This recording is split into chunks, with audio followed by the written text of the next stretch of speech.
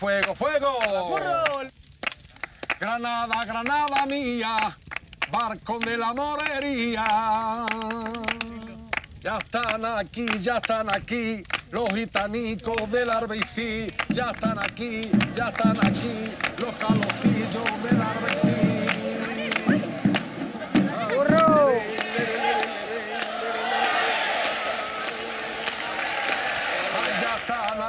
Ya están aquí, los gitanicos del I always feel slightly oppressed by beautiful vistas. You know what I mean? Granada mía.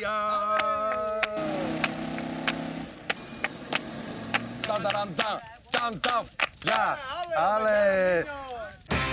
I took a walk through this beautiful world.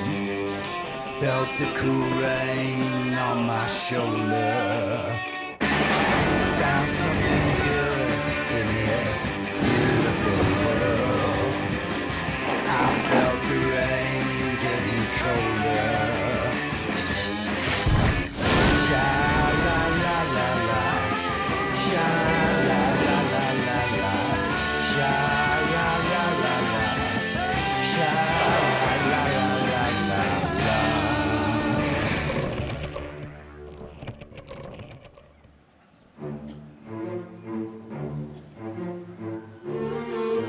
The storybook kingdom of Granada. One of the oldest, most complex, magically surreal places in Spain, and one of the most beautiful. Granada is tucked against the Sierra Nevada mountains of Andalusia in southern Spain. It's not like Barcelona. It's not like San Sebastian. It ain't Madrid. Any reasonable sentient person who looks at Spain, comes to Spain, eats in Spain, drinks in Spain, they're going to fall in love. Otherwise, there's something deeply wrong with you. Spain's the sort of place that never really made any sense anyway, and in the very best possible way. This is the country that gave us the Spanish Inquisition, also anarchy. This is where devout Catholicism mixes with surrealism, modernist cuisine with traditional tapas. Christianity and Islam traded places, shared space, and the effects and influences of all those things are right here to see.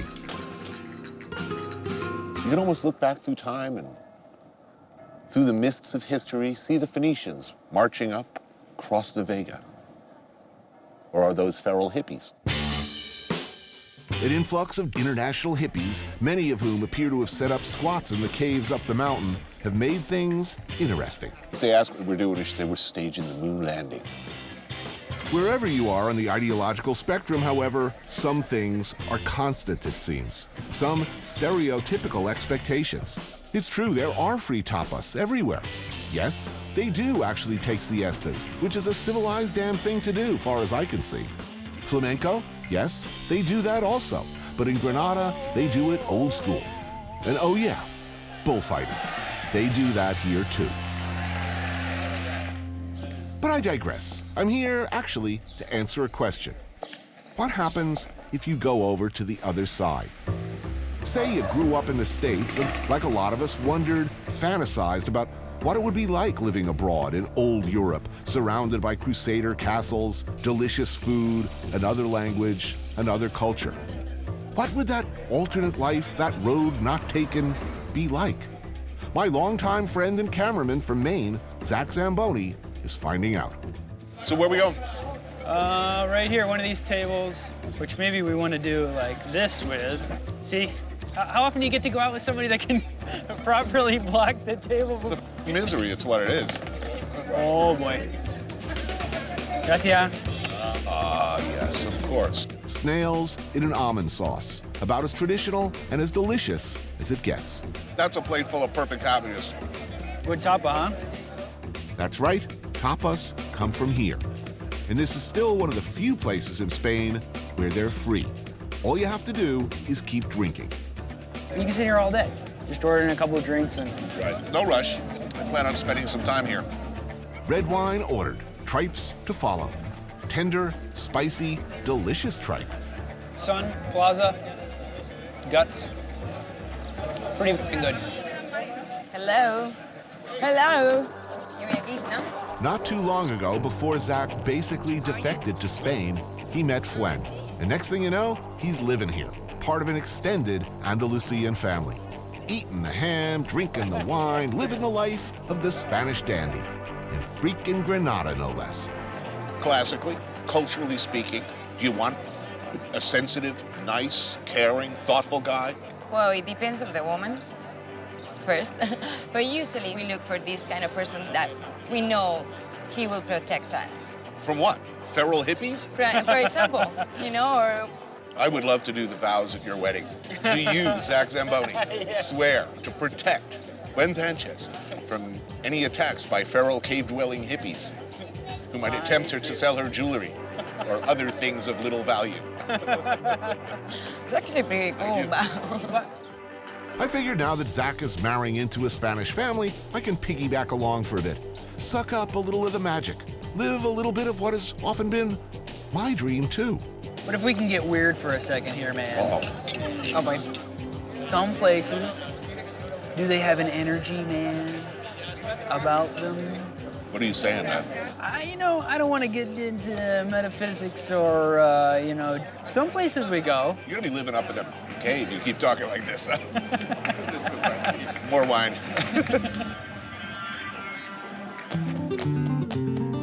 To see Spain, to see it straight, to understand it at all, you should probably peek, if only through spread fingers, at that most Spanish of traditions: bullfighting.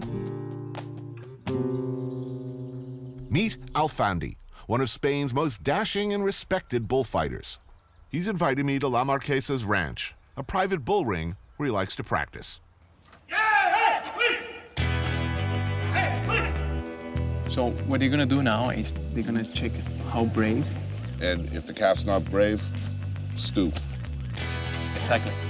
Along with me for the day, Fuen's brother, Alejandro, who, like many Spaniards, consider bullfighting an art. Today, a little practice first. And don't worry, this guy is too young to fight.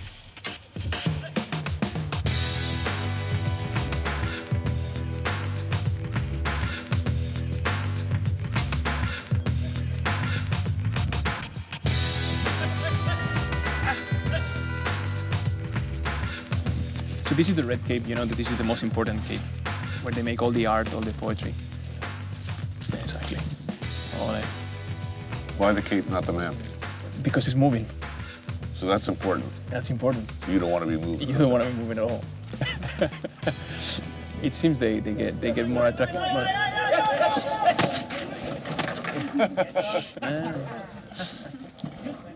This guy clearly has spirit. Right away, he tries to take a poke at Zach's femoral artery. Promising.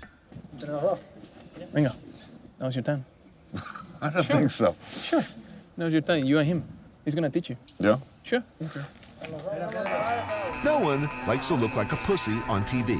So when Alfandi jokingly suggests I join him in the ring to wave a pink cape at an aggressive young bull who just moments ago charged my cameraman, I said what any idiot would say. See? It all starts well enough. Hey, this is fun. This is easy. Ooh. Until I get a horn hooked right up next to my nutsack. Then it's not so fun. Thanks, guys. Oh, man. This youngster shall live, perhaps to gore future TV hosts with his mighty horns.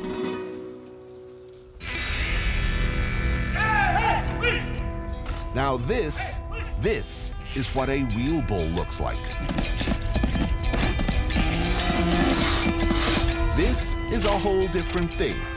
500 freaking kilos of aggressive charging four-legged killdozer aiming at your meat and two veg.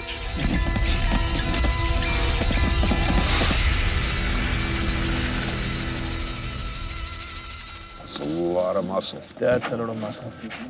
That's a big bull.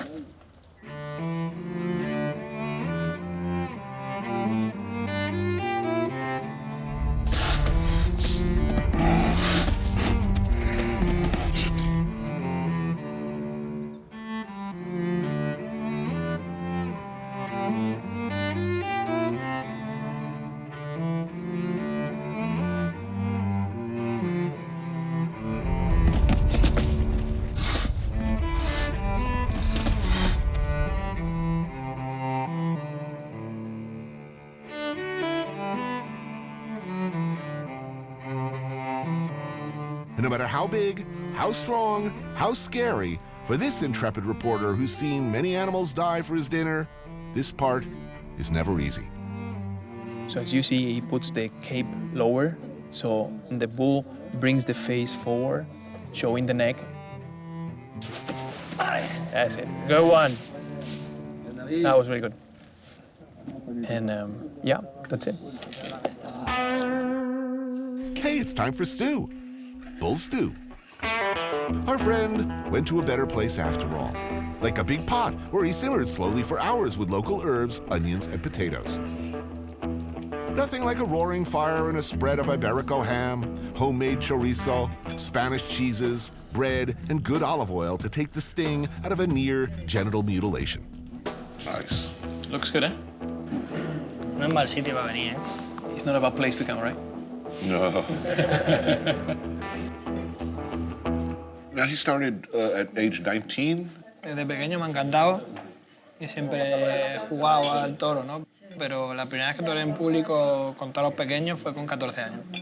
If you were a little boy growing up, Yeah. you aspired to be Exactly. a bullfighter. The matadors were the original rock stars, the very ideal of masculinity, male beauty, and grace. That runs deep. Like it or not, you should probably know this before dating a Spanish guy. Me, I'd happily see an end to it tomorrow, but there is no denying the terrible beauty of a very complex tradition. It's not about winning. It's not about killing the bull. And nor is it about being just skillful. No, you have to look good doing it too. Yeah. Are there any like really ugly ass bullfighters? Like a really out of shape? A matador with a muffin top. How do you call a muffin top? ¿Hay algún matador con barriga? Sí, no todos son... Un torero. There's a little bit, yeah. There's a bit of everything. Interesting. Well, it was an education today and a great meal. Thank you. Cheers. Cheers.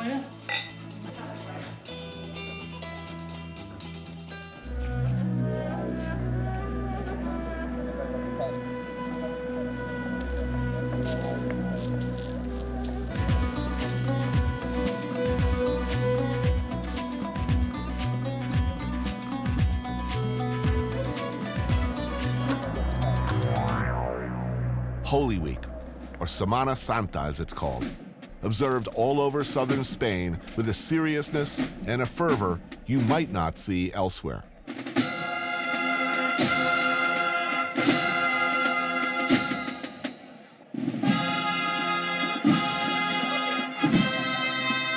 For the 7 days leading up to Easter, nearly every city in Andalusia gets taken over by ancient processions. To an outsider, it's an impenetrable montage of confusing yet deeply evocative images. Figures in dark hoods loom up from every direction. Smoke pots of incense, candles, religious imagery, and the crowds. Flashes of Goya and Velázquez dimly remembered impressions of the Inquisition.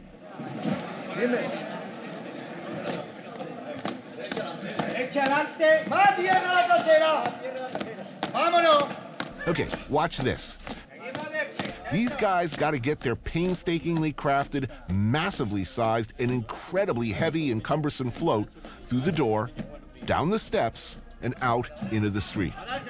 But the women who escort the Virgin, they wear candles to light the whole way to the cathedral. Pedro is another of Fuen's brothers, the youngest, and when not working for an IT company in Ireland, he does this. He carries crushingly heavy religious floats. They're called castelleros, and they devote months of training to this. Man, that thing's huge. Yeah, they're moving, it's huge. And this is very heavy throne.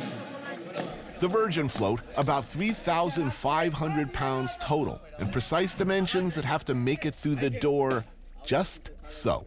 The bearers have to kneel, crawl along with it on their backs to get it through the door.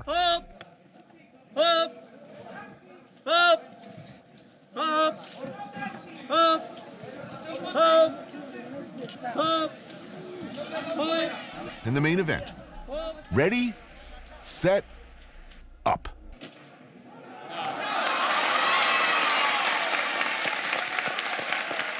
We're frying the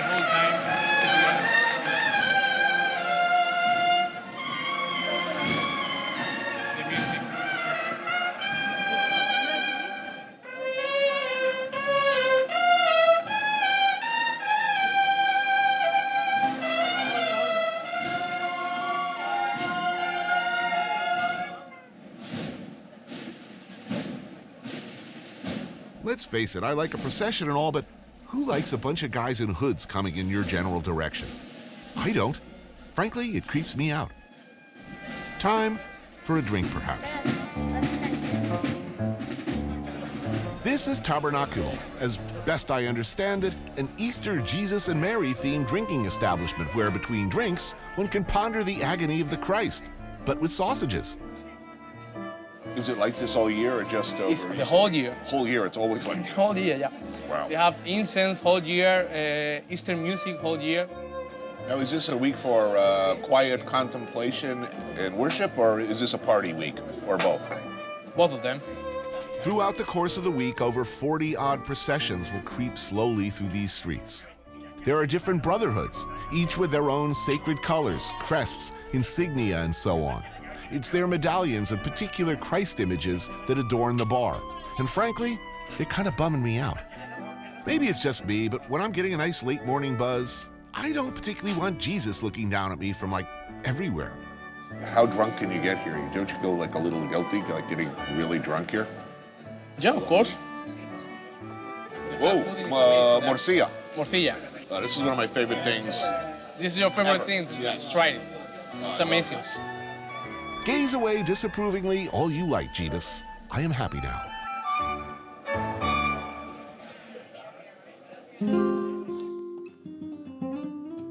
Overlooking Granada, the hillside of Sacromonte is riddled with caves, many of them older than anyone even remembers. Spanish gypsies, or gitanos, have lived here in caves turned homes like this for hundreds of years.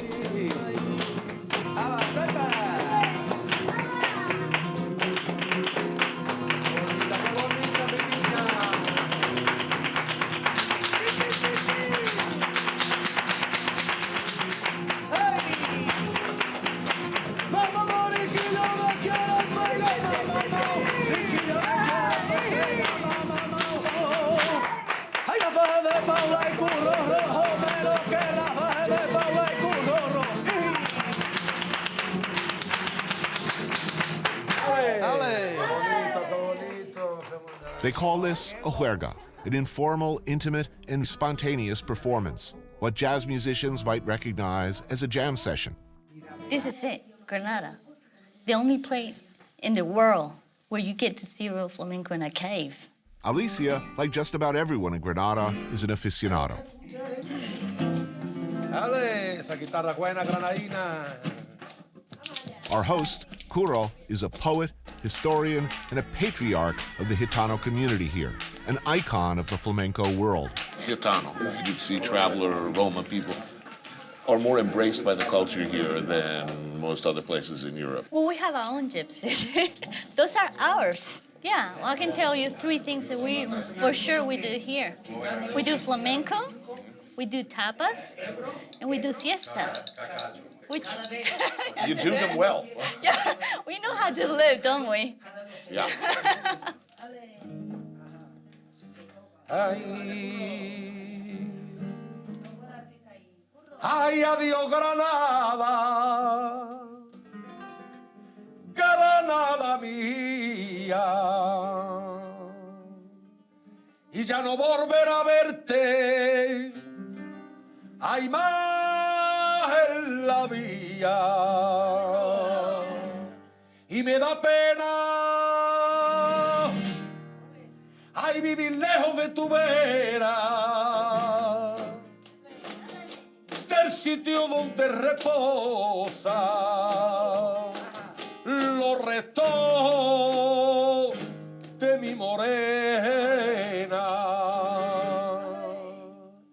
En el aire conmovido mueve la luna los brazos y enseña lúbrica y pura sus senos de duro estaño. Dentro de la fragua lloran, dando gritos los gitanos. El aire, la vela vela. El aire la está velando.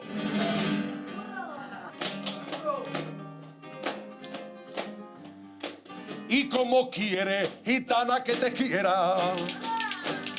¡Ay! ¡Ay, ay, ay! ¡Ay, ay!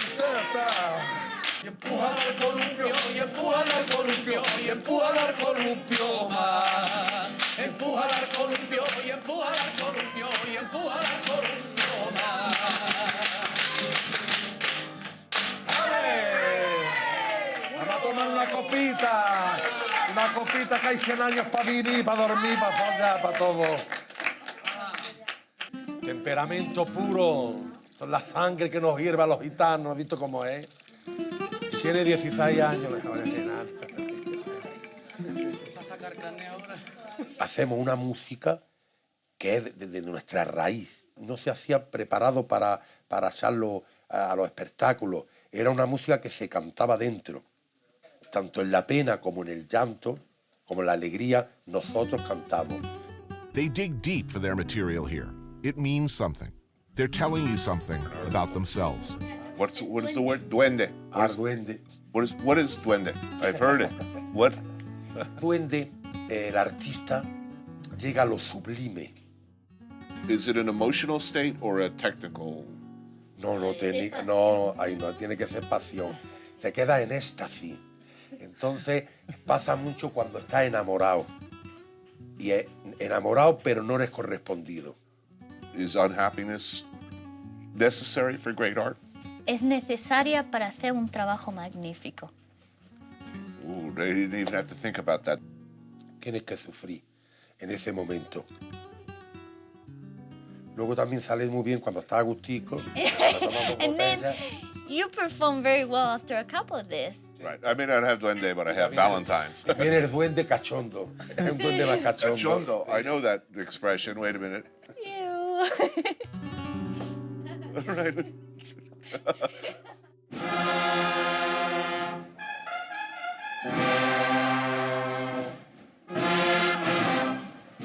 Nighttime in Granada.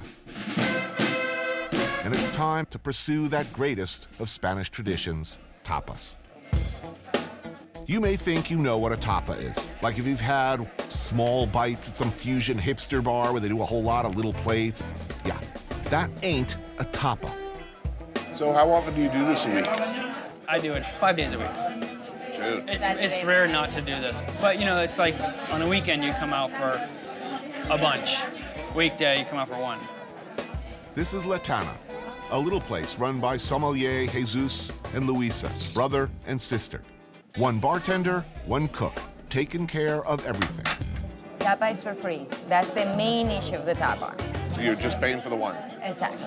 So if I were like a degenerate rot wino, I could still eat well. As long as I can afford my wine, I'd eat. Cheers. Let us put this theory into practice. With our first round of drinks comes this. Salmorejo is tomato with bread, garlic, olive oil, and blended. Yeah, I could pretty much eat that all day long. That's right, tapas are free. It shouldn't work, but somehow it does. Another drink, another tapa. Tomatoes, olive oil, bread. Yeah. Awesome.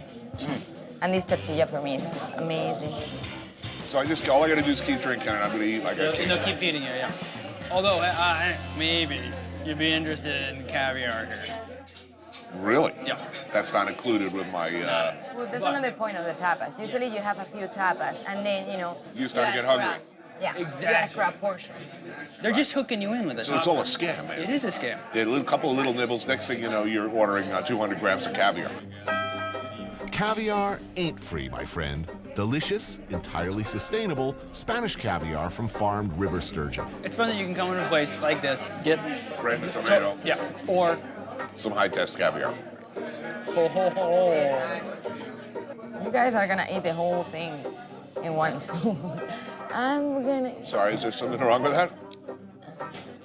Not even married yet. It's nag, nag, nag. Next place, let's do it. Tapas. What a novel concept. There's even a verb for it, tapayar, meaning to take tapas. As in, if we go to tapayar some more, we're gonna have to elbow past this crowd of Catholics here. Is it extra insane because it's Santa Semana? Yes, but it's always busy here, man. Oh boy. Yeah, the bar we were going is just on the other side. Maybe we go around. With parades crisscrossing the city in every direction, the steady drumbeat warns that your route is about to be cut off entirely for the next 40 minutes. We can cross. We can cross. Zach, we have to go around. Where? Going around, going around, going around. But we need to walk fast. Perdón, perdón, perdón, gracias. Perdón, señora. Es que no se puede que está el paso ya aquí. Sí, pero no hay mucha gente, dos gente atrás, es solamente aquí. Perdona. Perdón, gracias. People take their processions very seriously here and aren't exactly accommodating to anyone who threatens to block the view.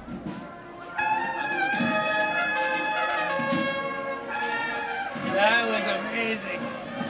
Right? Really cool.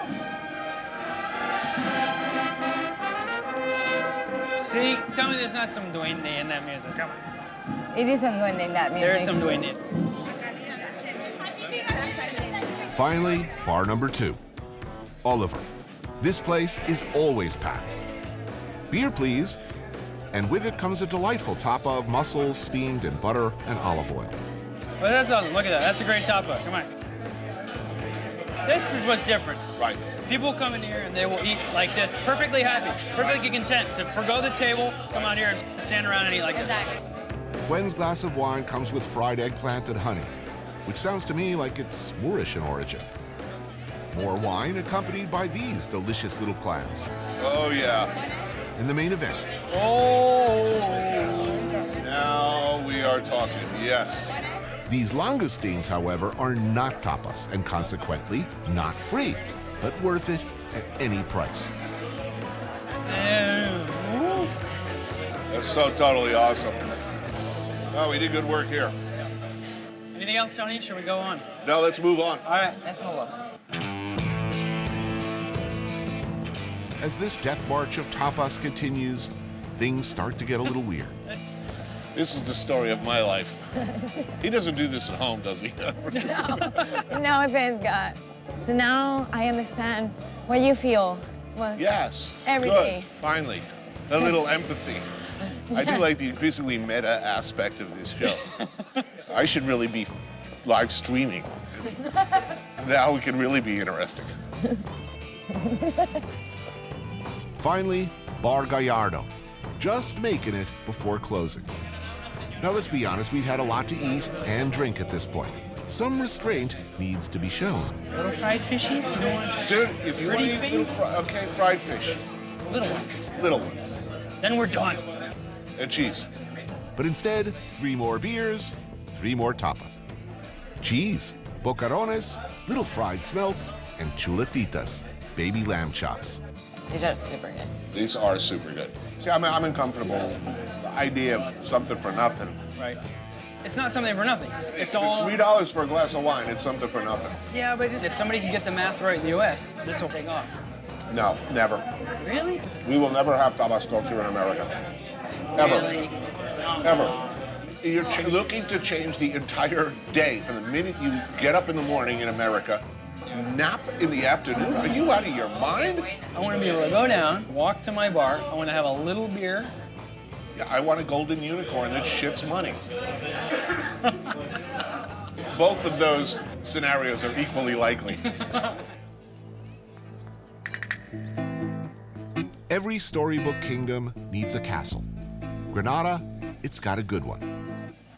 The Alhambra, one of the most enchanted, inscrutable, maddeningly beautiful structures ever created by man.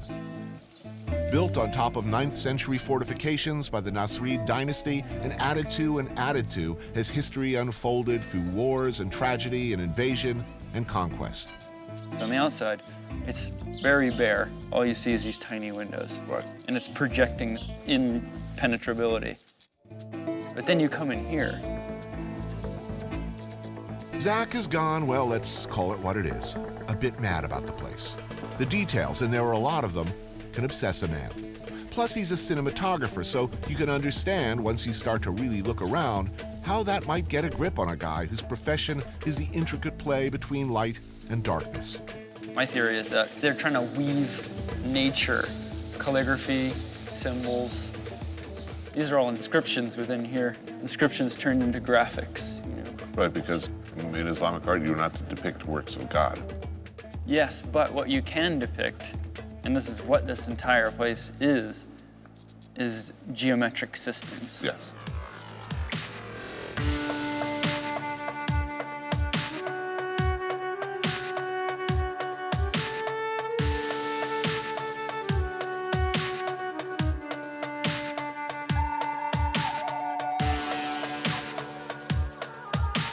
When the Nasrid dynasty lived here, it was a harmonious space where light, shade, water, the transit of the moon and the stars were harnessed and glorified.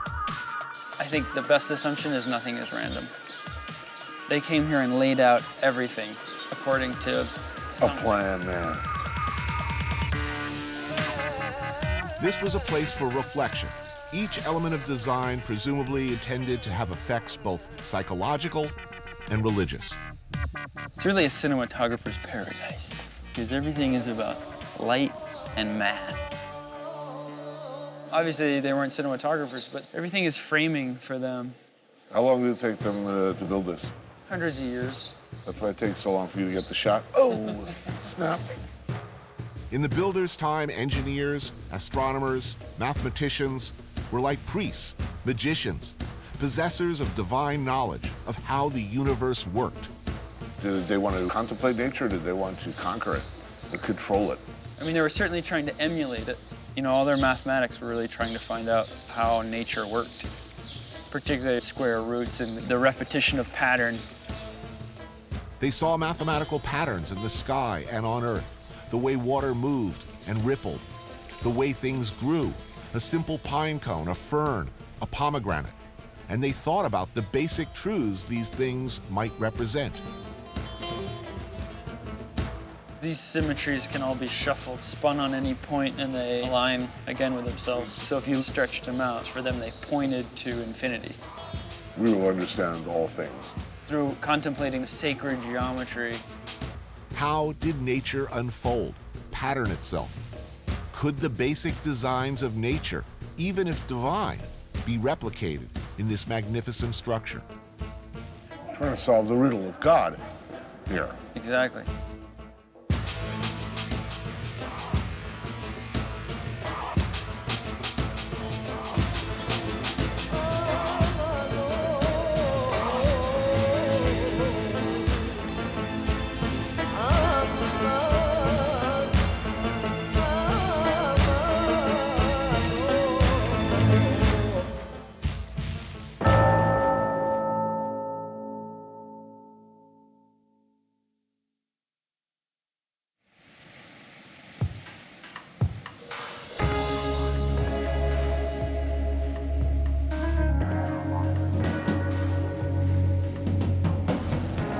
Hour's drive from Granada, the Mediterranean.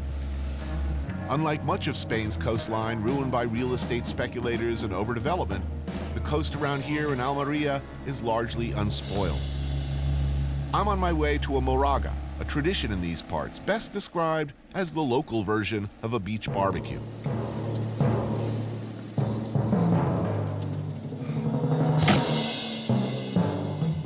Working the grill, Chef Juan Andres Moria. He heads the highly regarded El Claustro back in Granada. We're joined by fellow chef Rafael Luque and some friends. Hefe, you are killing us with some good-looking food here. Yep. Some of that simple yet magical salmorejo on toast. Oh, it's one of my favorite things. Yeah, amazing. Dried tuna, flavor-packed like tuna prosciutto. We normally put some olive oil. Oh, 100% extra virgin from Granada. Yeah, it's quite spicy and bitter. Oh, that's good. Oh, so good. Spain is a beautiful country. We're not even eating yet. It's good. Ooh, it's like a... Paté. Paté? De morcilla. Oh, sweet. Wow, mas. That is like the best thing in the world. You want to eat this, the whole thing? This? Yeah. Yeah. Chocolate. This is the chocolate of the gods. Some grilled octopus and sea bream. Oh, and some nice pork tenderloin.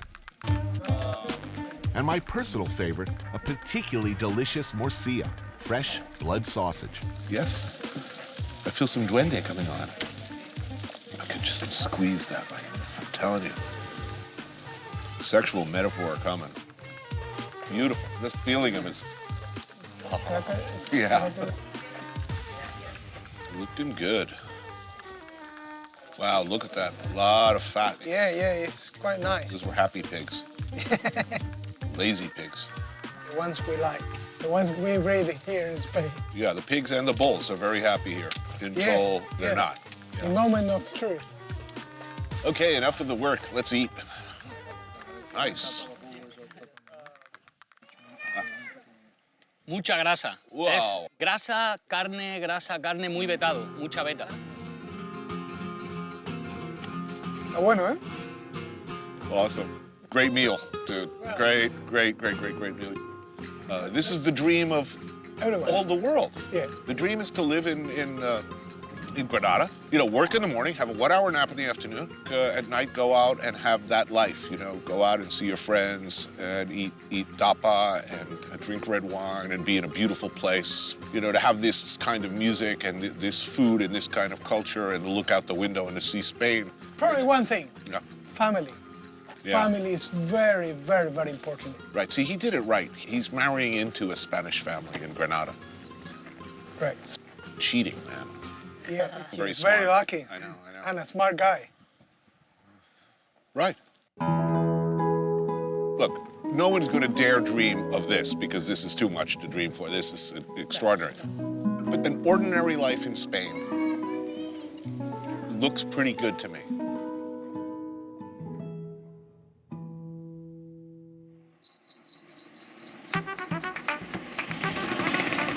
The new swinging Zamboni lifestyle. Rise early, like 9 a.m., then it's down to the corner coffee shop for a café con leche on Basel. Maybe a small breakfast like toast with tomato, pan y tomate. No more than that. Light, simple, because there will be a lot more eating and drinking today, and you want to be ready.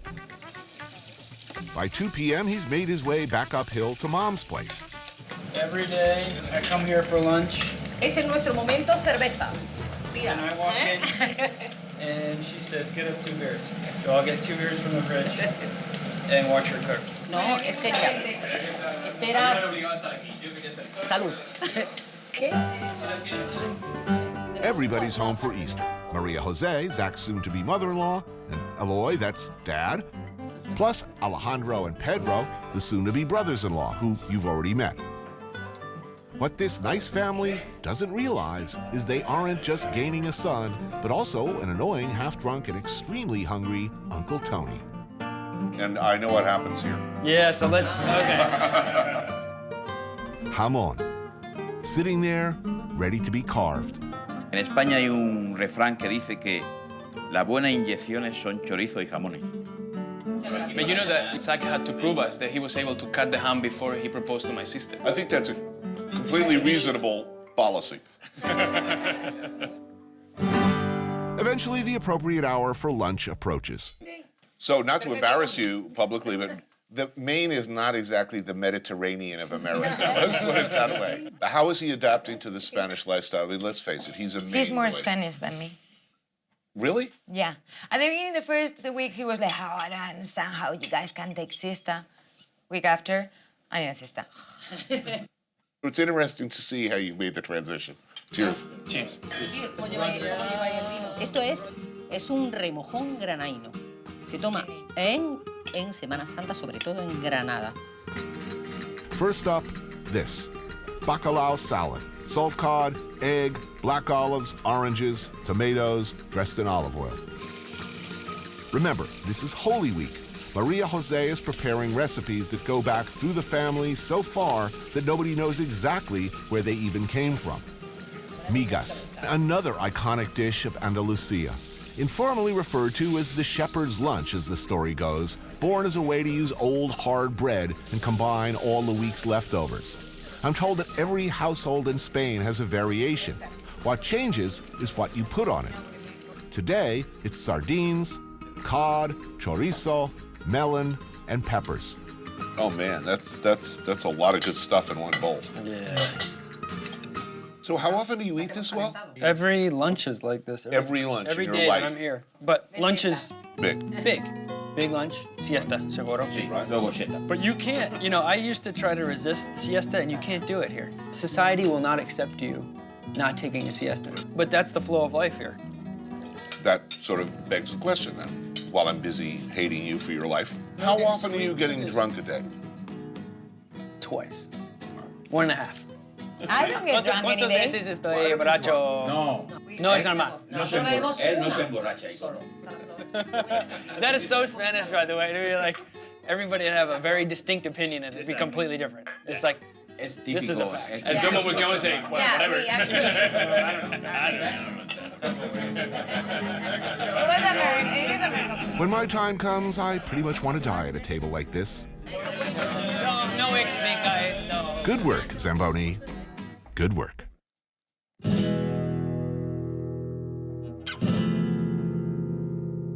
So, Zach, you happy with the show? Hope I don't suck on television. Dude, I think I'm setting a pretty low bar. I'm gonna tell you this relaxed lifestyle, you know, lounging around, eating and drinking, and no nap is long enough for me. Nah, life is good. I envy you, Zach Zamboni. And we're out. Nice end.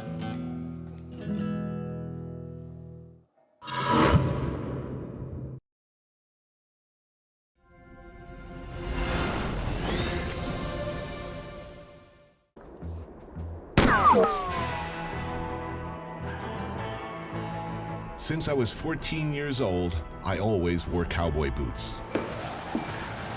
Maybe because my little boy role models were always the men in the black hats. Richard Boone in Have Gun Will Travel, Robert Vaughn in The Magnificent Seven, silent killers.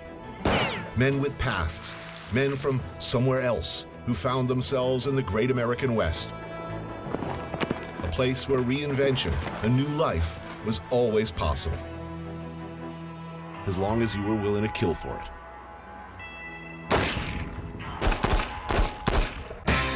I took a walk through this beautiful world. Felt the cool rain on my shoulder. Found something good in this beautiful world. I felt the rain getting colder. Sha la la la la, sha la la la la la, sha la la la la, sha la la la la.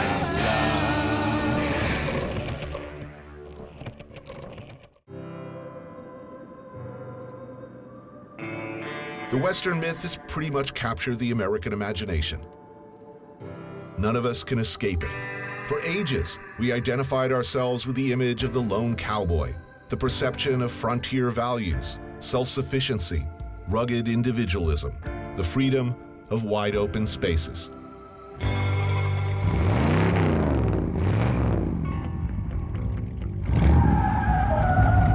Few places in America still manage to embody that mythic landscape of the imagination, like the state of New Mexico. What does freedom mean? It's different things to everybody, it seems, but something about this place manages to catch the overlap between a whole hell of a lot of very different cultures. Old Route 66 runs through New Mexico like a collapsed vein, right through Santa Fe and Albuquerque. It must have seemed like magic once. Families loaded into massive chrome and steel chariots with powerful V8 engines and took off down that blacktop highway. They slept in whimsical motor lodges and bungalows, swam in kidney-shaped pools. Then it all went redundant. Route 66 was decommissioned, chopped up, largely forgotten, except by desperate and lazy travel show hosts. Does anyone else on CNN do this, like drive around like 10, 15 at night looking for tacos? Yeah, probably. I'll say this, the Strip takes on a much more interesting look at night. You can imagine Dennis Hopper huffing nitrous and dismembering somebody over an unrolled tarp in any one of those sinister-looking motel rooms. Cool. Well, hopefully the tacos first, because after you do the meth, you really aren't going to want to eat. In ancient times, early drivers would hang the testicles of their enemies on their rearview mirrors. Best case scenario around here, in my humble opinion, taco truck, of which there are quite a few. Parking lot, the smell of mystery parts on a griddle, yes. Could I have one asada, one pastor, and one lengua, please? Knowing my love of all things Mexican, you might expect me to be eating tacos for the next hour. Got to adopt a wide stance. Damn you, taco spillage. Come for the vistas, stay for the tacos.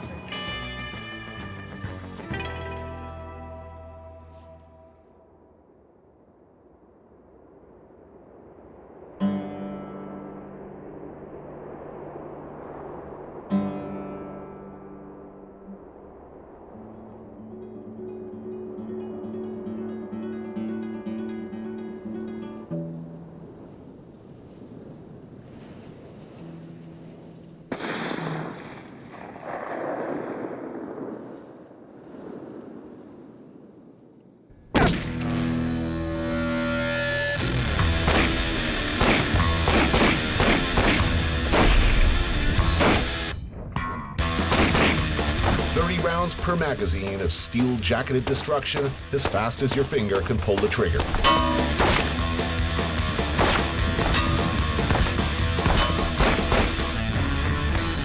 You might well ask yourself, why the hell would anybody need a weapon like this? There we go. The AR-15 is one of the weapons most reviled by gun opponents. It's also America's favorite rifle. Never thought I'd say that a guy from New York's a natural when it comes to shooting an AR-15 in New Mexico, but I'm impressed. As a nation, we love them. There are about 4 million in circulation. Those are the facts. Basically, AR-15 is a semi-automatic civilian version of an M16. And the funny thing is that in relation, this gun is almost identical to this gun, but this is the one that's evil. Shoots the same caliber, same magazine capacity, just looks a little different. I'm an East Coast guy. I'm a New Yorker. But culturally, I come from a place where a glimpse of a weapon on somebody at a bar, in the street, it is reason for panic. Here and in much of America, in between New York and LA, you walk into a bar and you see somebody with a weapon. It's like, you know, that's my neighbor. You know, maybe he's going hunting. Maybe he's, who knows? Most people you know own guns? Everybody I know. Everybody. Pretty much everybody. I had a rifle before I had a baseball bat. Meet Jesse, Bill, Bo, and Daniel. Pretty much who we are talking about when we see the latest stats on gun purchases in America and shake our heads uncomprehendingly.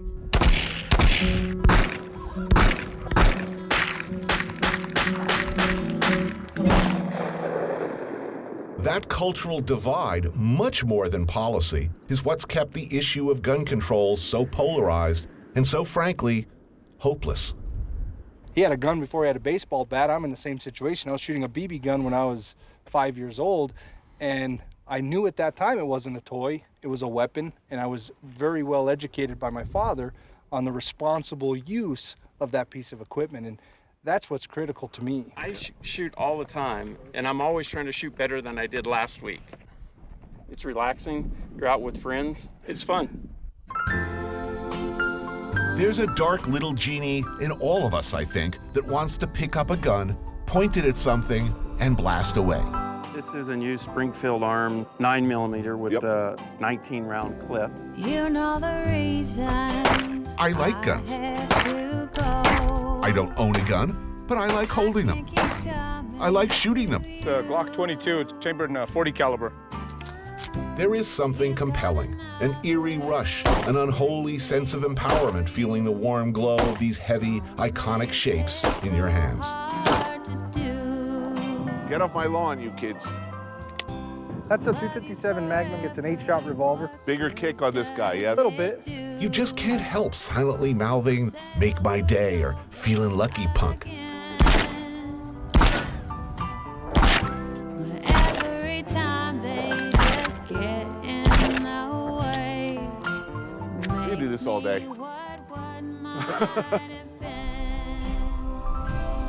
Whatever your opinion on the subject, fact is, gun culture runs deep in this country. This one I grew up with, yeah. I shot my very first turkey with this gun at 12 years old, actually. That's a 22 rimfire cartridge, and that is probably the type of firearm that most kids start off with. These guys, I'm guessing, are not people I should be worried about. They are nice and exceedingly patient with the city boy who wants to play with their guns. That there's a .338 Winchester Magnum. That's a big cartridge, heavy bullet, kind of for very large game like elk. There's a target up on that hillside. Can you see it? Now watch Mr. New York City liberal shoot that target out there from 244 windswept yards. Oh, wow. Now, am I accounting for windage, dropping, and wind distant? What? Yeah, you want to aim 13 millimeters to the left, 4 millimeters high, and you'll hit dead center. Left? No, hold right on. I'm just Just giving hold you right on? I was just making a joke. Taking advantage of the city boy. And that wind's got to be 20 miles an hour. Yeah, holding a rifle in this wind without a brace, it's tough. All eyes are on you, no pressure. Pretty close, huh? Pretty close. Yeah, he may have been a hair left.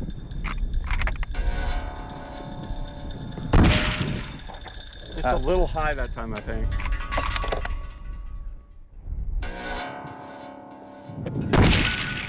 Little right. Shooting real good though, Tony. I mean, you're not missing it by much. If you were elk hunting, you'd be hitting him. Exhale, pull and squeeze. The biggest thing is just let it surprise you. Because you're pulling the trigger, squeeze it slow, and every time it goes off, it should surprise you. That way you don't flinch.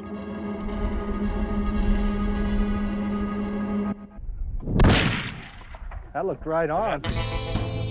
That looked right on to me. I gotta tell you, I'm proud of myself. I was like, I was somewhere in the neighborhood.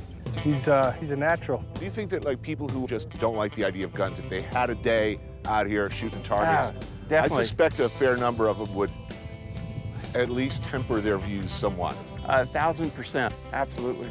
And you definitely get a respect for the power of it, for sure. Generally speaking, me and these guys, I think should feel free to buy all the guns we want. It's the rest of you I'm not so sure about.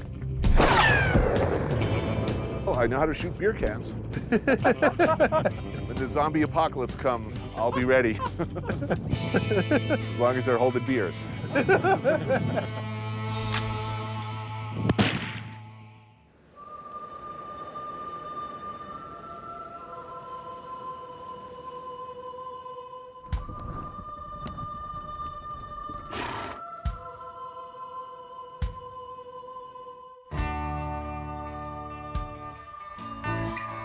So when I grew up, when I was a kid, I played Cowboys and Indians. The cowboy myth had such a grip on American self-identity. I remember playing Cowboys and Indians. It was just part of the culture. You looked up to John Wayne, you know, Steve McQueen. My kid, 12 years old, wouldn't even think about cowboys. This is David Manzanares. His family has lived here for generations, tracing their roots all the way back to the Spanish conquistador. You know, those cliff walls out there, Tony, are like 160 million years old, and the ones on the bottom about 220. And they're all the way back to the Triassic area. And this is Ghost Ranch, next door to David's spread. This is the area where Georgia O'Keeffe spent the last and most productive decades of her life. Now you've walked into her painting. But this is what she called my country. You know, it wasn't until I was in my early 20s that I even knew who Georgia O'Keeffe was. Really? Grew up with her being like a grandmother. It took me going out to LA and going into a gallery out there. I saw these paintings and like an idiot, I said, why do you got pictures of my house? And she said, please, take a step back. That's Georgia O'Keeffe's. It's just gonna get prettier. It's just gonna get prettier. One of O'Keeffe's biographers infamously described this landscape, which had so captivated the artist, as garish, vulgar, and in poor taste, which if you look around is pretty hard to comprehend. This is such the other side of the universe for somebody who lives like I do. People who live in cities for whom a backyard this big is inconceivable. The idea that there's a certain type of personality who's drawn towards open spaces like this. You know, this country, it either embraces you or within a year it spits you out.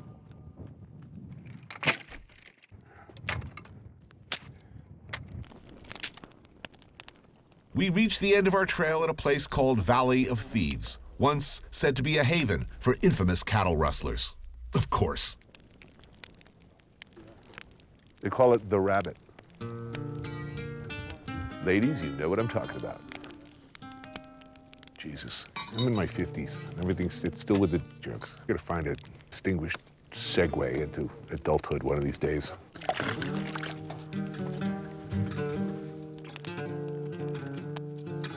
3 generations of Manzanares are here with me this evening.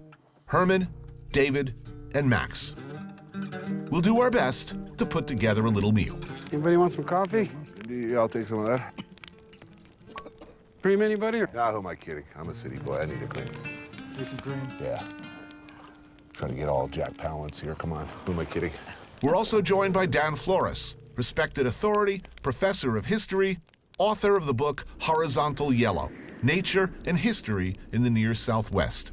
How Spanish is New Mexico still? I mean, how powerful are the echoes from Spain? Spain was in control of New Mexico for far longer than Mexico was. Well, I think a lot of these New Mexican families are 10 generation and 11 generation. When they look back on themselves, they think of themselves as Spanish. Those traditions, they've continued to thrive in these little pockets. We're cut off from Spain. So I once worked with some people from Spain, and they kept cutting up and snickering at me. What they told me was, okay, you can knock it off with the Don Quixote phraseology. It's the equivalent of me today talking, say, top of the morning to you, sir. Really? And they were like, stop making fun of us. And I said, you know what, I'm not making fun of you. That's the way we speak. And when we go see Grandpa, that's all he knows is 500-year-ago Spanish. Maybe if we're lucky enough, we'll have Grandpa play his harmonica the way he used to on the cattle drives. But I have a plan here on this meat. All right, the meat is yours. All right, good.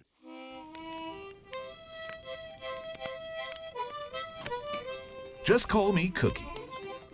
Some cubed local beef, glowing hot coals, cast iron pan.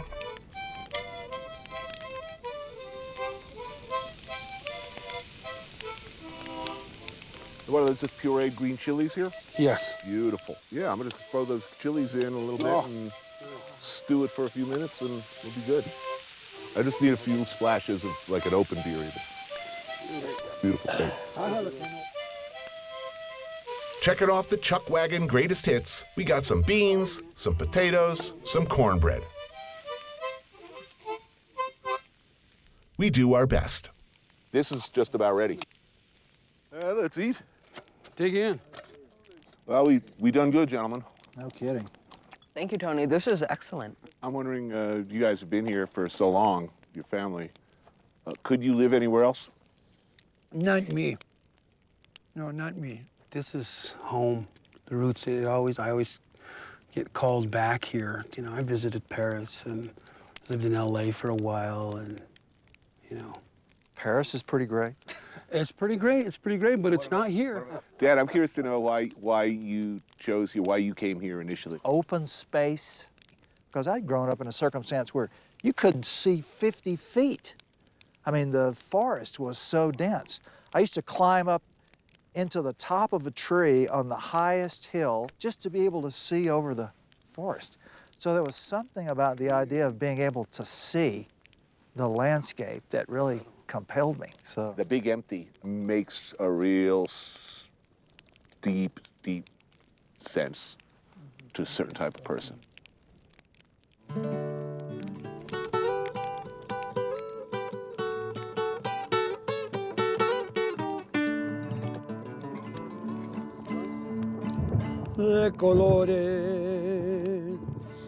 De colores se visten los campos en la primavera.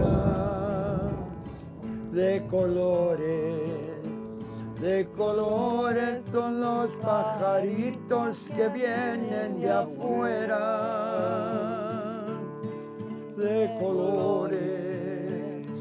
colores es el arco iris que vemos lucir. Y por eso los grandes amores de muchos colores me gustan a mí. Y por eso los grandes amores de muchos colores me gustan a mí.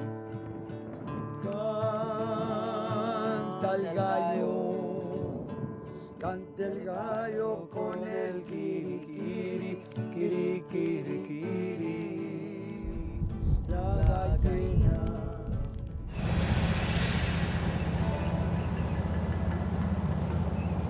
Since before 1598, when Santa Fe was established as a province of New Spain, grizzled frontiersmen and hardy pioneers have come to this unforgiving landscape to eke out a difficult existence.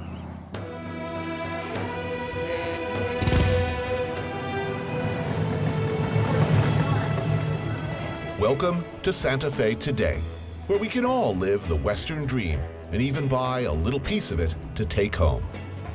You gotta love it. We pretty much eradicate the Native American culture, and now in newer, more politically correct times, we decide we love Indians and all things Native American. And we're kind of, but not really sorry. And how much is that bric-a-brac? But that's not all. The New West is inclusive. Welcome to Santa Fe. You got your whole spectrum of New Age crystal types seeking spiritual purity and intensity in the harsh yet beautiful landscape. It's the last place in the U.S. you can wear buckskin and fringe without irony, while holding a Buddhist blanket.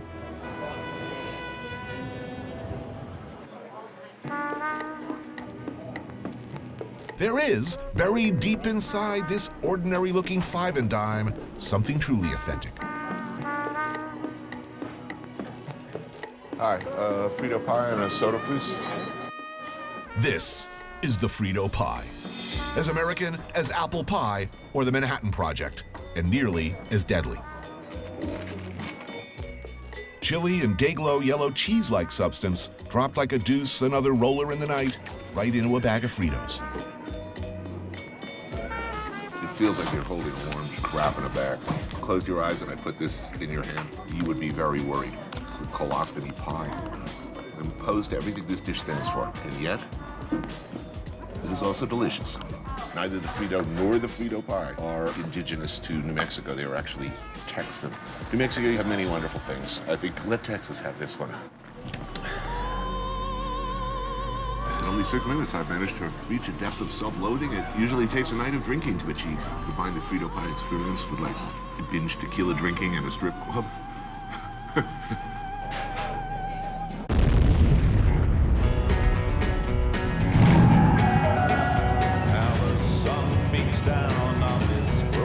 A warm, spreading glow fills my belly as I set out once more in my mighty Ford Galaxy. Yet I am also depressed. Frito pie. I smell metaphor. Speaking of explosive diarrhea,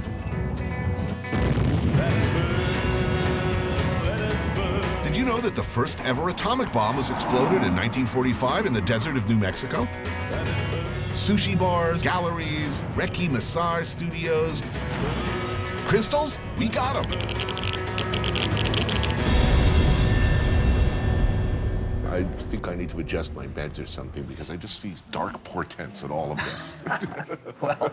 Well, there are a lot of dark portents. All I've had today is Frito pie. This food will lighten you up, I guarantee you.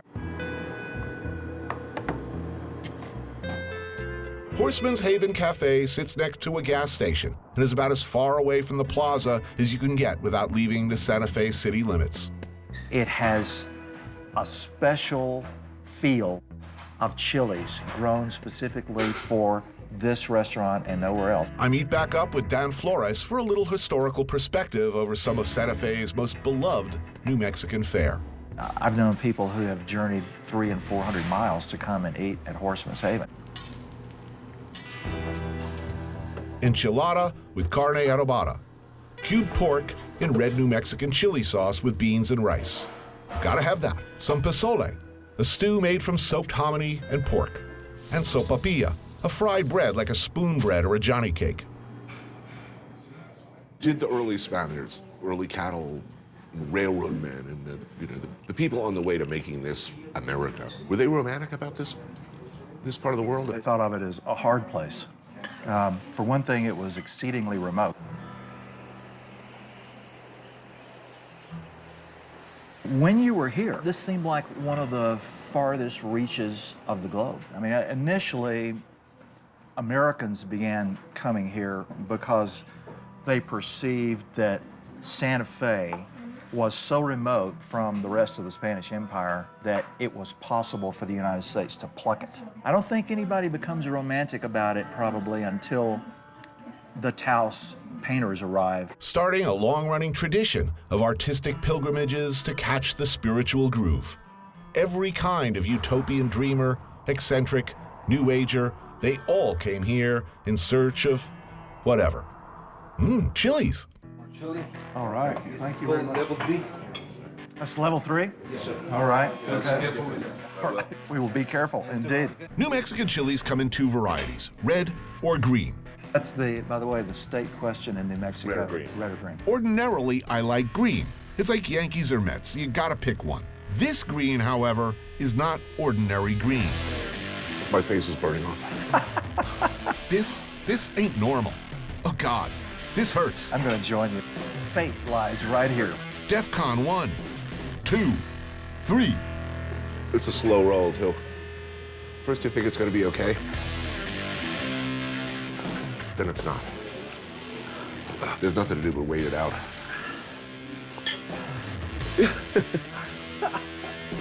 I believe they use these same peppers in pepper spray. For repelling grizzly bears, if that tells you anything. Yeah. Shot glass of that would put you in the hospital. No kidding. Everybody in the restaurant seems so calm. Maybe they're not eating this.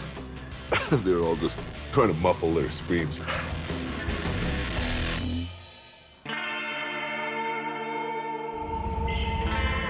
History, they say, belongs to the victors. And here where the myth of the American West took root, where so much romantic lore began, history was being rewritten almost as soon as it happened. This was never the big empty. As Dan Flores writes, the idea of a wilderness is itself a cultural construct. As early as 1539, when Marcos de Niza, a Franciscan friar, reported sighting from a distance what he called the 7 cities of Cibola, these were interpreted as tantalizing outposts of wealth, possible cities of gold. Coronado, the famous Spanish conquistador, quickly dispatched an expedition, and there were indeed cities.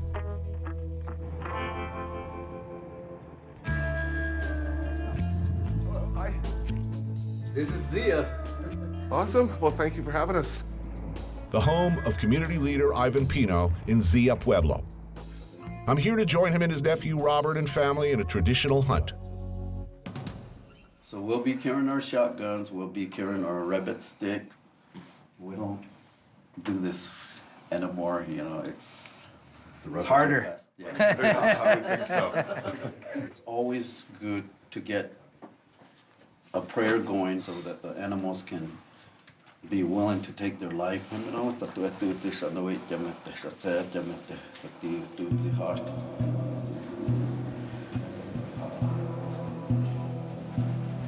The Pueblo, who lived here continuously since around 1250 AD, had long before the Spanish or anyone else arrived, a highly organized society. They'd built multi-level adobe apartment blocks. They farmed the land, irrigated crops using intricate water diversion systems. All this in what sure as hell looked like a harsh and unforgiving land.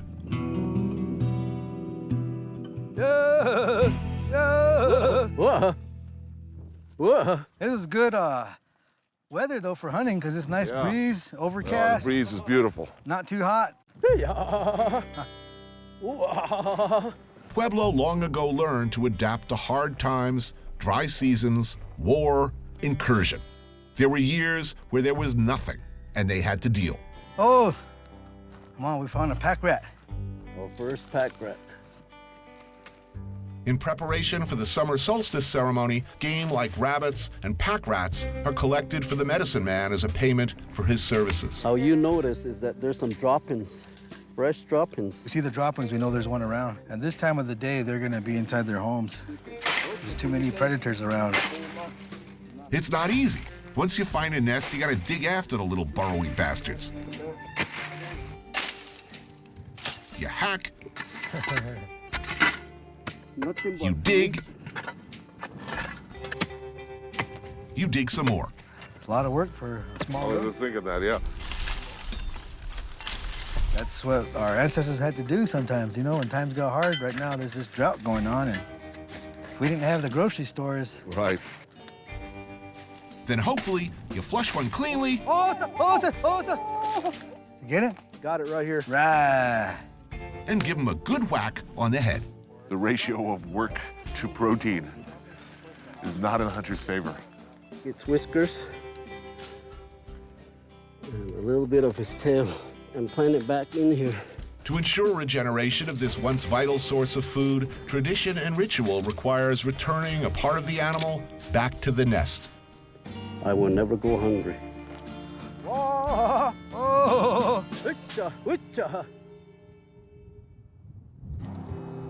Going for pack rats is really an homage and an acknowledgement of an important earlier time when that was all there was. A 25-year great drought. Yeah. As a city boy, I am greatly relieved these little critters are for the medicine man and that we won't actually be eating any of them. Instead, Linda, Ivan's wife, is preparing a pretty traditional menu. Nothing is wasted when a big game is brought home. You know, we dry up and dehydrate the bone. Deer bone stew, red chili stew cooked with dried elk and potatoes, pinto beans with chicos, that's roasted dried corn, and tortillas. And of course, more chiles. We call this dish push around chili because gather and push around. Push around till you see the one you want. Yeah. The chilies in the state are magical. They're Zia chilies, not hatch chilies. Yeah. Ah. And the seeds have been passed down from generation to generation. And stay within the families. What percentage of young people leave and don't come back? Not too many people will leave. Really? No.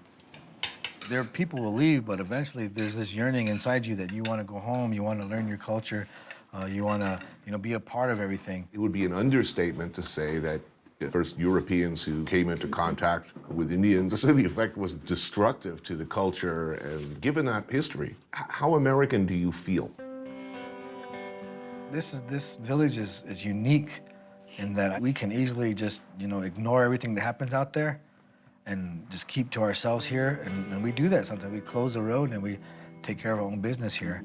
But it really varies by individual and maybe even by generation. We have a veteran that all served in the armed forces. Big tradition of serving in the military. Yes. Yeah. We continue to be outdoorsmen, and we are survivors. I've dealt with the elements of the dust, the rain, the hail, but it made a better person out of me. We are who we are. We're still gonna be here.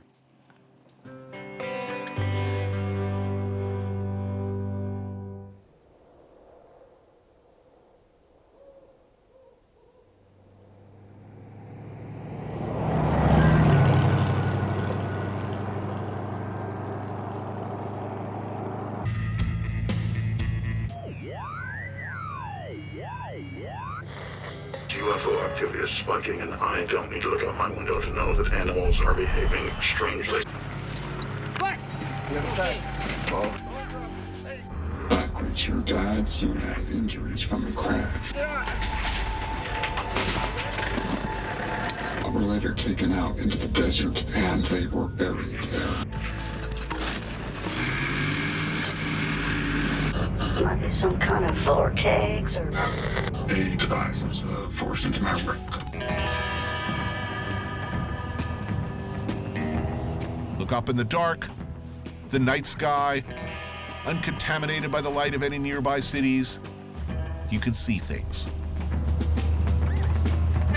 And of course, you've got a rich tradition of actual, real-life, spooky science fiction stuff. The Manhattan Project in Los Alamos, nuclear missile silos hidden deep beneath the desert floor. It's out there. So, where are we? Ground zero of where everything seemed to have started. Submitted for your approval. Norio and his friend James, two men associated with the New Mexico UFO and Paranormal Forum. This is where America's rocketry actually started. At the end of World War II, classified units of the CIA and Army intelligence were busy sandbagging and sneaking away from probable prosecution cadres of the world's best rocket scientists. Did I mention they were Nazis? Oh yeah, many of them were sent around here. Other very mysterious things even took place allegedly in 1947. 1947, Roswell incident. That's right, that's still a mystery. Some say, you notice how they always say that in those dubious, cheaply reenacted doc shows? Some say it was the remains of an alien spacecraft. Anywho, back then, they were working on some pretty cool stuff. For instance, a Mylar-like weather balloon designed to carry high-resolution cameras across the Soviet Union. When they got way up in the atmosphere, they'd pancake out like a flying saucer. Might that explain the excessive zeal and mysterious behaviors? I mean, if one of these things crashed in the desert, you can well understand that a whole bunch of sinister-looking bodies would show up and start telling people never speak of this incident. And you know, it's hard to say, but any military could create a cover story for anything. Any possibility of like cyborgs or aliens? Good question. I've heard that there is, and then I've heard there isn't. We're taking you to a place, an undisclosed location, Right. what's known as Albuquerque's own Area 51. There will be no probing involved, because every time there's like alien stuff, there's always probing, always with the probing. Well, I don't understand. It's like, if they've been coming here for years, haven't they done enough probing? Boy, if we were those from like Ghost Adventures, we'd be really playing this up. Some say that this area was used for sinister experiments, German-speaking cyborgs. We need to find some crackpot scientician. This is even better than Area 51. This is like Area 61. Area 61 turns out to be a fenced-off view of essentially Kirkland Air Force Base. The leading edge, military research, development, and testing. At night, there's a lot of lights. It's a huge complex. Fact is, there was, and still is, some pretty cool stuff being tested out there in the desert. Maybe for DARPA, or NSA, or the Air Force. Who knows? Do you think there are other life forms among us or who visited this planet? Yes, I do. What do you think? Well, personally, I have a different opinion. This whole alien concept is a cover story in order to conceal certain kind of projects. But I could be wrong. But I try to be a realist, but I'm open to anything. What is for certain, and has been authentically documented on film, is that somewhere out there, among the silos, underground cities, supposed nuclear waste dumps, and alien burial grounds, there is a large animal and a hole in the ground. What strange beast, even now, is being loaded into a grave-sized pit in the desert for me?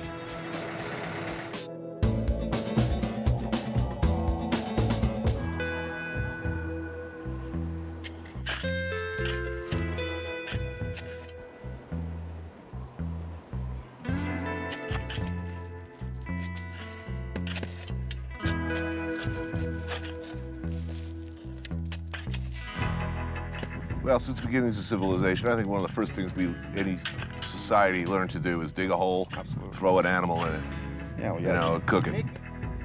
They call it around here a matanza. 1, 2, 3, up.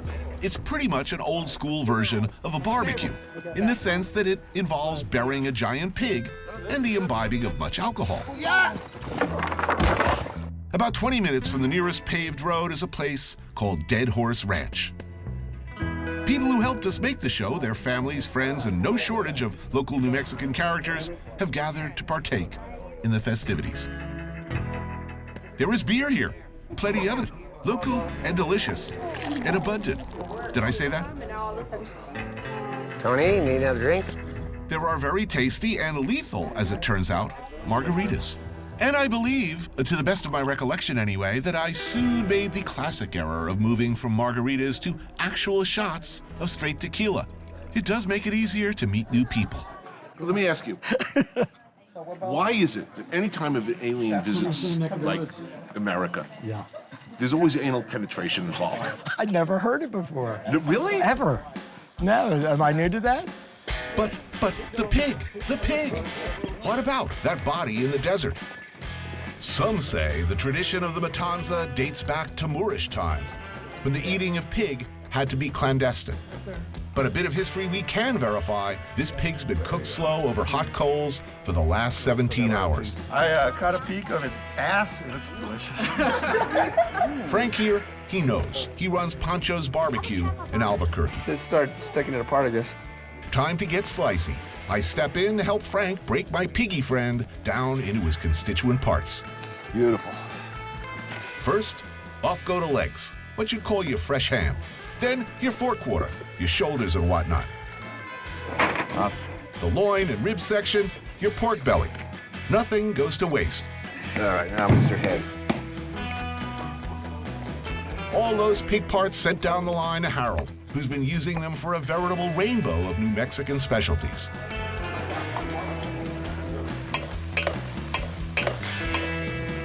None of our 300-pound friend will go to waste. He's getting shredded for tacos, added to the beans, cooked up with pozole. It's going in the chili, red or green. Oh yeah, that's gonna be beautiful. The tenderloin I set aside for a little time on the grill. Everyone here has put in a lot of work, and they're hungry. Time to eat.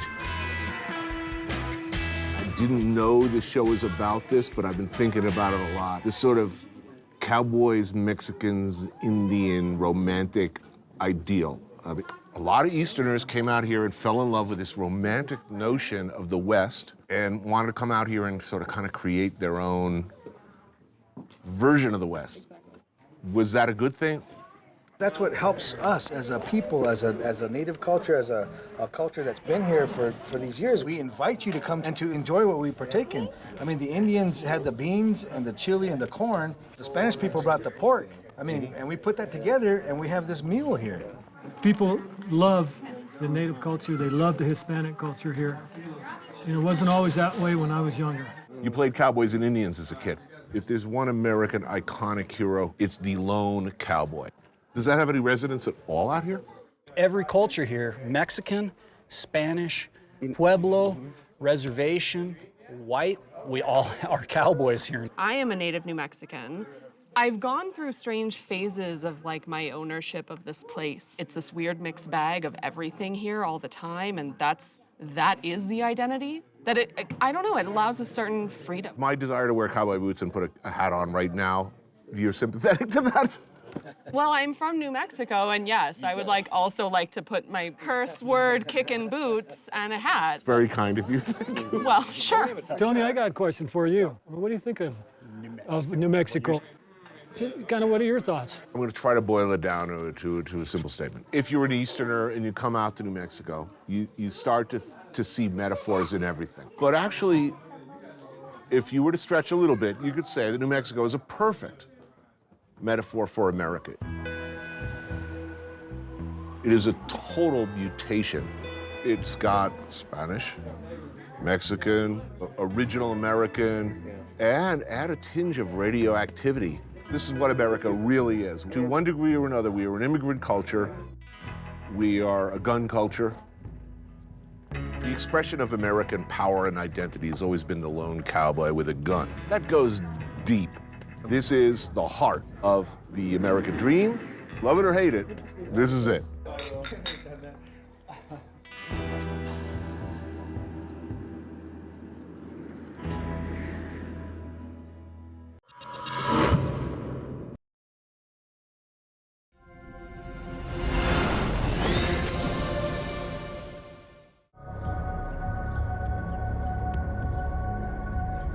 It's easily the most contentious piece of real estate in the world.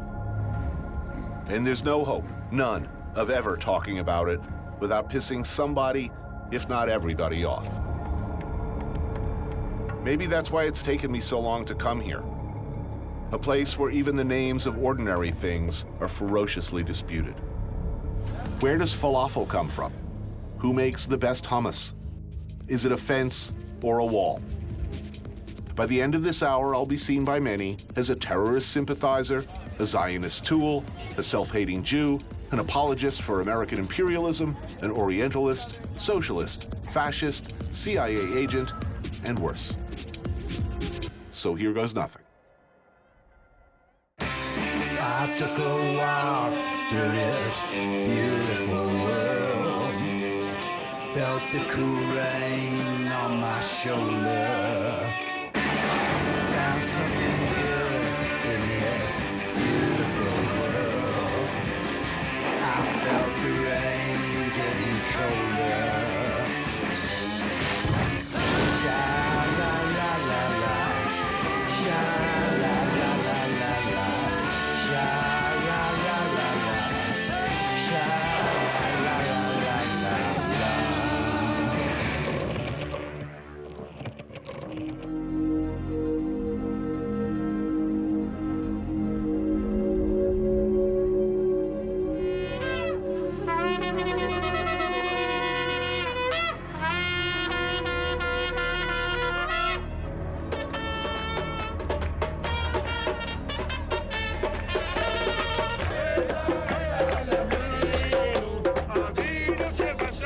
I was raised without religion. One side of the family, long ago, Catholic, I think. The other side, Jewish. I've never been in a synagogue. I don't believe in a higher power. But that doesn't make me any less Jewish, I don't think. These guys sandbagging me at the Wailing Wall, they don't seem to think so either. You're Jewish, my friend. But only half. Mother Jewish? Yes, so that makes me a Jew. Jewish. So now the first time, I need for you now bar mitzvah. It's 2 minutes between the mitzvah. See. Baruch atah. You righty? I'm a righty, yes. Very good. Say the bracha after me. Say the bracha. Say Baruch atah. Baruch atah Adonai Eloheinu melech haolam asher kidshanu mitzvotav וציוונו להניח תפילין. תפילין.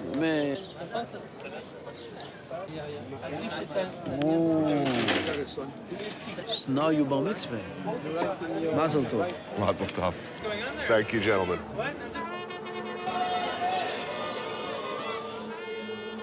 I've never felt so much like I'm masquerading as something I'm not. I'm instinctively hostile to any kind of devotion. Certainty is my enemy. You know, I'm all about doubt, questioning oneself and the nature of reality constantly. When they grabbed hold of me and in a totally non-judgmental way, essentially, you know, God's happy to have you, you know, here you go. Oh, man, you know, my treachery is complete. Just because I was raised outside the faith with no particular attachment or loyalty to Israel doesn't mean that plenty of people on this earth don't hate me in principle. I know that. But the state of Israel, I never really knew what to think.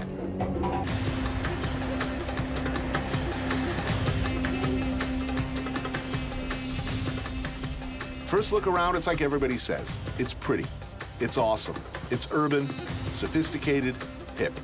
Like Southern California, only nicer. Then you see the young draftees in the streets and you start to get the idea. This is Jerusalem. I'm taking you through Damascus Gate, which is one of the gates to the old city. And these walls are pretty ancient. People say that the deepest go back to King David. And then as history progressed, they built up the walls so that the top bit is the newest bit. And by newest, you mean? I mean up to about to the Ottoman time, which the Turks left here about, 150 years ago. And the Brits came and they conquered us. I wasn't here. Born here, now cooking in London, Yotam Ottolenghi is the widely known, respected chef and co-author of the book, Jerusalem. Basically, this city was divided into two until 1967, when there was the famous Six-Day War. Yep. And the whole of the bit that we're traveling in now, walking in, is East Jerusalem. It's the Palestinian part, and that was, up until 67, belonged to Jordan. Mm-hmm. So now it's under Israeli control. Very controversial because for the Jews, for the Israelis, the city has been unified, but obviously for the Palestinian, they're under occupation as far as they're concerned. We just have to go for a typical falafel place because it's so much part of the culture here. And again, contentious because, Jews or Israelis made falafel their own, and everybody in the world thinks falafel is Israeli food. But in actual fact, it's as much a Palestinian food, and even more so because it's been done for generations here. And here, you get falafel that's just been fried. You don't get it any other way. And when I go to a place like that and I see he's got a few bowls left in the bowl from the previous customer, I don't take that. I want him to fry them especially for me. And that makes all the difference in the world. It's a whole different animal, isn't it? So, is there a historically provable answer to who invented it? Who made it first? The one thing that is very clear that is in this part of the world, Palestine, Lebanon, Syria, it's been cooked for many, many, many generations. On the other hand, you get like Jews from Yemen coming here in the 50s. Right, so they can say, hey, my great uncle was in Syria at the time, and with his ham, I remember distinctly. So there's actually no answer to it, but the question of food appropriation or who owns the food is massive here. They can go on arguing about it forever. The old city is divided into 4 quarters. There is a Muslim quarter, there's a Jewish quarter, there's a Christian quarter, and there's an Armenian quarter. Each one functions independently, but the people that live in the certain area are all from that religion. Right. So here you see these Israeli flags over this house. So basically, Jews have bought this house, although it's in the Muslim quarter. And that's very controversial because it breaks the separation that people would normally expect in this city. Now we're walking in the steps of Jesus Christ, right? As I so often do. So this is Via Dolorosa, which is the last trip Jesus did before he was crucified. So people feel very emotional. They come here and they feel like, oh my God, I'm walking in the steps of Muhammad, David, or Jesus. It's like Jesus was here. I feel like I should be more something. A little bit more pious? Well, a little bit. Well, it's too late for me. Oh, great. You get your own crown of thorns? Yeah. In answer to the question, what would Jesus wear? Oh, no. That's just wrong.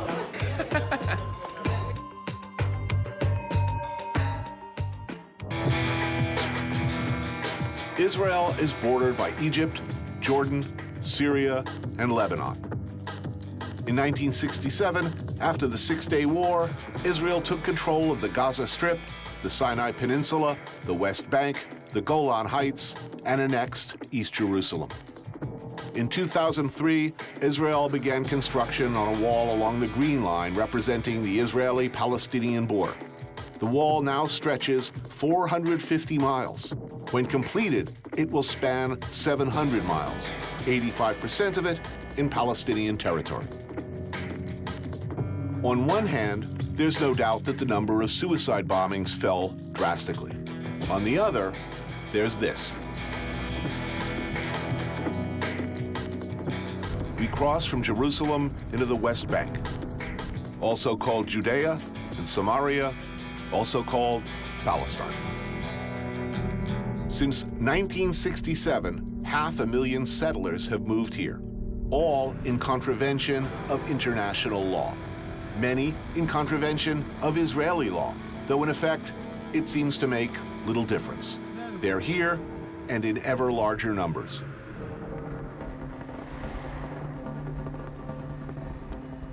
This is Noam, one of our drivers from Tel Aviv, who I asked about the graffiti on this house near the settlements. So, what is price tagging? If something happens in the settlement or some attack towards Jews, kids from the settlements would come and have a price tag for every activity. So they would come to a Palestinian village like this, they will destroy cars, they will write on walls like this. It says, against Arabs, the state of Israel is alive, and death to the Arabs. Intimidating. I mean, you put 2 targets on my house, I'm moving. This is Eli, a settlement with a population of over 3,000, relatively isolated from the rest of Israel. Amiad Cohen is the chief executive of the Eli settlement and its former head of security. Here you see from up above most of our town. You see the Palestinian villages all around. I mean, it's an unusual situation. A lot of your neighbors would very much like you to not be here. I know most of them, and most of them, they're happy that we're here. because we gave them prosperity for the past 45 years. And wherever the PLO came, they lost it. I'm guessing a lot of people would disagree with that statement. We work with high-tech security, radars and cameras. So from the high ground, you can see anybody walking at night. You could see from pretty far out. Definitely. Could you identify them after the fact? Depends, but we have our protocols that we work with, and we had our successes.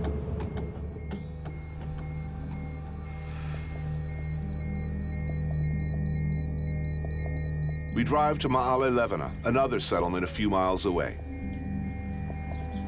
Hot, sun-bleached, suburban feeling. Behind its ring of electronic surveillance sensors and security, everything they feel they need. A school, public transportation, and a petting zoo.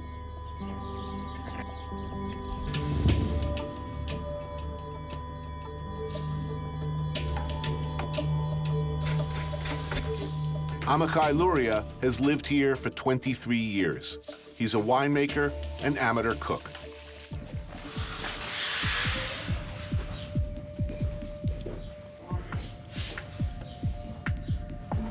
Oh, pretty, wow. You're not kidding around. L'chaim. L'chaim. L'chaim, l'chaim. The salmon is marinated with pomegranate juice that on the season, I squeeze pomegranates and I freeze the juice so I'll have it all year round. Where were you before here? I was born in Pennsylvania. So your parents brought you over at age 4? Yeah. Parents in their 20s with kids living in the relative comfort and familiarity of Pennsylvania, heading off to what must have, at least in part of their minds, been seeming uncertain. Yes, it was very difficult for them. Almost all Jews say next year in Yerushalayim. It's part of prayers that we say all the time. If I'm understanding correctly, you're talking about, look, the Bible, it's all right there. It all happened here. That's sort of a non-negotiable position. You see prophecies coming true, things coming to life again, you know, mountains that nobody wanted to live on. Nobody dared to, for thousands of years, nobody wanted this place, you know? And then finally we come here and everything is flourishing again. It makes you feel good, you know? You've been here since 90. You look over the edge there. There's an Arab village, right? How far away? Yeah, there is one that you can see from here. At any point during that time, you ever go to anybody's house, sit down and eat? Not there, but in other villages. Ever sat down at a Muslim table? Muslim table. Your host and everybody else. Coffee. But not dinner? No, because I don't, as a religious Jew, I eat only kosher. So they respect that, so they don't offer me. So I gotta ask you about something that troubled me coming up. The first house before you come up the drive to this village. Yes. The graffiti on the front. Yes. The targets spray painted on. Yes. Who done it? Villains. Bad people. Kids? I don't know. Apparently kids. When you educate kids, kids are not able to understand complicated things. They see the world in black and white. When you get older, you're able to see the gray. And when someone hits you, Look, I understand why kids would do it. Given what you told me earlier, identifying the perpetrators within the realm of possibility. Young people. Why not paint it over? Good question. I don't know. Maybe we should. You're right. Elsewhere in the West Bank, just outside of Ramallah,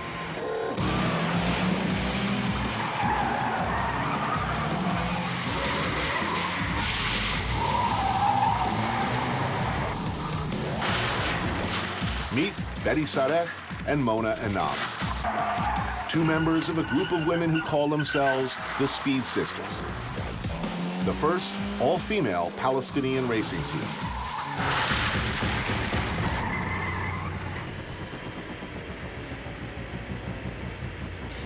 Hi. Hi, I'm Tony. Hi, Missy. Hi, good to meet you.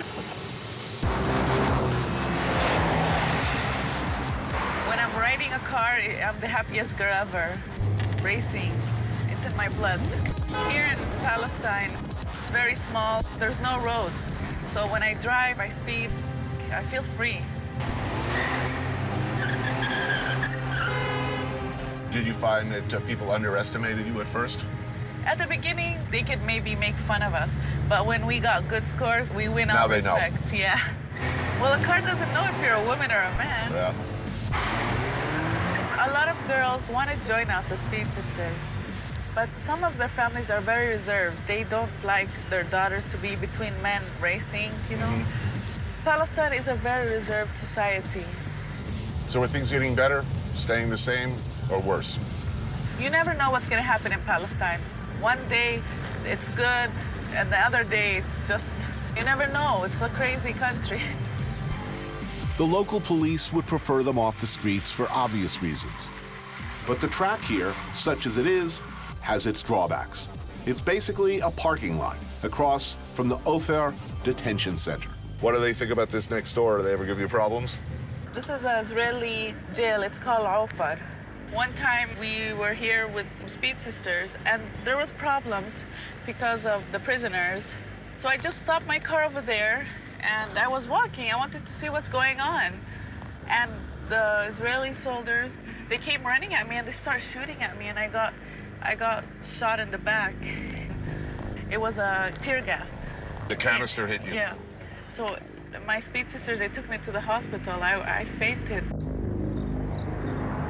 Have you thought of challenging the Israelis to put up a team? I can't race because my car is Palestinian. What if they come over here? They're not allowed to enter the West Bank, and we're not allowed to go to Jerusalem, so how can we race together? No, okay, silly question.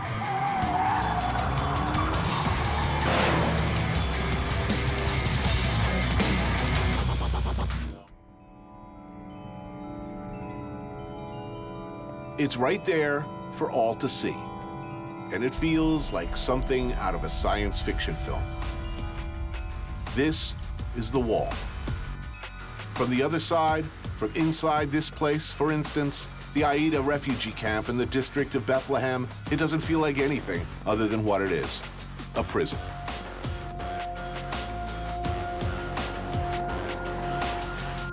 Abed Abu Surur is the founder of the Al Rawad Children's Theater Center.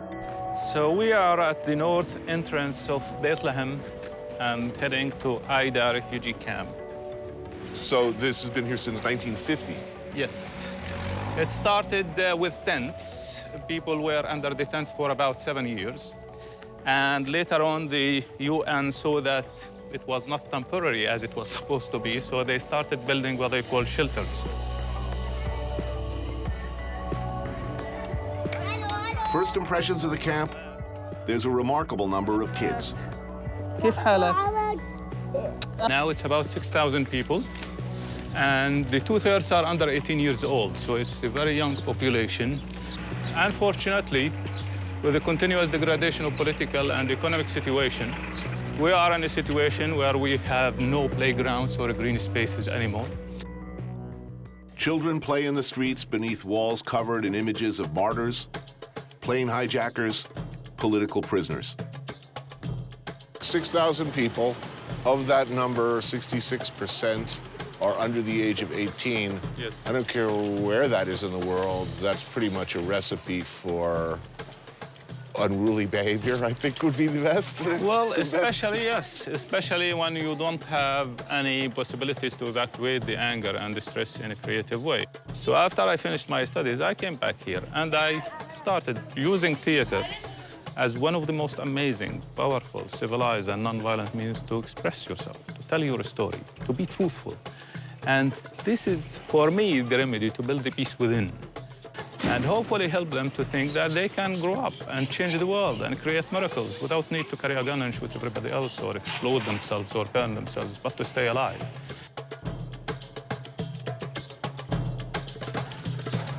Abed takes me to the camp's martyrs' quarter to be fed by Islam Abu Auda. She runs a women's collective offering Palestinian cooking classes, helping her provide for 6 children, one of whom is disabled. In America, kids grow up with pop stars, sports players. Yes. Never a politician. I mean, it's unthinkable for a child to look up to a politician or to look up to a military figure, sports or entertainment. Yeah. Here, kids 4 or 5 years old, every day, they're looking at somebody who, brought down a plane. Yeah. I'm not questioning why that is. I know, yeah. Do you think it's helpful? Well, I guess we have a history. We are people who are under occupation. People honor their heroes, and their heroes are those who resist the occupation, whether they resisted it through armed struggle or non-armed struggle. And to tell you the truth, sometimes I have been in fight with some political parties when they put images of people who were killed in their own houses. Ahmed's sister, in the 29th of October 2001, she was killed in her kitchen by a sniper from the Intercontinental Hotel. But when these political parties take this woman and want to make a montage of photos with her carrying a gun to say this is the hero who liberated the Palestine, sorry, this is not true. This woman was killed in her house. When you go today and ask the Palestinians who is the great hero, you ask these kids, who will they recognize? They will recognize a young man from Gaza who is an Arab idol named Muhammad Assaf, a singer who sings. He becomes more famous than Abu Mazen and Arafat and everybody else. This is another image of Palestine.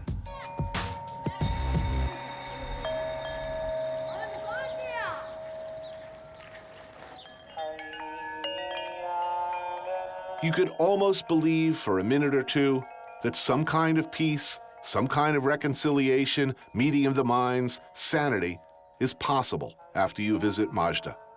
It's a restaurant in what looks like an idyllic village in the Judean hills, about 20 minutes from Jerusalem. It feels like an alternate universe for a number of reasons.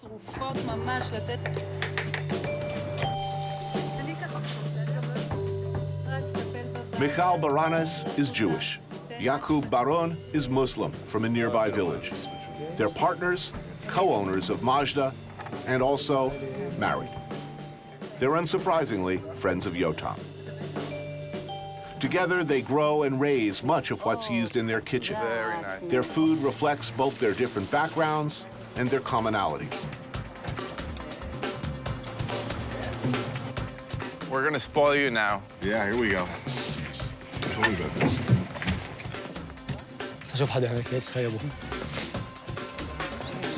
So you grew up in this town? Yes, in this village. Where did you grow up? Tanya, near the beach. Near the beach. Yeah. Not the neighborhood. But we met in the neighborhood, in Kibbutz Kiryat Anavim, and we worked together in a hotel. How did that go down with the families? Wonderful now. Now wonderful. Now good. Yes, wonderful. In the beginning, not so much. Started a bit, yes, with a lot of questions, answers, and slowly they understand that we love each other and they can do nothing. So we continue, and they support us.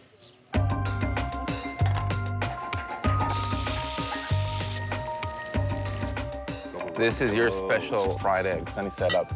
Farm eggs with farm eggs. peppers from your garden, tomato. That looks awesome beyond words. It is incredibly beautiful here. I don't know why I didn't expect that. You know, a lot of people come and say, it's like Provence, it's like Italy, and we say, no, it's in Rafah.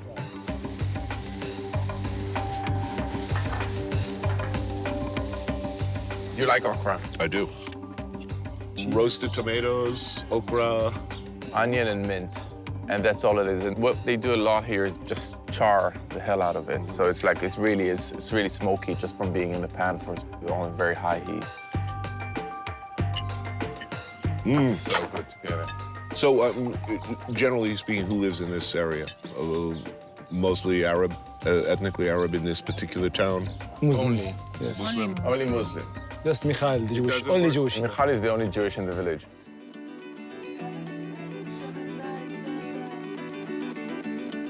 And this? That's a zucchini that's been grilled.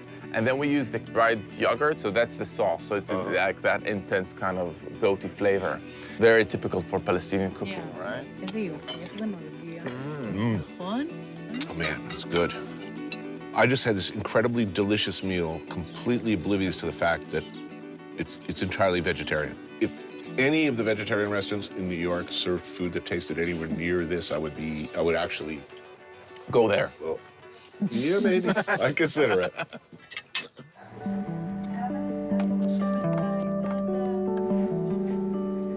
And this? Fresh zucchini with mint. And the apricots, the little sweet apricots we had. And all of this food is really intensely delicious. Are you hopeful? Of course, I have my children. I need to see them. I respect her religion. She respects my religion, my family. And together we can build something for our kids, our future country. That's what we think, and that's what we give the message for our customers. Part of the attraction of this restaurant, the fact that it actually manages to do what not so many chefs try to do here, and that is sort of mix your Jewish ethnicity or background with Arab food.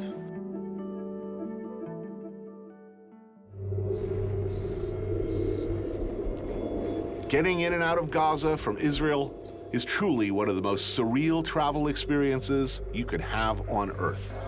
Over 1.5 million people live in Gaza, most of them considered refugees, meaning they're not from the place they are compelled to live now. In most cases, they're either prohibited from or unable to leave. Israel decides who comes and goes, what gets in and what stays out. Apart from journalists, aid workers, emergency responders, very few people are allowed to cross into Gaza.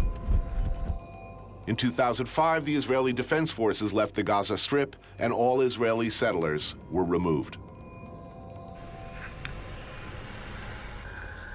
Now inside Gaza, Hamas is in charge. Considered a terrorist organization by both the United States and Israel, they got elected in 2006.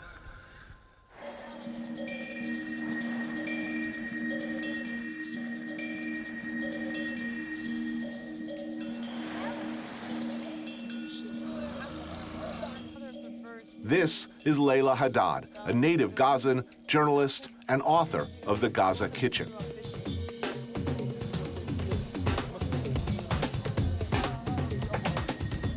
The catches are not as big as they used to be, and that's primarily because the fishermen can't go beyond 3 to 6 nautical miles. You could continue fishing, but what happens? They'll shoot at the fishermen, they'll spray cold water at them, they'll destroy their boats, they'll cut their fishing nets, they'll detain them. So it's obviously really risky business. 9 nautical miles, that's where that deep sea channel is, where you're gonna get the really good catches. So Gaza is the last Palestinian area with access to the coast. That's really important to remember. You know, you have the West Bank just an hour away, but many of the Palestinians there have never seen the sea, have never been to the sea.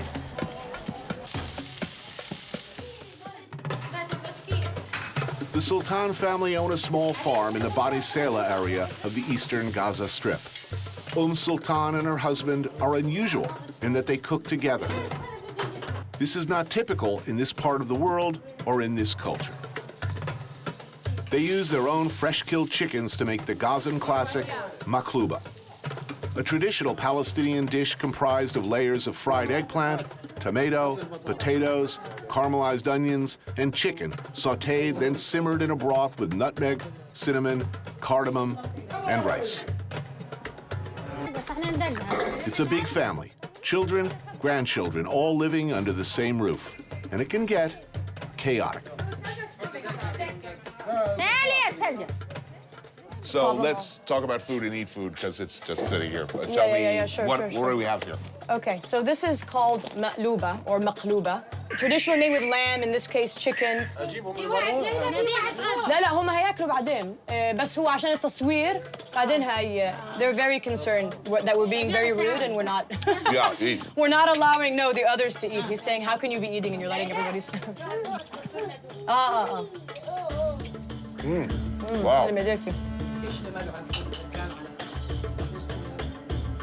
For me, being from Gaza, being a child of diaspora, I always thought food was a really interesting way to be able to tell the Palestinian story. Being able to discover this lost history, this Palestinian past. Plus, the food is really damn good. Right, that it is. And it was, I think, also important to be able to provide Palestinians an image of themselves that they recognize, a very humane image, because all they're seeing in the media, whether here or there, whether on Arabic channels or abroad, is these kind of very caricatured images of, gunmen and, wailing women and this kind of grim, cinder block landscape.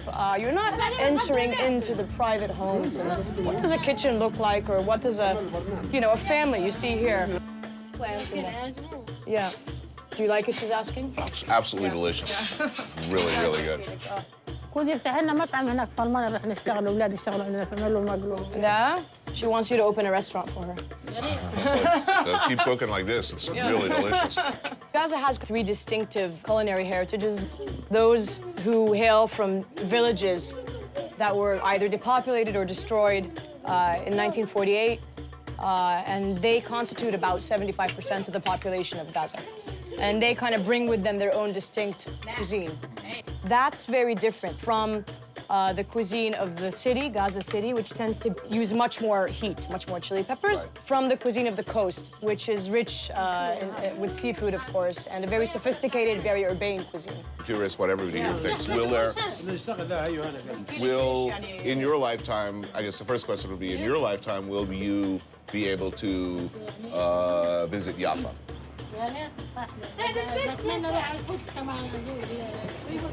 She says, she hopes she can. She also hopes she can go to Jerusalem as well, so she's optimistic, yeah. نعم. What? He's saying that first he said, you're not allowing us to, and then he self-corrected and said, the Israelis aren't allowing us to. Go. بحكي لك روح بالنسبة له هو مش ممنوع. لا بحكي انه مش ذنبه هو مش عامل شيء. انا عارف مش ذنبه هو انا بحكيش عنه بحكي عن اسرائيل انا بحكيش عنه. This is the normal tone of voice. He's not upset, by the way. This is how we talk. We yell. What's he saying? He's saying, but give me a permit. If they allow, of course I'll go.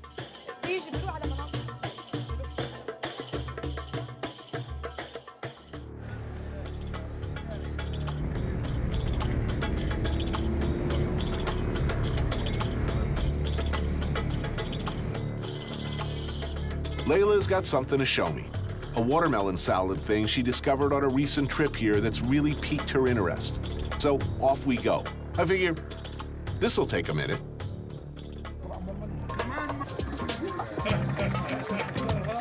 We arrive at what looks like a pretty serious gathering. This is a diwan, and we're soon joined by Sultan's husband, Abu.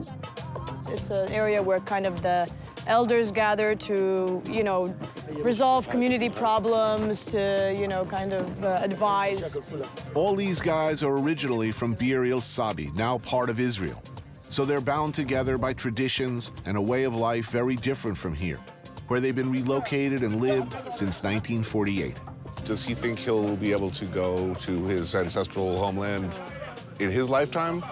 His children's lifetime? What's his guess?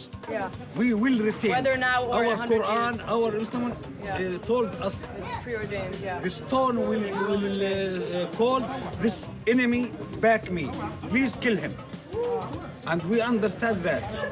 We hope in of me, my son, my daughter.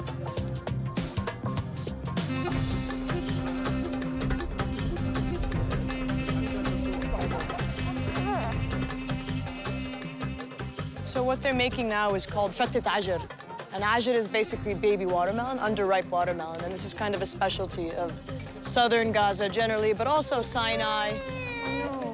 It's usually something that's made exclusively by men, as I was told here. So they begin, you can see over there, they're fire roasting the baby watermelons. They cover them with aluminum foil. In addition, they put them through a wire, kind of like a sort of rustic skewer. And then they just throw them in there. And then the idea is they take the pulp out, so that's what's going on. Hey, Mama. Come here. Yeah, and then what they do while that's fire roasting is they knead an unleavened dough over there with whole wheat, barley, plenty of really rich extra virgin olive oil. And then they throw that into the pit as well, or they dig a pit in the sand over there, and that's fire baked. Right in the coals? Yep, and then they mix that all together. Yeah. So it's interesting because right now we're about, 35 minutes away from Gaza City. Ask anyone in Gaza City if they've heard of this dish, and no. So even in an area as small as Gaza, you see this really wide variation in the... So they're going to clean it up.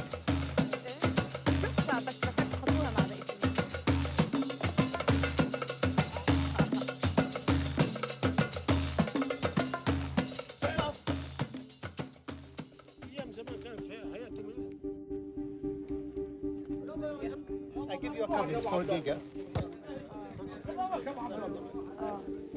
Many, if not most of these guys, are not too sympathetic to my country or my ethnicity, I'm guessing. But there's that hospitality thing. Anywhere you go in the Muslim world, it seems, no matter what, you feed your guests, you do your best to make them feel at home. Oh, we have to eat. Maybe we should. بس بدنا نغسل ايدينا فيش ميه. لا, you're supposed to eat this with your hands. Very good. هذه كلها لما تشبع مظبوط تقعد 3 أيام ما بتاكلش. You're saying if you eat this, you shouldn't have another meal for 3 days. Where does this dish come from originally? This is a dish that's native to southern Gaza, the Sinai, the sort of the desert Bedouin areas. All the food I've had so far in Gaza has been very different than in anything else I've had in the Arab world. Different flavor spectrum. Yeah, totally. It's kind of its own little gastronomical bubble. Why you not use this food? You know, I find that the food has more flavor. I get a better sensory experience. حتى الأطفال لاحظ, even children, they like to eat with their hands. بالضبط. He's saying God gave us hands to eat with, not spoons.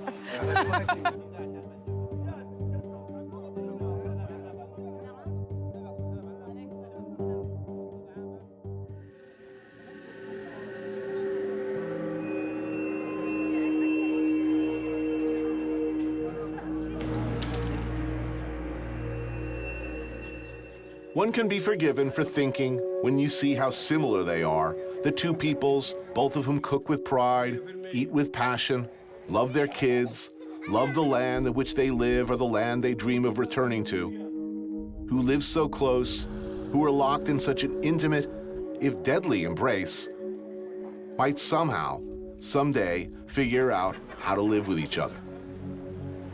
But that would be very mushy thinking indeed. Those things, in the end, probably don't count for much at all.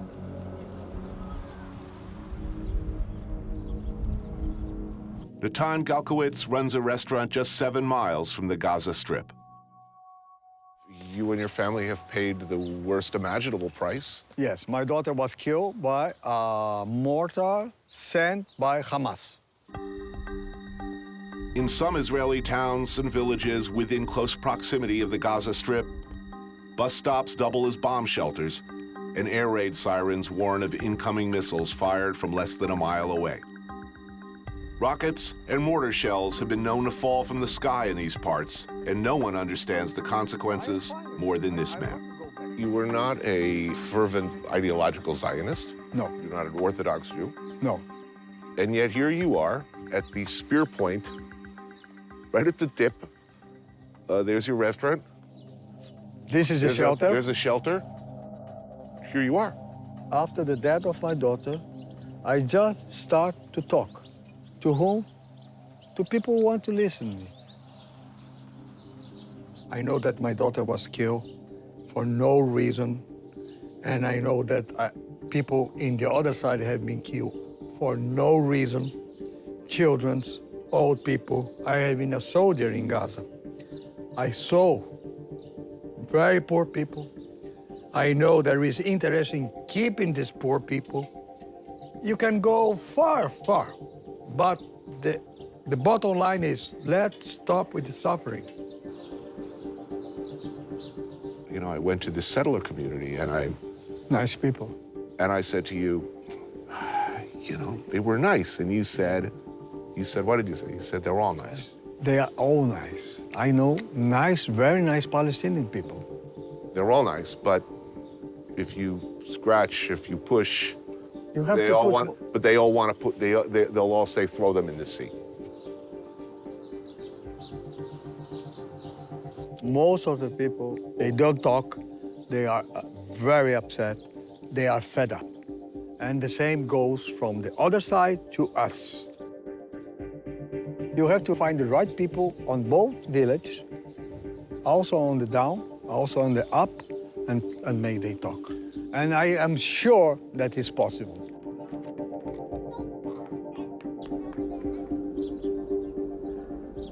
The opportunities to do that here are very, very, very limited, it seems. I agree. And I mean, one doesn't even have to speak metaphorically because there is an actual wall. That is a wall. Or a fence, depending on who you're talking to. Fence or wall? No, it's a big wall. It's ugly. It's really ugly. You can see it. It's not far away from here.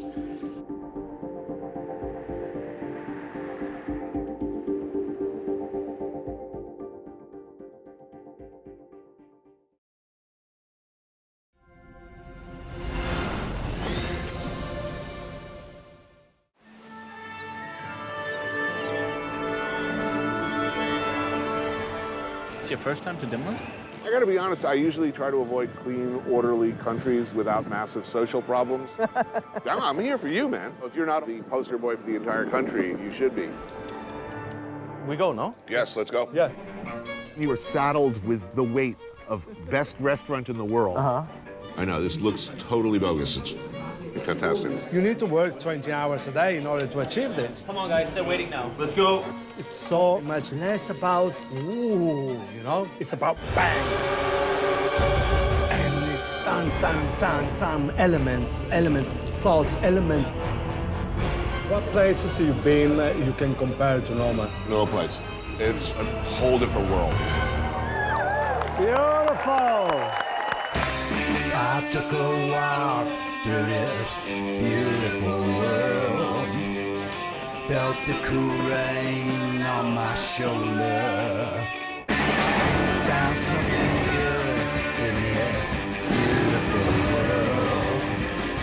I felt the rain getting colder. Sha la la la la, sha la la la la la, sha la la la la, sha la la la la la.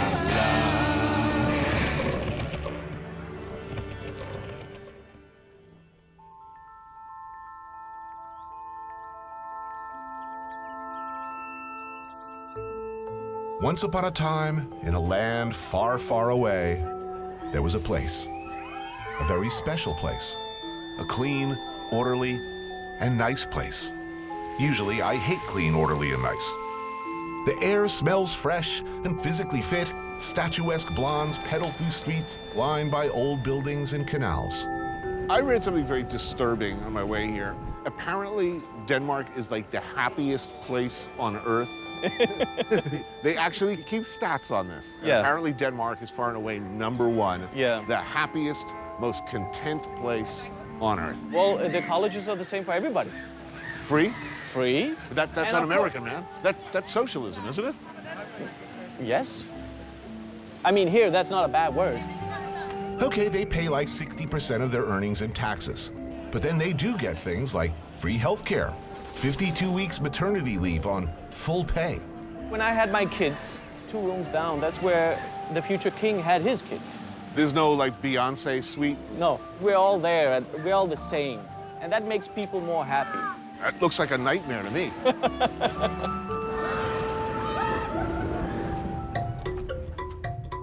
By the way, it would be helpful to point out this show is not about Denmark. It's not about Copenhagen. I'm here for one man. Food this way. All right. And one restaurant. And then we can start. Yes, chef. Two scalp go up? Yes, chef. 3 inches scalp going up? Yes, chef. Go, go, go, go, go. Noma is the place where Rene Redzepi pretty much changed the whole world of gastronomy. Let's go. 2 baskets, please. Yes. For 3 years in a row, it was named the world's best restaurant by a jury of chefs and food writers who presumably know such things. Come on with those two. They're sitting waiting. Come on. Coming through. Wow. Nordic coconuts. Also at the same time, there's a little bouquet of flowers. Danish coconut. Cheers to that. Cheers. And so, the question, how does this nice, down-to-earth guy rise to the top of the food world, all while presenting things that no one could possibly think would taste that good? Let's have a bite of flowers. Oh, man. Oh, they're delicious. I'm not sure, but that's what I'm here to find out. Have they had the moss? Also give them the moss. Yes, chef. We know that Noma has been said to be the world's best. This is a dish that takes 20 man-hours of work a day. And what we've heard outside of Denmark is that Rene sources his ingredients exclusively from the Nordic region, mostly from within 60 miles of the restaurant. Get a better one than this. Better vessel quickly, come on. Yes, chef. Think about that. Denmark is not exactly the Mediterranean. Summers are short. Service. Yeah. What Rene and crew started, what they're famous for, is foraging for ingredients. Reindeer moss with last year's harvest of sep mushrooms. And color me dubious. Did you ever eat moss before? No.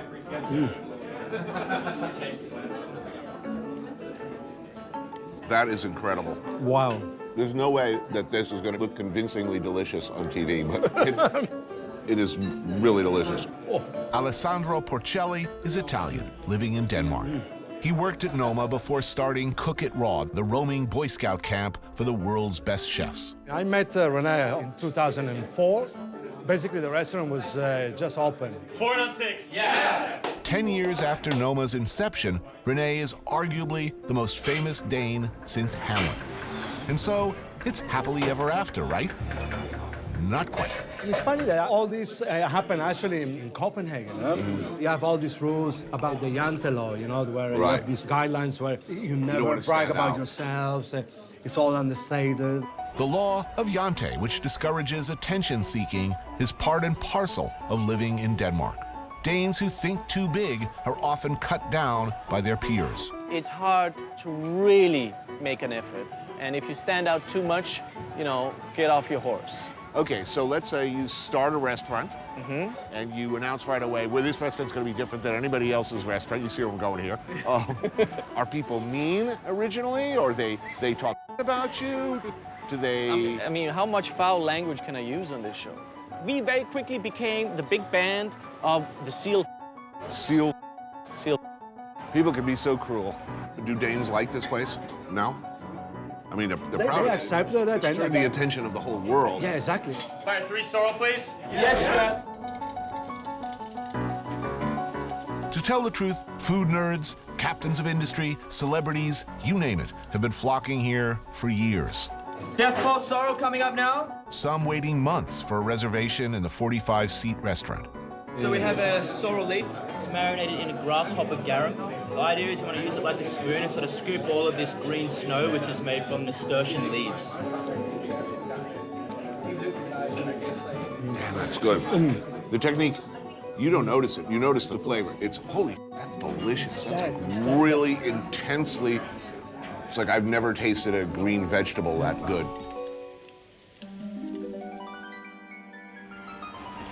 So we're in Tivoli.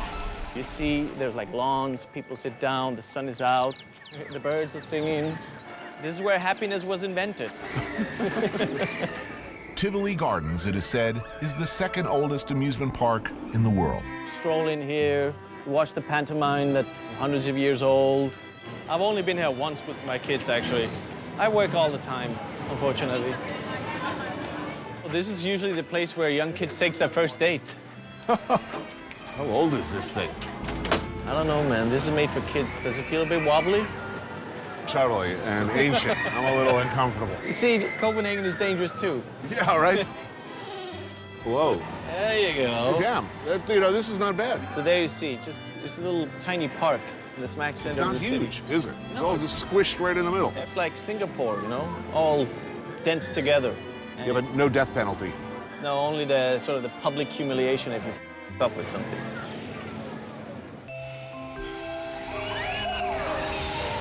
Oh, here we go. Firearms, apparently, it's okay here. You know, I've actually never fired a firearm in my life. Really? And I've never driven a car. You've never driven a car? I've never driven a car. Okay, this is good. This will be empowering. This could change your whole life. Yes. Every time you fire, you need to reload. You don't need to tell him he's American. All right. Man. So is this a competition? Call it what you like. All right. Blow it up.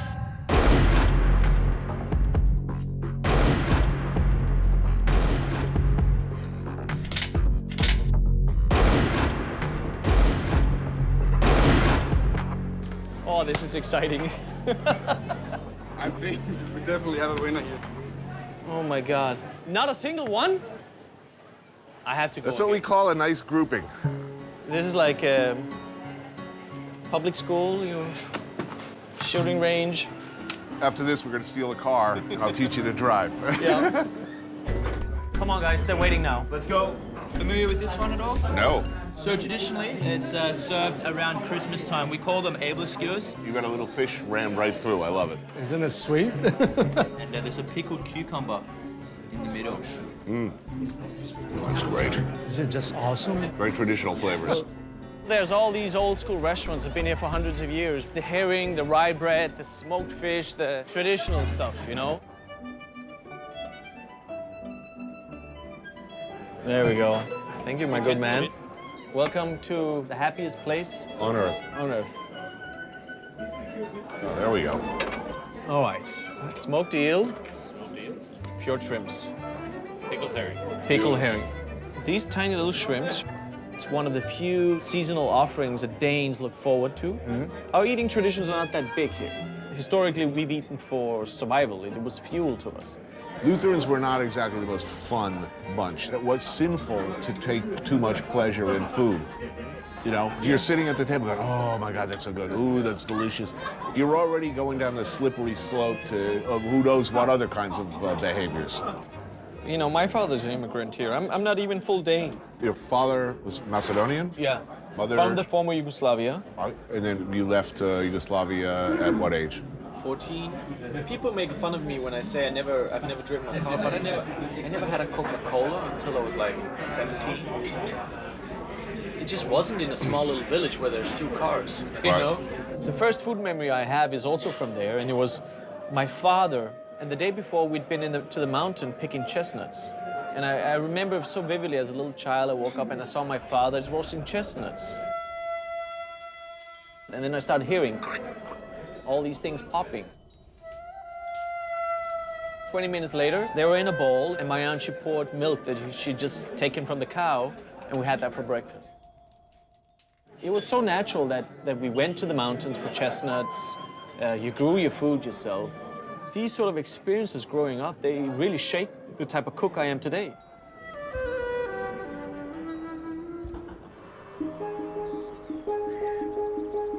So now you have a generation of young cooks like myself, and they're all over town, looking for the flavor of a region. What is the flavor? What are the ingredients that we have, and how do we combine them in a way that tells something of where you are in the world?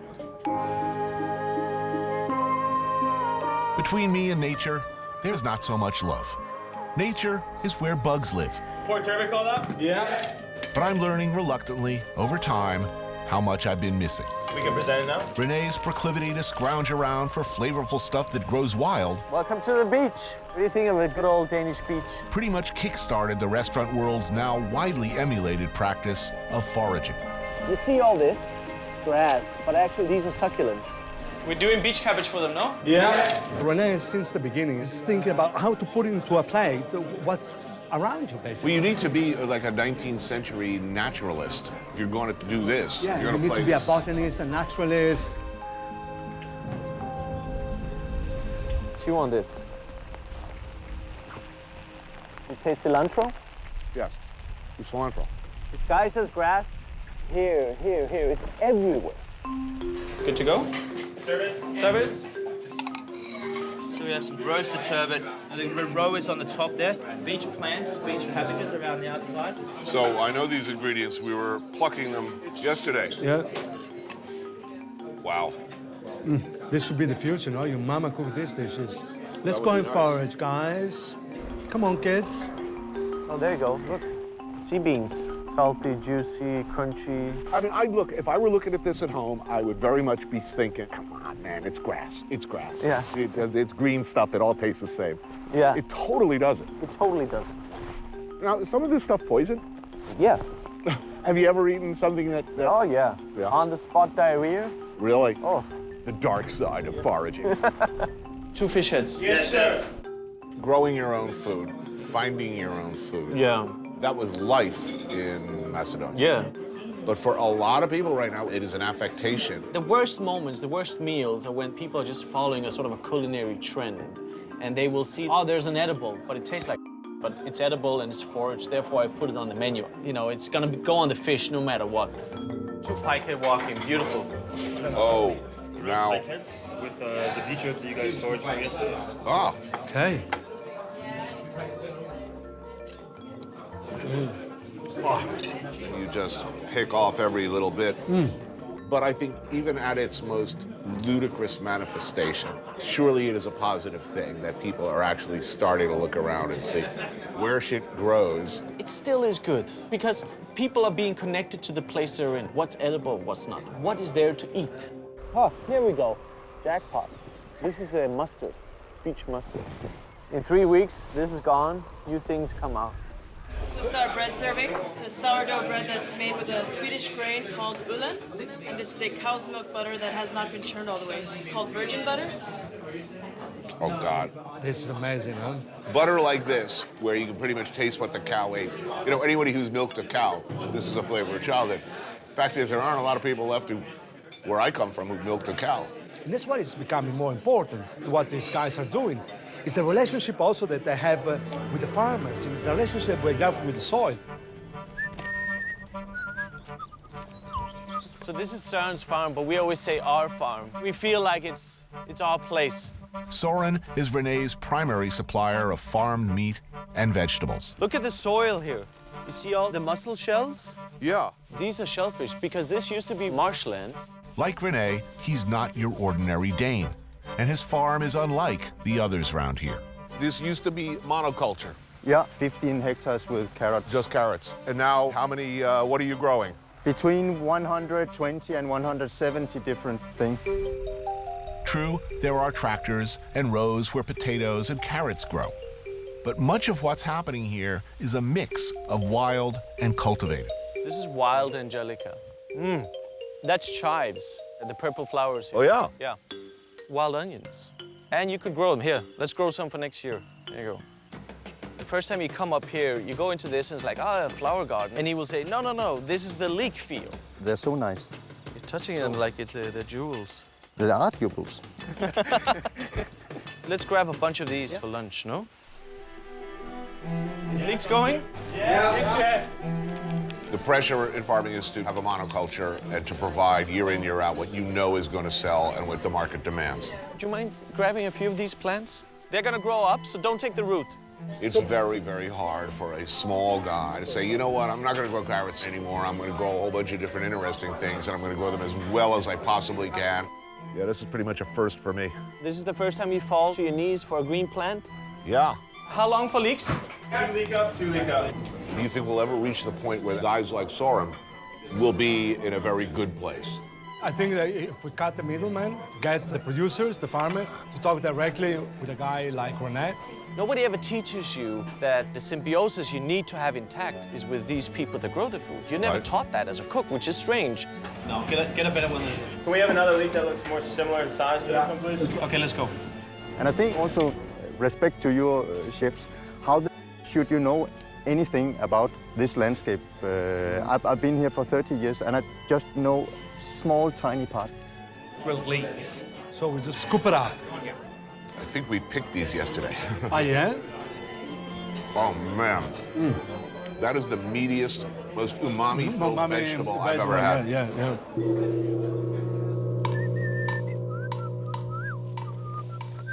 Maybe we'll cook this for lunch, spice with the tartar. Chop that up, the freshly slaughtered meat from one of Søren's cows.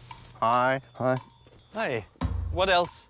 The asparagus? Yes, let's do that. I'm hungry, man. Two asparagus, fella? Yeah. Asparagus, beautiful. Let's go. We have salsa, please? Yes. And then just one dollop in there in the middle, okay? Yes. We roast the asparagus with this pine. That's why we have the branch. Do not eat that branch, however. Okay. So underneath is a small pile of tender spruce shoots, grilled green asparagus sauce, and a little bit of fresh cream to finish. That is incredible. Wow. The flavor of this, huh? So this is actually beer made from asparagus. It's tasty. Yeah. What's the meat? Veal. Veal? What was the name of the cow? 763-00330. Chef, do you want to do the tartar? What are you thinking? Just hack up the meat? Hack up the meat. Ooh, it already looks good. I'm gonna go on the asparagus and on the leeks. Clean them up, grill them. A little sun lotion on these guys.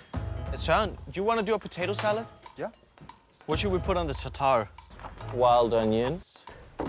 Bit of this horseradish. That's the chives, chive flowers. Okay, a little salt on the leek and a little cheese? Yes. That's the angelica. Take all these flowers and we mix that in. Some vinegar. Elderflower vinaigrette for the grilled asparagus. A few eggs from my mother's 3 birds. Done. Didn't take us 10 minutes, but we have 4 courses. This is like 3 Michelin stars, chef. Oh, yeah. Oh, man. Perfect. Look at that. Wow. Wow, wow, wow. Man, that egg. What an egg. Yeah. Do you eat like this all the time? I bring my kids up here. All the staff comes here often. This becomes your reference frame for how fresh an asparagus should be. Just harvest, just cooked, just eaten. I mean, I think a place like this, in addition to being the best restaurant in the world and whatever else, it offers a real possibility. There is food around that, with a little effort, or a lot of effort, you can make into something really delicious. That is the hard thing, yeah? Change the way the people think about food. Not just the 35 people that can afford to come and eat here in Noma.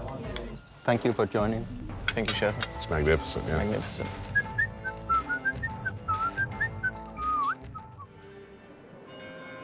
Look, there are always going to be some people out there who hate the very idea of your existence. Yeah. From the very minute they even think about you.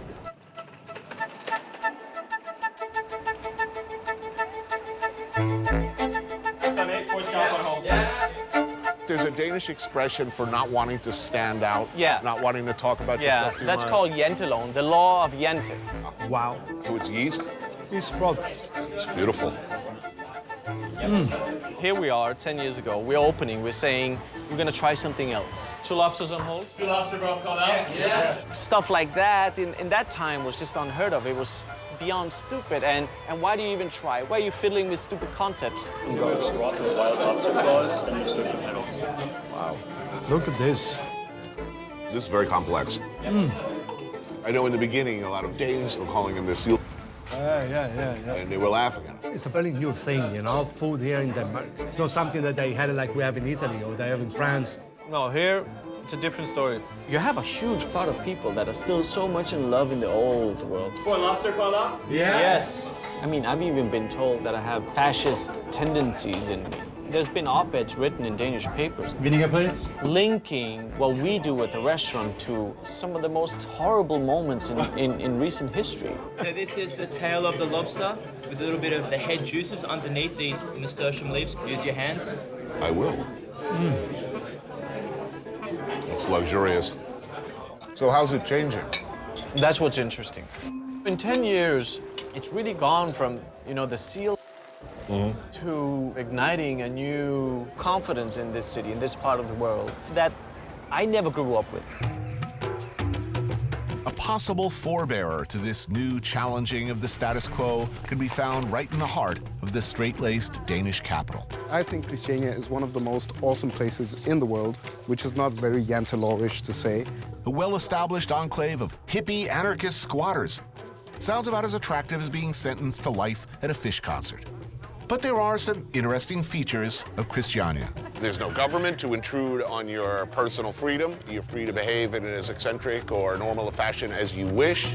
Here, I mean, you can be the freak that you are, and if you want to spend your day talking to a tree, you can do that without being frowned upon. Rasinga and his friend Joker are in local government, such as it is.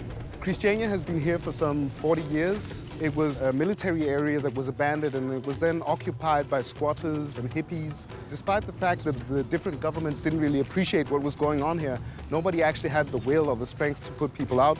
Who picks up the trash? We do. What about the essentials? Electric, water? We buy it from providers, but we do it as a commune, as a collective. We pay only one bill. But what I like about living here is the fact that my kids get to walk around the streets without worrying about being run over by a car. There's no hard drugs and no cars running definitely. the streets. I mean, it's like a little village. It's very secure. Are you a hippie? He is. You have 2 eggs smoking now? Yeah, chef. So right down there we have Pusher Street, which is probably the most famous part of Christiania. The green section, right? Yeah. We buy weed and hash oil, hashish. Yeah. I would never do that as a responsible journalist, but I'm interested in investigating it. Pusher Street, it's a beloved institution here. You are free to see an array of cannabis products. Theoretically, by the way, marijuana is, like, not legal in Denmark. But there's a great tolerance for marijuana here, and I think that's because it isn't really harmful. People who smoke too much, maybe they pass out. Right. Oh, quail egg cooked in hay. Wow, that's like the greatest thing ever. That's a perfect dish. Perfect dish. I want more of those. Yeah.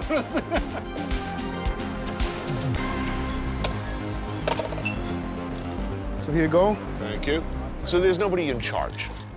I am. I'm in charge. Yeah. The only problem is everybody else is too. Yeah.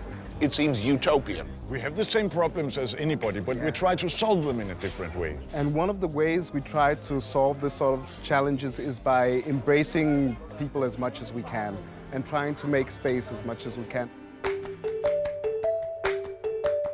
Do we have 2 peas ready for table 4? Can I go with that now? Yes.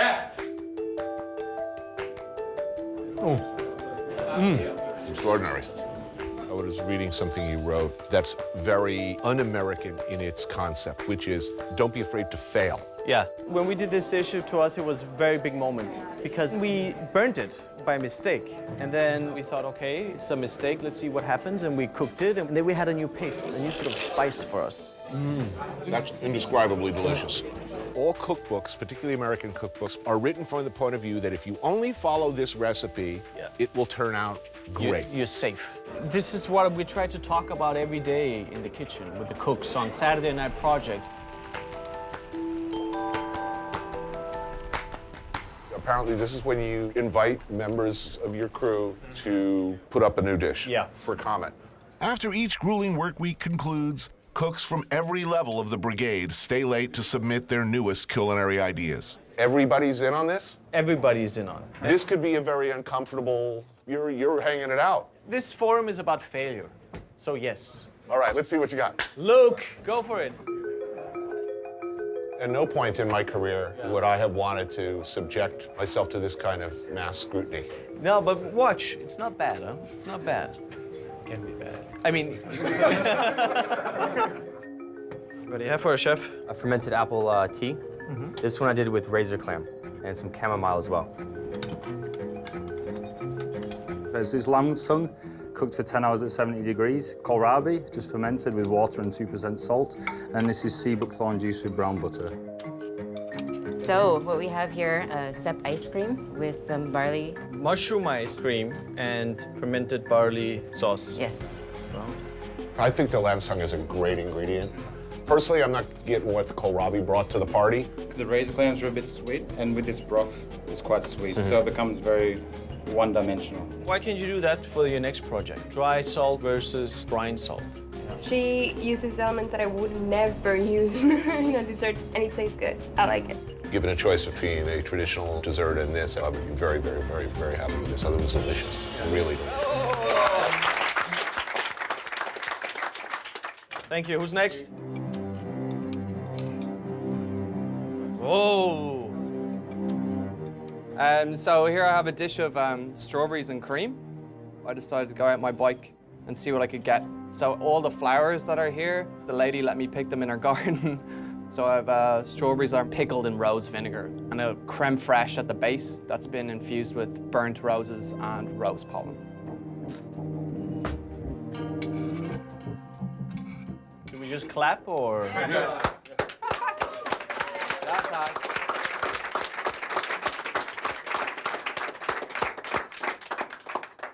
And then that might well end up on the menu? No. This is not about putting things on the menu.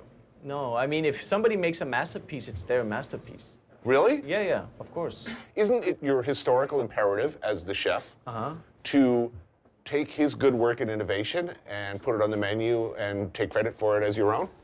I mean, that's the way it's been done for centuries. This is not the point here. The pursuit of enlightenment and knowledge is its own reward? To me, yes. Is that it? Yeah. Cheers, everybody.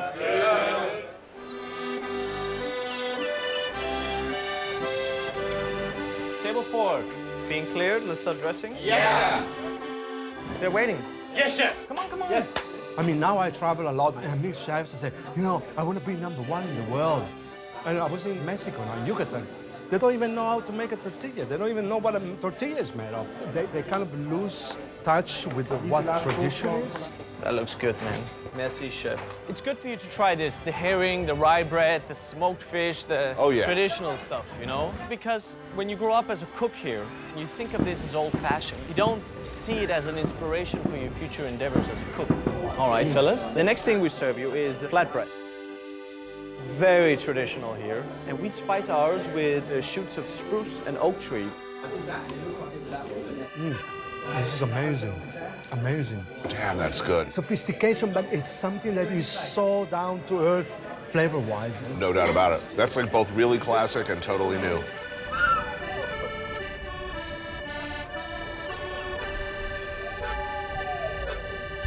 How you doing? How are you? Hello, it's Nels. Cheers. Cheers. I'm learning. Danes may be stiff, but they sure as hell know how to drink. Niels is a Danish Renaissance man. Drinker, sailor, charter tour boat operator, musician. So you're a neighbor of René Of Noma. and Noma. I have known him from the absolute beginning. And when Noma, can we start now? Yeah, we're going. We're going. Well, what did you think of him when you first met him? I saw an ordinary man. He fight for what he think about. I mean, he had a vision. Yeah, a vision. He have a vision and fight for this. All right, it's very close for 2 bitters. Yes! Nice done, chef. Oh, there we go. Look at the beautiful girl there. Cheers. Here we go. What was that? Gammeldansk. What's in it? It's Gammeldansk. I know, but what is that? I don't know exactly how you make that, but it has been drinking in Denmark for many years. So we have Gammeldansk. It's a liquor. So it's a Danish bitter that has about 30 different herbs or so. So we made an ice cream with dehydrated milk and sorrel. It was delicious. Oh, exceptional. Oh, here we go. Gammeldansk. It is good. It works. It is good. It works. It works. Look at this. Where you come from? New York? Yeah. Yeah. How did you know? What? It works. He said. Thomas, can you come and help me dress here? Yeah, don't let them touch each other, okay? Yeah, just there. Perfect. What would traditional Danish food be for you? Potatoes. 2 potatoes. And some kind of meat and sauce. Did you taste the sauce? I did taste the sauce. Yeah? Tasted it. Hello, fellas. We fermented barley, and we cooked the potatoes in that and served with sturgeon roe from the lakes of Finland. Wow, man. Oh. It has a grappa homemade whiskey. After it, yes. I know this flavor well. One more time. Here we go. What are we doing? What are we doing? Going to? I'm a little bit hungry. The famous, the Danish national late night dish.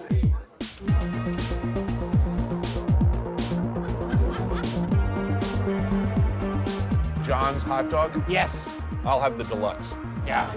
This one is an organic sausage. Organic sausage. Made with wild garlic and bacon. So that's good to me. He makes his own mustard. Wow. Onions are pickled and peeled. Whoa. Here we go. That's a classic one. All my happiest moments seem to revolve around meat in tube form. That's superb. That's really good. Don't film me when I eat that. Now, well, only the moments when we look good. These onions are awesome. I think that's the way. We have to make something new. But respect the classics. This is what we should transmit to the young guys, you know? The passion to present something on a plate that is delicious, but also make sense of your own environment, but it's authentic, it's yours. If you don't have a clear understanding about what tradition is, how can you innovate? Come to Copenhagen, Noma for lunch, John's for dinner. And Somewhere in the middle, yeah. Gammeldansk and beer. Right.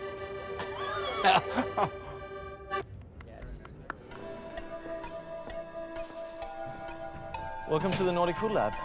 Just across from Noma, located in a converted houseboat, an entity separate from the restaurant. A place René set up to further ideas and experimentation. Ben is one of the guys in charge here. Nutmeg's a bit hallucinogenic, so I decided to make something ammonia-rich with lots of nutmeg, leave it for a while, and then we'll see what happens. So it's hallucinogenic fish sauce, potentially? In theory.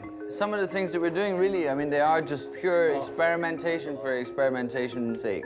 And it's pretty damn delicious. I like that. It's another food item on your shelf. And me as a cook, that's what I want. These are 2 years old cherries with the cherry pits and wild roses. 5 years old wild roses now, very deep, intense. This is amazing, amazing. They're not just thinking about what tastes good now, they're talking about, will this taste good in 2 years if we ferment it or age it or dry it?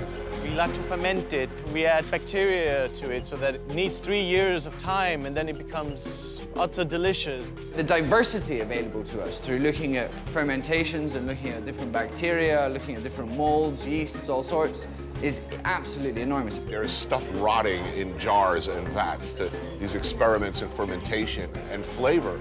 You're all doing some sinister down there, I know. So this is a ferment of Canopodium, a wild type of spinach which grows around here and no one uses them.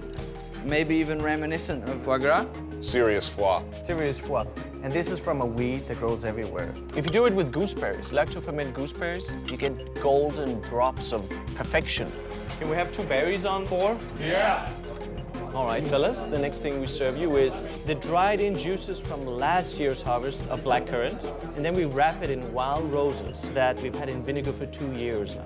Oh, lovely. Acidity, creamy. It's like super powered. Wow.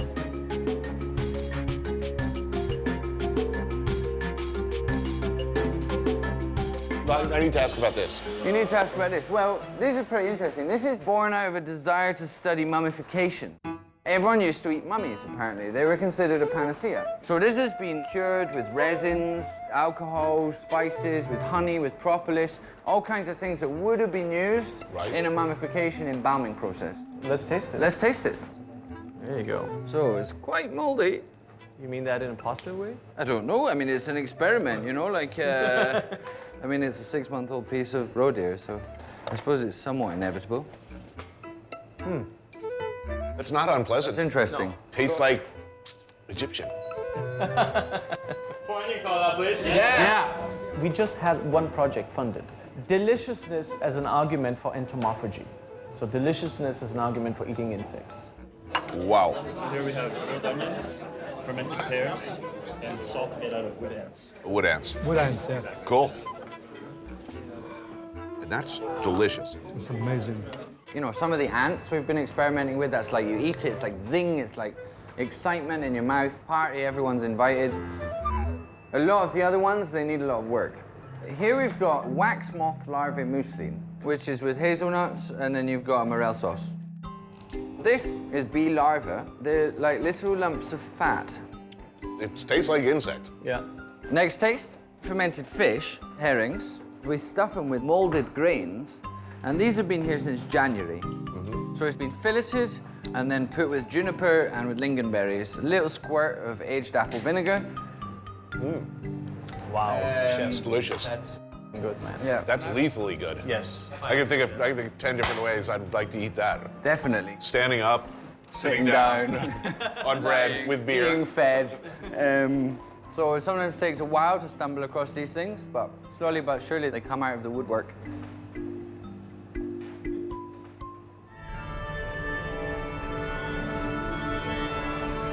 Let's have some crayfish. Delicious.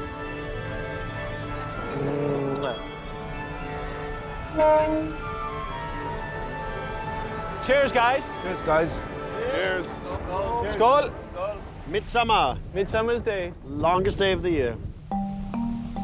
The Danes, to mark the Midsummer's Eve, gather and partake in traditions. And the sun comes out, we salute you. Like enjoying picnics, building bonfires, There's a fire. Oh, yeah. There's gonna be a fire. and burning witches. We made those fires back in the days to keep the witches away because they thought all the witches was meeting on these solstice and blah, blah, blah. Okay, where's the pork? Is this roast pork? Very, very traditional. Without this, Danes could not live. We have a pork skin and chocolate with freeze-dried blackberries. Cool. You guys do share. Thank you. Wow, that's wild. Looks wild. It's the flavor of Denmark, right? Roast pork with crackling, red cabbage, pickles. Man, that is a serious sandwich. That's Oh, that's just amazing. Oh, a rainbow. This is almost too pretty.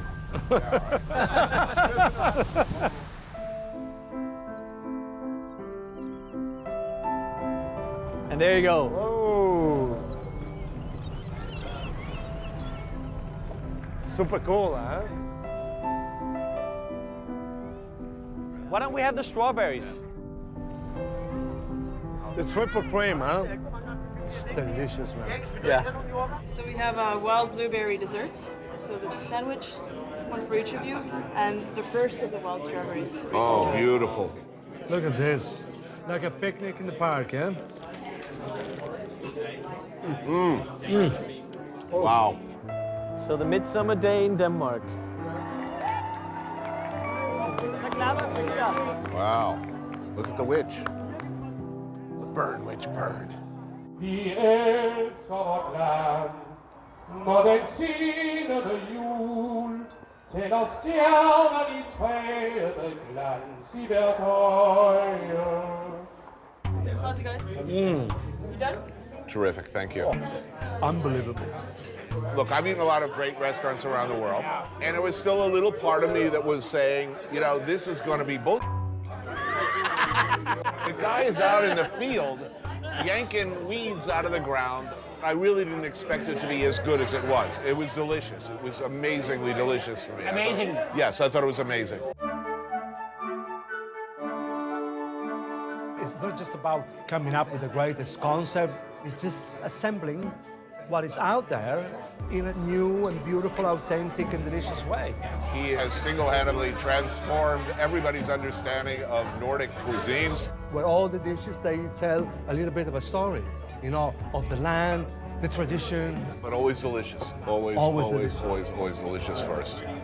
He may be an ordinary guy, grounded, comes from a poor family, but he has big dreams. He wants to change the world. Yeah, and we can change it. Never forget that. We can do that.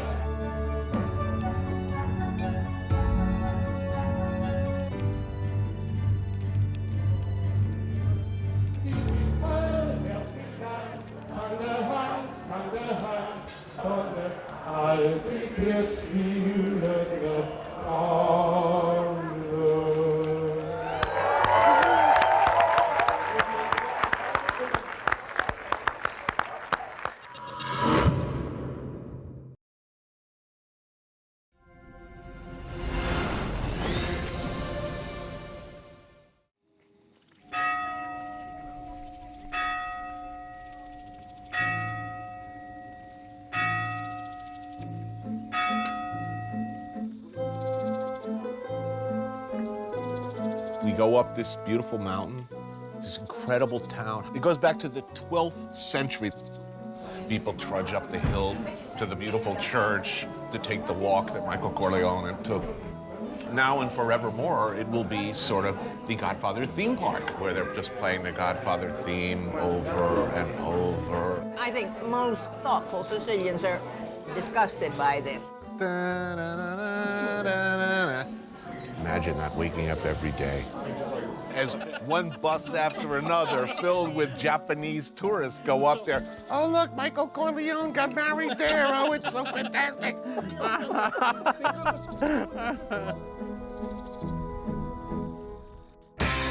I took a walk through this beautiful world. Felt the cool rain on my shoulder. Found something good in this beautiful world. I felt the rain getting colder. Sha-la-la-la-la, sha-la-la-la-la-la, sha-la-la-la-la, sha-la-la-la-la-la.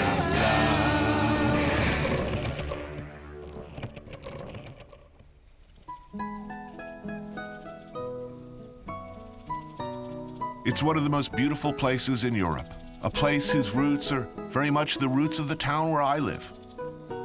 But somehow I've never been able to get it right. To tell the story, any story, of Sicily. It's the biggest island in the Mediterranean. Two main towns are Palermo and Catania on opposite sides. I've done a show in Palermo before. It was an epic goat rodeo, a failure of humiliating scale. This time, I was going to get it right. There's the Sicily we know from films, an evocative, deeply felt history that's not quite reality, but cool anyway, right? There's the simple fact of its location, tucked away under the boot of Italy, part of, but not really part of that country. Its own language, culture, its own history of Norman, Arab, Spanish, Roman, Turkish, Egyptian interlopers, all leaving their mark and their influence. I grew up in New Jersey, which was pretty much Sicily on the Hudson. The Italian Americans next door weren't from Milan, I can tell you that much. I guess what I'm telling you is, I figured this'll be easy. Villa Monaci della Terranera, a certified agriturismo, meaning it's a hotel, restaurant, and working farm that in this case produces olive oil. How many acres of property do you have? Tony, it's about 40 acres. It's one of the oldest organic farms in Mount Etna. This is Guido, the proprietor. Wow. So that's where potatoes come from. How freaking hard can it be to make an awesome show in Sicily? Eat the nice food, drink the wine, in an idyllic villa in the countryside outside Catania. How low impact can it get? So the plan was, we go fishing. We get some fresh octopus, maybe some cuttlefish, explore the bounty of the surrounding waters, all while working on our tans. With a local chef, fisherman, man of the sea. He's experienced. He knows where to get it good. Do you like sea urchin? Oh, you love it. How do you say it in Italian? Ricci. Ricci, yes. Ricci di mare. One of my favorite things to eat. This is Turi, my host. What else is out there? Octopus? Octopus, now it's also cuttlefish. Oh, yeah. And I Seppia. like seppia, bravo. I want to try to find some small abalone, we call occhio di bue. Nice. And also there's clams. Here the water is still cold. I think they will be really full. I'm thinking, really? Are these prime fishing waters? I don't know about this. With all this boat traffic and all these people and so close to the action, I can't see much of anything living down there. Okay, perfetto. We anchor here. But I am famous for my optimism, so I dutifully suited up for what was advertised as a 3-hour cruise.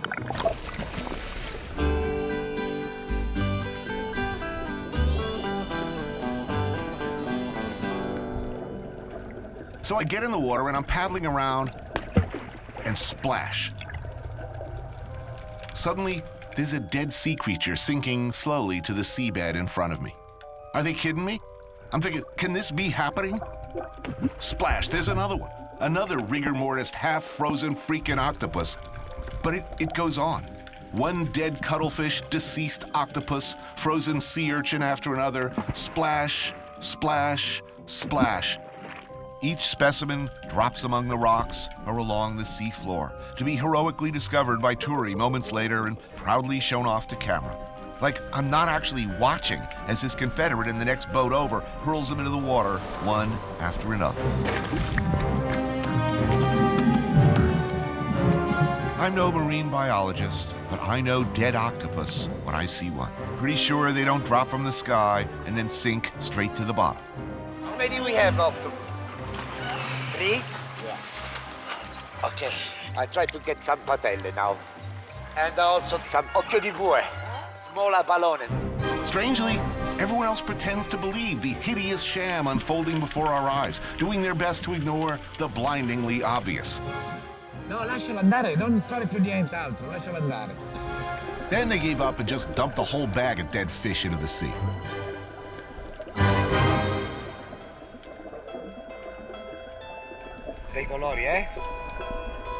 At this point, I begin desperately looking for signs of life, hoping that one of them would stir, become revived. I'm frantically swimming around the bottom littered with dead things, looking for one that's still twitching so I can hold it up to the camera and end this misery. But no, my shame will be absolute. For some reason, I feel something snap, and I slide quickly into a spiral of near hysterical depression. Is this what it's come to, I'm thinking, as another dead squid narrowly misses my head? Almost a decade later, back in the same country, and I'm still desperately staging fishing scenes, seeding the oceans with supermarket seafood, complicit in a shameful, shameful incident of fakery. But there I was, bobbing listlessly in the water, dead sea life sinking to the bottom all around me. You gotta be pretty immune to the world to not see some kind of obvious metaphor.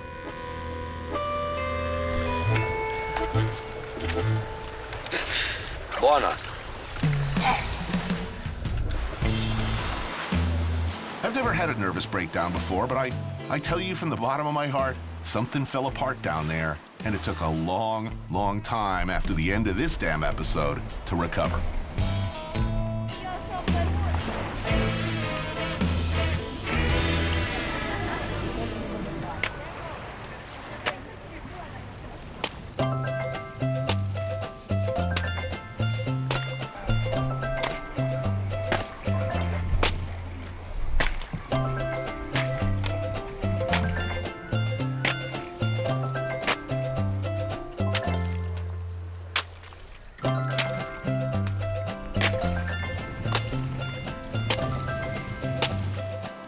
No longer we don't need to boil.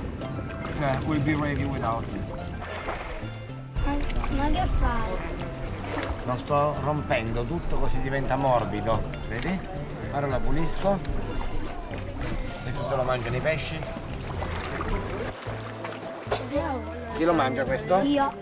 Sono preso. Io voglio la Io. Me lo dai a me. Raw clams, abalone, and a heartwarming beach scene surrounded by a gaggle of curious and hungry kids. It was, at this point, about the only possible way for Turi to redeem himself. You'll notice I'm not there. I'm sitting in a nearby cafe, pounding one Negroni after another in a smoldering, miserable rage. Our evening meal will be at Turi's place, Osteria Nero d'Avola, which is just up the hill in Termina. But by the time dinner rolls around, I'm ripped to the... Did I mention it's my birthday? I've had 3 hours of bobbing around on a pitching boat, a couple more hours getting looped, 2 more hours lying on a sidewalk outside the restaurant while the crew hangs lights. So I'm gone, baby, gone. I don't remember any of this. Any of it. So, how's your day today?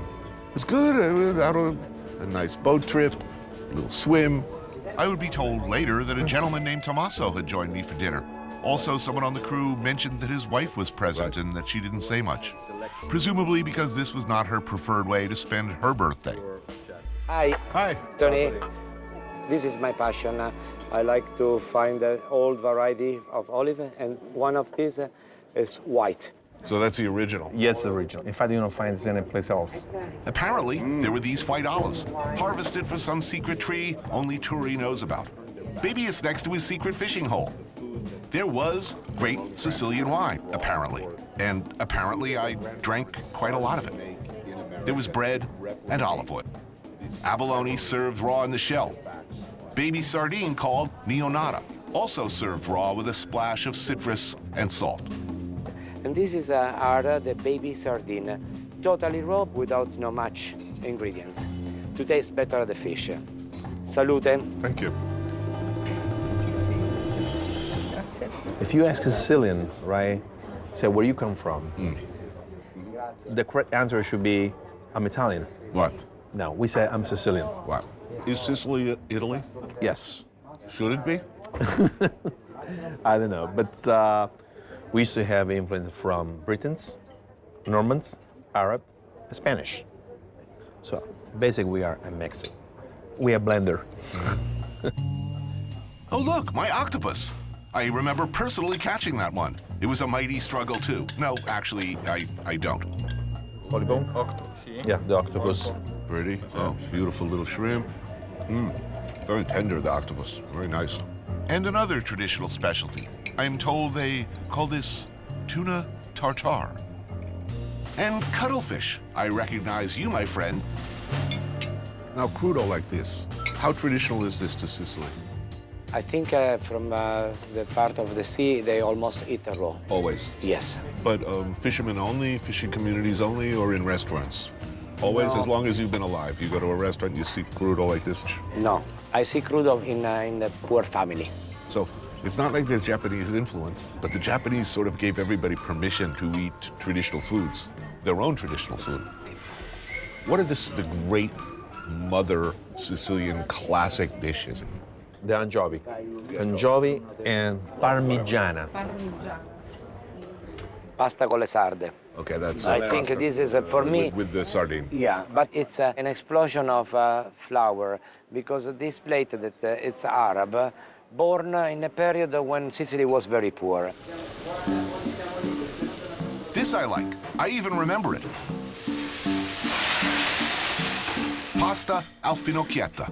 Actually a true Sicilian classic made with fennel, pine nuts, saffron, and anchovy. Served alongside some sardines that have been curing in chestnuts and salt for days, then lightly fried in oil. We have to use our hand.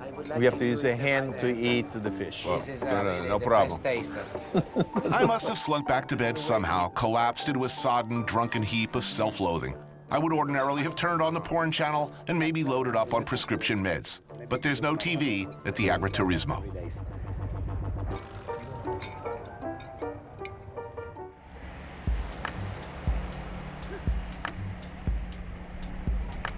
I love the films Godfather 1 and Godfather 2, but they had nothing to do with any organized crime from reality. They're opera. Magnificent opera, but basically a morality tale about loyalty and destroying the things you claim to love and want to protect. Actual organized crime members are, generally speaking, a bunch of spectacularly uneducated, lazy-ass sociopaths who have no problem stealing from their own, harder-working neighbors. Here in Sicily, their interests are less glamorous than gambling and prostitution. They are, and have traditionally been, a gigantic, parasitical organism, one that has now grown to be of near equal size as its host. Mary Taylor Cimetti is originally from New York, but she's been living here in Palermo for half a century now. She's a food writer and at one time a reformer for social justice, which is a dicey thing to be here. You've been here all this time. Well, why? Well, I came for a year. It was going to be a year between college and graduate school. I just finished college. I met a man, and therein lies the tale. I married a Sicilian, and and I've lived here ever since. Piccolo Napoli. It's a restaurant like a lot of others around here, except for the quality of its food. Tell me about, where are we, first of all? Okay. The father and mother of the present owner opened this in 1951. And there's a wonderful photograph there on the wall of the opening day. It started as really a tavern and has become a well-known and much appreciated restaurant now. It's very straightforward Sicilian cooking at its best. We start with some typical things, the kind of things I deeply love. The kind of simple good things that make me happy. Panelli, which is a fritter made from chickpeas. Some caponata, a sweet and sour eggplant dish, kind of like ratatouille, but more Arab in influence. A plate of olives, and some white wine produced from a small batch vineyard run by Mary and her husband. So this is a panelle? Panelle. Chickpea flour probably come in with the Arabs, maybe even earlier, because chickpeas have been around for a long time. This is the famous caponata. Caponata. About as Sicilian as it gets. Yes, caponata and cannoli are the two internationally known Sicilian dishes. Devi mettere il pepe, zio. Due spaghetti al nero. This is what I've been waiting for. This is what I wanted Sicily to be, something to soothe my shattered soul. It doesn't take much. A bowl of good pasta. In this case, the famous spaghetti al nero di seppia. Spaghetti in cuttlefish ink. Also, some calzarece al pesce spada. Pasta with swordfish, eggplant, and tomatoes. Okay. Ah, beautiful. Grazie. Perfect pasta. Very happy with that. Good. I know you've been looking forward to it, so I'm glad it's good. Palermo's an expensive city for some things because the consumer is paying more so that the store can afford to pay its extortion money. The big change that has happened is that up until the mid-'80s, the late '80s, there were a great many Sicilians who thought if they were honest and didn't have anything to do with the mafia, they could live without being affected by the mafia. Apparently, 80% of the businesses in Palermo and 70% in the rest of Italy that pay extortion. That's a lot. That's a lot. That's a lot. But not everybody pays the bite. A small but growing coalition of businesses have joined a group called Addio Pizzo, a grassroots organization taking a stand against the mafia's traditional, near-total control over the food chain, from farm to table. I come out of the restaurant business in New York. You got taxed with every laundry order, every time they took your trash away. It was built in to all your basic services. Here it's much more the going around. Christmas and Easter. Guy comes by. The guy comes by. I mean, it's plain and simple extortion. Given that that's a pretty straightforward situation, some of these guys who banded together for Addio Pizza, I mean, what happens? The guy shows up and says, I'm not paying you. What happens next? Well, apparently now, the mafia has decided that it isn't worthwhile bothering with the people who belong to Addio Pizza. There's so many others out there, and why look for trouble? How true it is, I don't know. Right.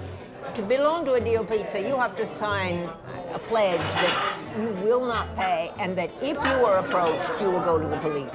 Right. Then they send you to lawyers and to another organization which deals with the people who are actually having trouble. It's incredibly complicated. I mean, there are no easy answers to it. Right. I mean, what about Big Farm? What about some of the things that are happening on a much more legitimate level?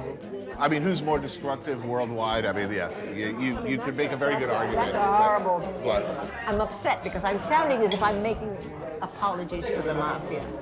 It's just, I think, what has happened, that having lived 50 years in Sicily, I'm much more skeptical than most Americans. Right. I don't know that... I know what you're saying. You're saying you're not so sure that a mafia-free Italy would they be that much more functional. No, absolutely. I mean, I'm not so sure. I'm not sure at all. I mean, But I am constantly amused by the fact that 45 years ago, if I said to Americans, I said, I live in Sicily. Sicily?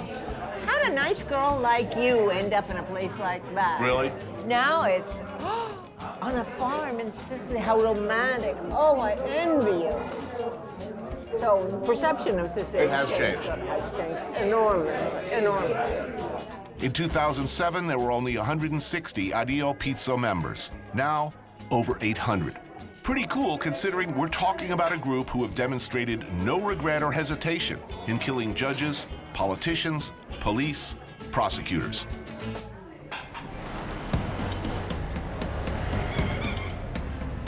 Back to Catania. And when you're talking late-night dining options, you're talking one thing. The enticing smell of smoke wafting through the streets, a smell that's enticingly equine. I smell Rainbow Dash. Oh no! Oh, yes! Vai. Yes! Yes! Yes! Anthony and Marco, a couple of Sicilians and aficionados of Macelleria Aquinas. This is Via Plebiscito and San Cristoforo. It's one of the older side, famous, for all families of mafia, that grows in crime organization here. Then nowadays seems, yeah. Nowadays seems to be like a bit more quiet because they are all getting arrested, so they prefer to sell meat against drugs. So right over there, you can bet on a horse? You can bet horses, yes. Here People like to bet horses, and here you eat the one that loses. Right. The loser goes on the fire. It's not a nice thing, but I mean, sometimes happens for real, huh? Cycle of life. All right. Buonasera, buonasera, buonasera. So why horse? Where does this tradition come from? From Arabs. Maybe also the Egyptians. Then we have Greeks, 750 years before Christ. Then we have Romans, because we have to say that Sicilians are big bastards. We can say that. Yeah, of course, because we have been conquered by everybody. Also our dialect. There are many words that are understood by other people. If I say a Sicilian dialect word, maybe an Arab can understand me. An Italian, no, because Italian language comes from Latin. Something different. We are Sicilians before to be Italians. Right. Remember this. Oh, no, I'll never forget. Com'è bella, vero?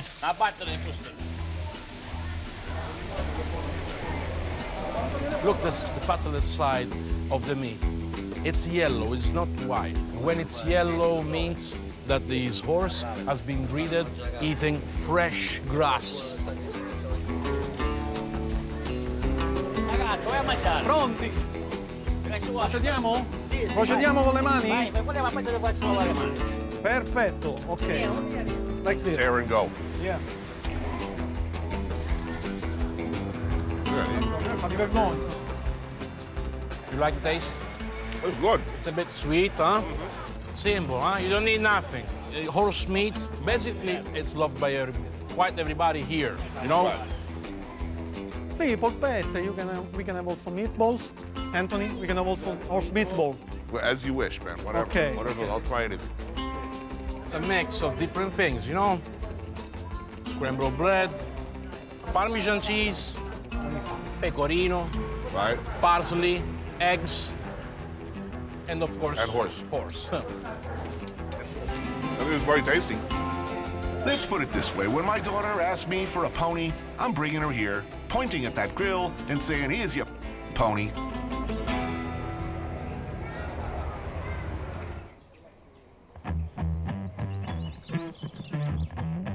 Parco dei Nebrodi is a national park, and within that is this free-range pig farm.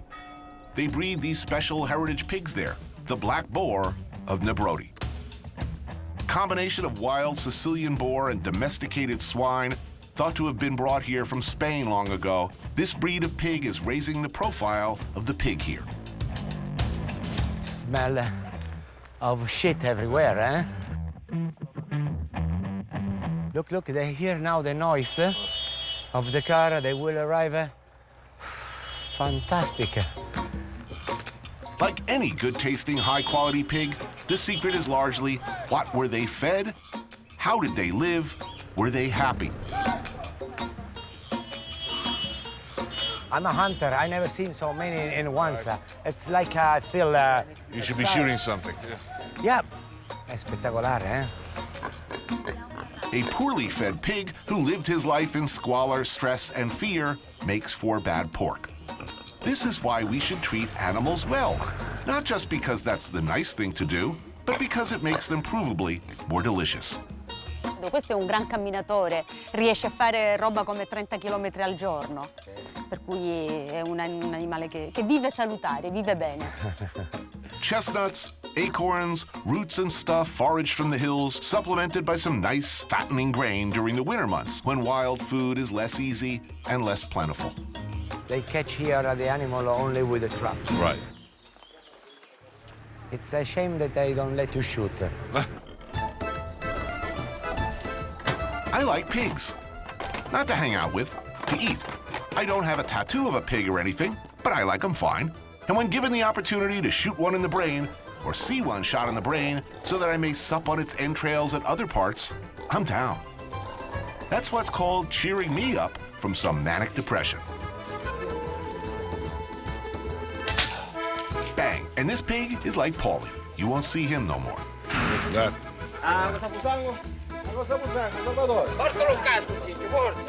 Even with the brain dead, the heart still goes on beating, sort of like, pick a Kardashian. In this case, however, those last few beats of the heart are absolutely necessary to pump all that red cravi into a bucket for sanguinaccio. The salt helps keep it from coagulating prematurely. Allora, io sto levando la fibrina. Yeah, looking good. And so fast, incredible. There's a Kardashian joke there somewhere. Kim gets ready for the big day. It's date night at Chloe's house. Real housewife gets ready for summer. Grooming tips from Teresa Ginnell. I got 1 million of them. Let's hope Kanye never has to see this. Oh. We hang now. Vai. Vai. Vai, no sentite. Then get to work. Okay. Very fast, eh? All those good bits, the lungs, kidneys, they get cooked slowly in fat with garlic, chili pepper, little wine. It's a meat, also what, the liver? Sì, fegato, cuore, un po' di salato, vino, forse qualche poco di gatto. So it's all the interior. All at the interior with a little bit of fat. That's like pork confit. Yeah. That's pretty. Meanwhile, the intestinal casings get filled with blood and gently poached until creamy, bloody delicious. Yeah. Come duro, amore. And a nice spread of homemade cured meats, local cheese, and homemade wine. Let the party begin. So, what do we have here? Let's identify these products. Capicola? Capocollo. That's the sliced the prosciutto. Yeah. Lardo. Lardo. Pancetta. That looks good. Anche quello. Guanciale. The cheese is a local. It's a provola dei Nebrodi. This is the ricotta, and it's just cooked in the oven. The bread? The bread is from the uncle. Right. And they have also salame, and they have sausages. And this cheese? Perché non è un maiorchino, è una canestrato. And what do you call it? L'interiore. Yeah, the interior just on a pan. Right. Beautiful. Interiore. That's good. Oh, the best moment of the day. Indeed. Oh, yeah. What do you think about the cheese? It's good. Yeah, but you know, for me, the ricotta, really good. I think it's a complete country, this place. You discover Sicily in an aspect that I think that very few people know. This is incredible. Even the bread is the old lady that she made. Oh. You think of Sicily, you think of family, you think of food. This is more like it.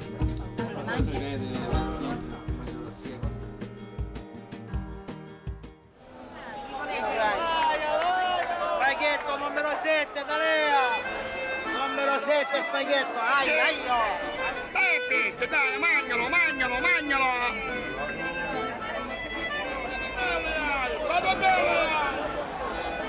We'll stop here for the shrimp.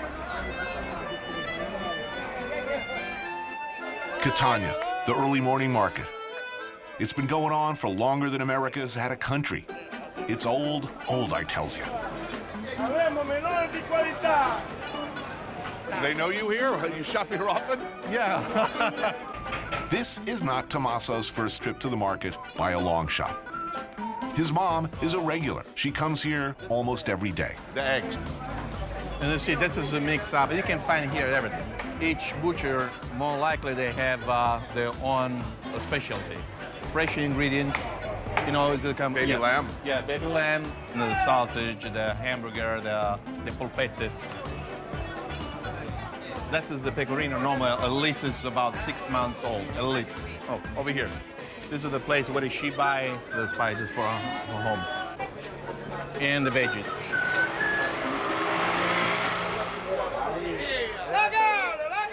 This is what the market is best known for, seafood. Buongiorno, caro.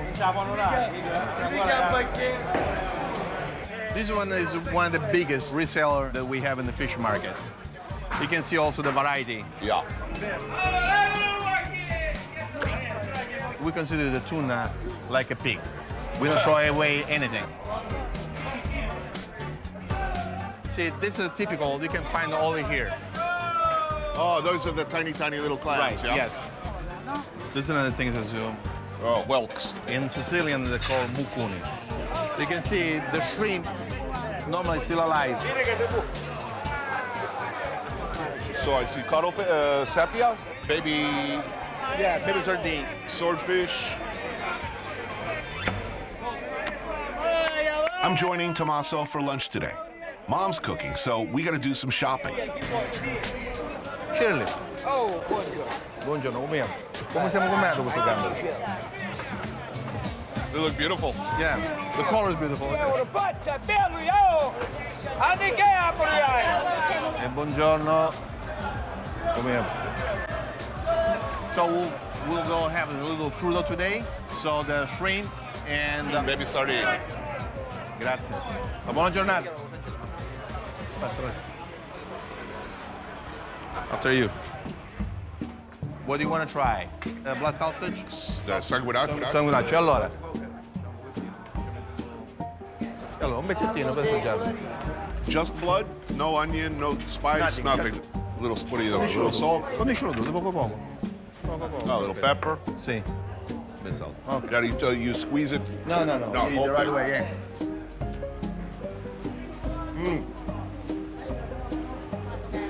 Questa sì, è italiano? Sì. Trippa. Trippa, sì. Questa è la cordiola. Sì. Oh, man.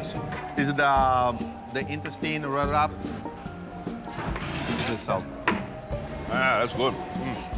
Usually I don't like try plain. I like it in a sauce or spicy. That's good. That's very tasty. Looks like hell, tastes like heaven. Yeah. If you like this, you're Sicilian. You're right. Bene. Arrivederci.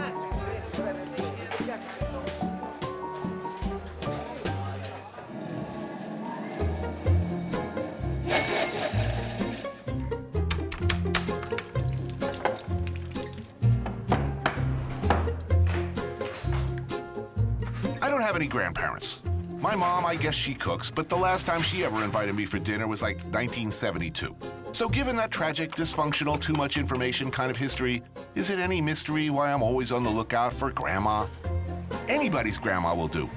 Hell, I've been known to cruise rural state highways, looking for hitchhiking grannies to abduct, so they'll cook for me. And given my fragile emotional state, it makes perfect sense that I've dragooned Tommaso's mom into making me a nice lunch. Is that heartwarming or like creepy and sad? Hey. It smells good in here. Let's go open wine in the meantime. All right. No? Cheers. Chin. You need any help chopping parsleys? Ah, perfect. For lunch, we got the shrimp and sardines from earlier at the market. But first, this. Let's grab one. It's like arancini, but with a hollowed-out potato filled with cheese, breaded, and fried. Ooh, delicious. Basically, what we do to finish the potatoes ready and fill with all the cheese. Yes. The dip in the eggs to seal the potato. Right. And then the crumb bread and fried. My mother used to cook for everybody, even if it was midnight. My parents' house was the focus of over my friends. Right. So when you have to do something where you want to share some time all together and they have dinner, so my mother's cooking for everybody. Because the problem here is that when she cooks, even if she knows that it's only for 5 people, she cooking for 10. Just in case.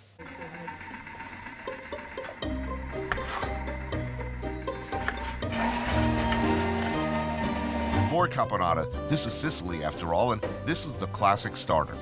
Also, a bread and tomato salad. Would you like to try something? That's old school. We toast the bread, make it a little bit harder. And normally we do with bread at least 2 days here, two days old. Right. It's really good. Really, really good. That's Sicily right there. Right, yes. Fresh shrimp sautéed in garlic, butter, and herbs. I've noticed over time, as I travel around the world, that every great and enlightened culture, when they were confronted with a shrimp or a prawn, right away. That is the way you see if it's fresh or not. Yeah. So, typical day, when you were 15 years old, what did you eat for lunch? We'll never missing pasta for lunch. Pasta and meat, or pasta Yes, and fish? And fish. Of course, something locally. Basically, you have to go right behind the corner to find your products. So wherever we can produce in Sicily, that's who we choose to buy. Watch this, you're gonna zip the bone right out. Out comes all the bone. Who needs a knife? Sardines filleted neatly, sautéed in garlic and oil, a little red pepper. That's a beautiful thing, right there. Botticelli gliel'hai messo? Well, I'll tell you, in another 2 hours here, I'll be speaking Italian. Well, I'll be speaking Sicilian. Freddo no buono, caldo sì. Yes, you have to eat it hot. This is very nice. Yeah, really, if you don't like this, there's really no hope for you. Ah, Tommaso, diglielo, chi è che non ti piaceva? Guarda queste cose, che non ti è piaciuto? There's something that you don't like it. Everything is fantastic. Tell her because she. I'm so happy. This was a delicious meal to eat in this this beautiful home with some really good home cooked food. Grazie.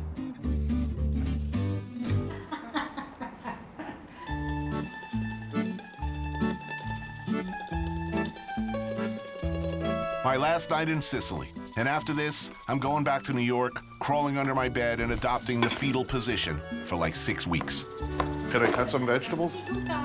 I may look normal. Okay, I don't exactly, but I'm not barking uncontrollably or running around shrieking with my pants wrapped around my head, which is what my instincts are telling me I should be doing. To me, one of life's great joys is cheese. No, I'm eating cheese, which makes me happy, always. And drinking wine, good wine, and a hell of a lot of it. And I'll just make it over the hump with any luck at all. So we have a mozzarella here, a pepperoncino. You can start with that one on the middle. I will.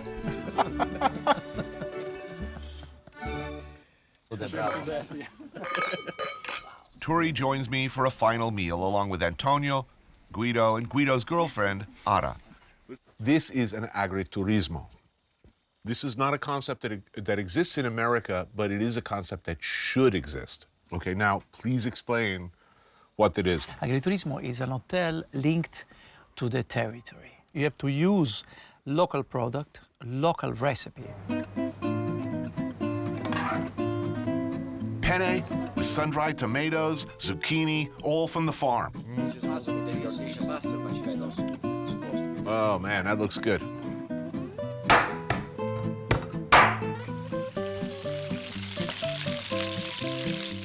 Wow, wow, wow, wow, wow. Whoa. Some nice rabbit, olive oil, also from the farm. More wine. I might just make it. What now? This is called coniglio agrodolce, sweet and bitter. If you talk about Italy as a whole, it is the most interesting aspect of Italian cuisine. Not just gastronomically, but philosophically, because it is a philosophical thing. Life is too good. I need a little bitterness to remind myself of the eternal tragedy of our existence. You are right, the part sweet and sour of the life. One final attempt before I go to extract something meaningful on what it means to be Sicilian. What's wrong with these people in the north? People from the south are coming from this Greek stream culture, where the philosopher, while in the north, the Austrian came through, and also very That's the harshest, meanest thing anyone could say. Oh! Very practical people, and figured out that the last century, the three best writers in Italy are from Sicily. Because they consider us just like a weight when there are problems. Right. But finally, on summer, they all come here to make vacancies. It's a good thing for us, you know? In the end, it all comes back to The Godfather. We go up this beautiful mountain. It's this incredible town. It goes back to the 12th century. There are few places on earth more beautiful. But there we are sitting, and what? It was like a Godfather theme park. Oh, look, Michael Corleone got married there. Oh, it's so fantastic. You know, I just look these people, you know, with the Godfather T-shirt, you know, Oh. on top, and I say, oh my God. Why people get stuck on this I love the Godfather movie? Because there is this big sense of family. Michael had many options. He destroyed his family. And everybody, everything he touched. In a way, it's fair. So it's fair. Coppola did a good movie, for sure. Coppola, he didn't it up. No. No. No. No.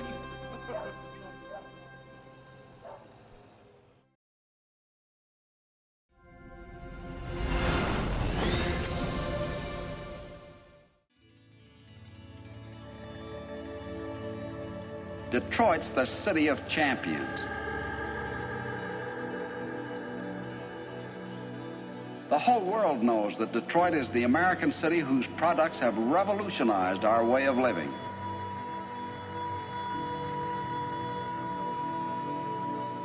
And only in Michigan will you find the men and women whose talent made us the arsenal of democracy in wartime and the economic pace setter in peacetime.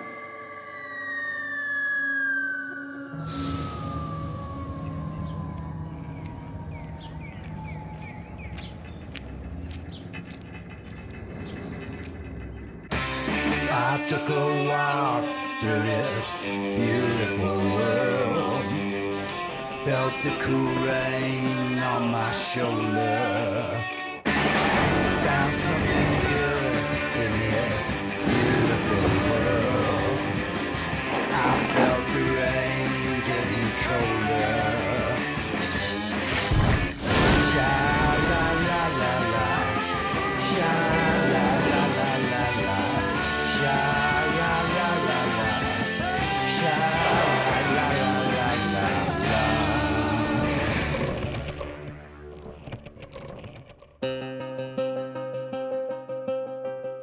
It's where nearly everything American and great came from. The things the whole world wanted, made here.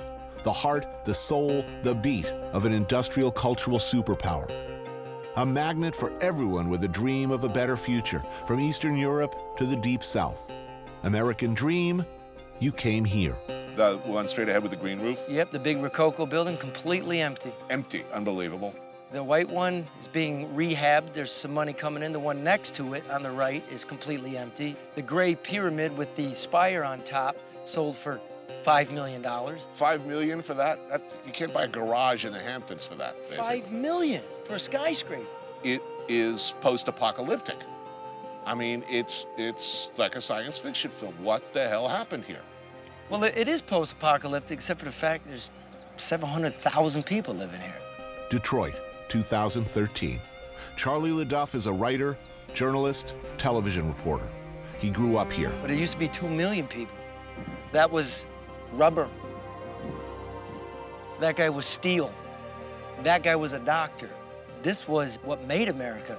The road started here. The automobile, frozen peas started here. Credit on a mass scale started here. What was this like just before this? So 20 years before.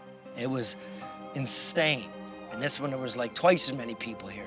This is a consequence because all the whites went, they took their money, they took their factories. The black middle class maintained for a while, and then it got too rough for them.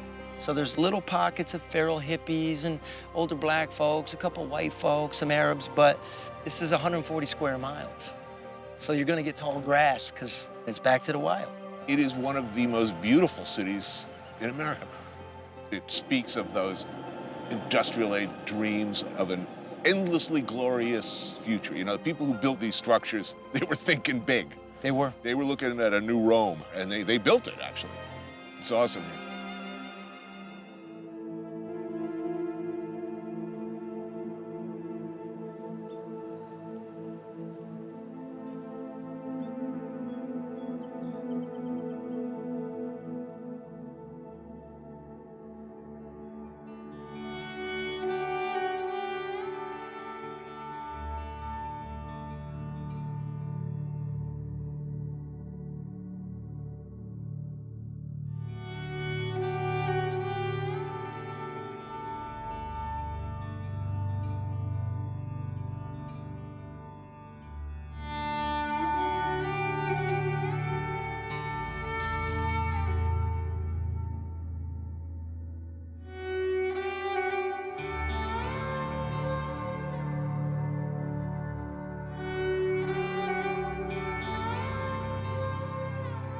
Maybe the worms started to turn here, the Packard automotive plant.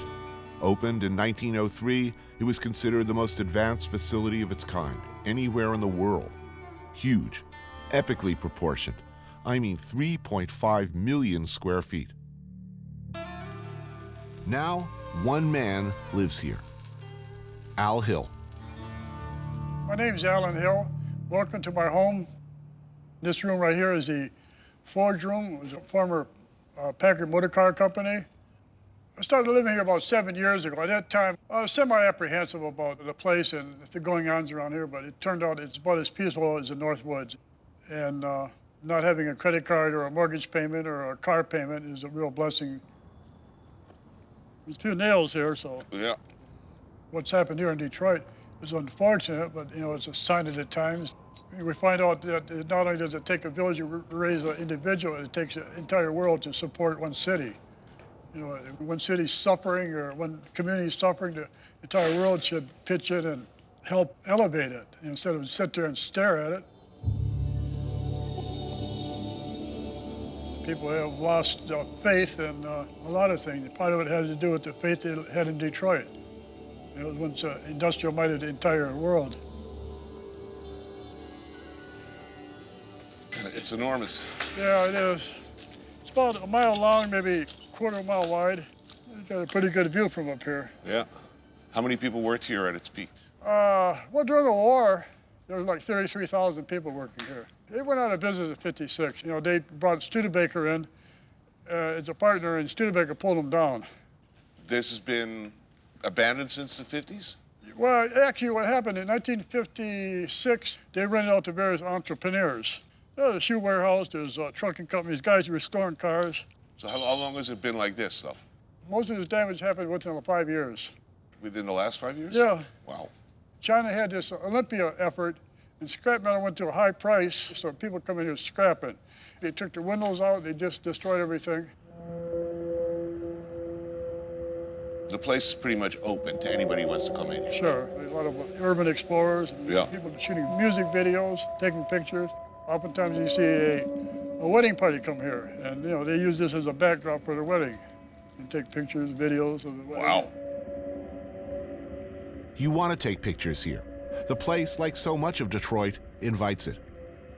Urban exploring, as they call it, sifting through the remains of Detroit's great American ongoing tragedy, photographing them, posing in front of them, is something of an irresistible impulse. Detroiters hate it. All the visitors like us, I should point out, wallowing in ruin porn.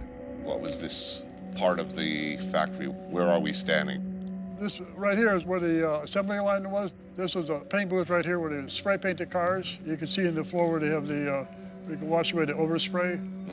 The assembly line ended at 35, 40 feet over here.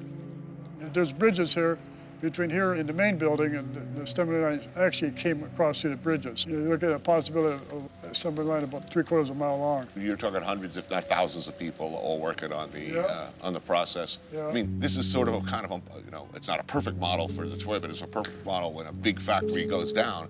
It's not just 33,000 people. That's 33,000 families who are going to be eating dinner out less. Yeah, you got a point there on that.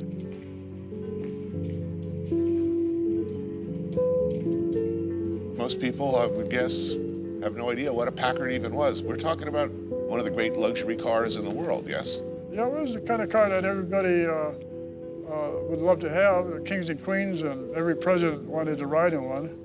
Popes and Indian chiefs. A luxury car maker went out of business, you know. And little did they realize that was a trend that started here in Detroit. And what it affected Detroit affected the entire world because it followed everybody home. It might have been 50 or 60 years later, but it started here, and then everybody else gets to experience the same problem that we're having. In another 20 years, this place probably won't be here, and people won't even have any idea of what went on over here. It's hard to look away from the ruin, to not find beauty in the decay. Comparisons to Angkor Wat, Machu Picchu, ancient Rome are inevitable. Magnificent structures representing the boundless dreams of the dead left to rot. Yet unlike Angkor and Leptis Magna, people still live here. We forget that.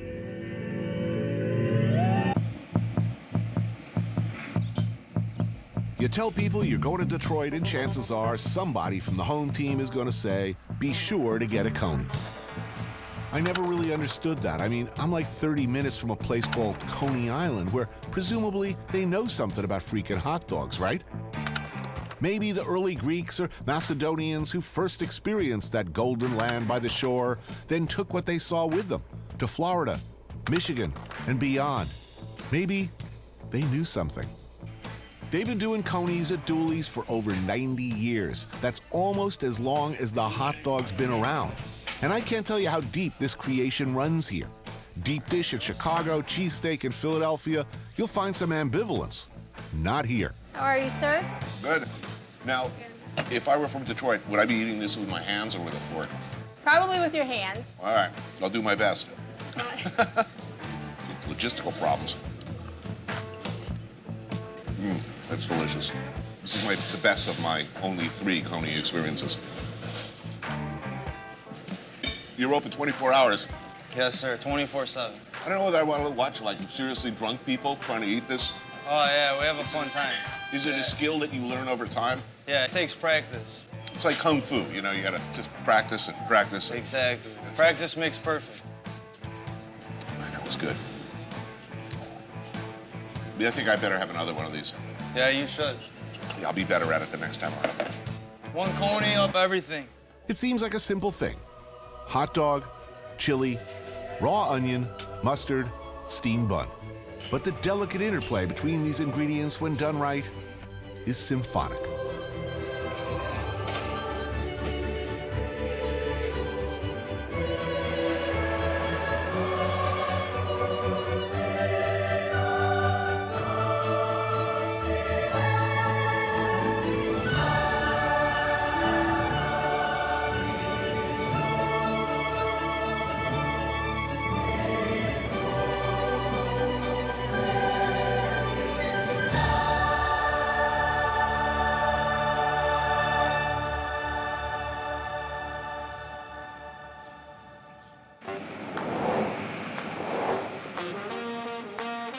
Detroit's problems are well documented.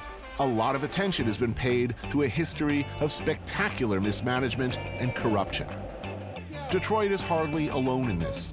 Koch-era New York, we forget too soon, was a cesspit of mob-influenced corruption. Chicago, Boston, machine politics, they wrote the book. But Detroit differs in that its scandals seem so comically lurid, so surrealistically squalid. The last mayor, Kwame Kilpatrick, is currently serving time in the jug for some of his less hilariously bent behaviors. Through all of it, one man seems to have known what's going on. Adolph Mongo, political strategist, oracle, survivor. He's seen it all. I know what I'm having, but I'd love a beer. Miller High Life. Man, this ain't this kind of place, man. I thought you drink, man. You drinking beer? What are you drinking? I'm drinking vodka. I'll have what I'll fold under pressure. Okay. Then I'll think about a burger down the way. You having something to eat? I'm eating. All right, I'll hold back. I will stick with this. I'll get you your drink and then you can decide. Thank you.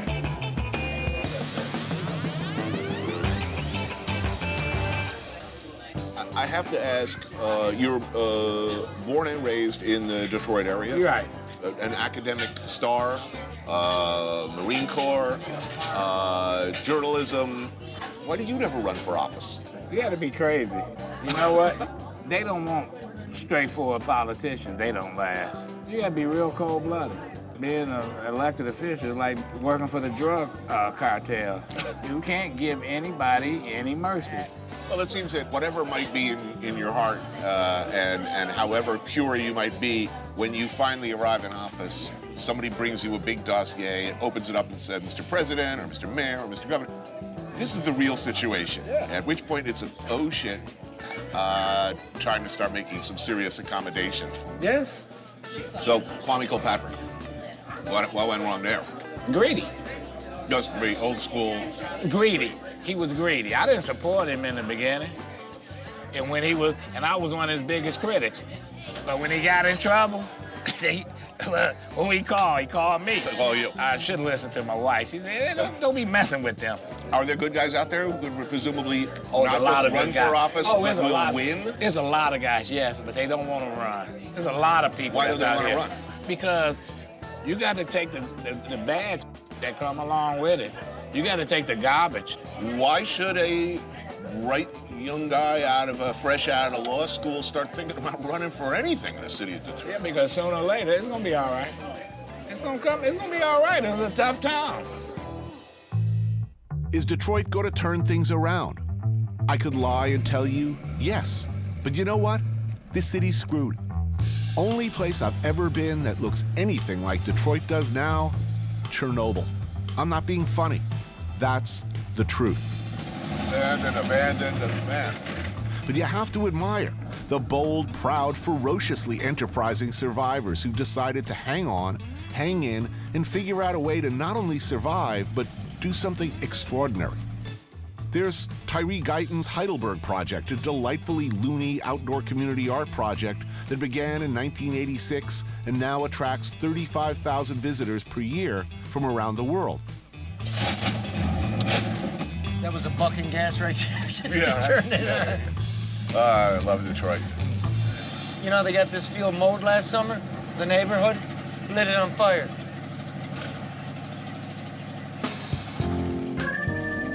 Another block and more decay. And a liquor store. For this neighborhood, the only store for miles. Just be right back. How you doing? Hey, lady. All right, nice to meet you. God bless you. Look like I've seen you somewhere. I love you. Got an awesome spirit on you, man. God bless you. Hi, how are you? All right, nice to meet you. Gentleman and a scholar, man. Can't nobody do it like you, scholar. You hear me, Doc? See you, lady. Cheers. Cheers, man.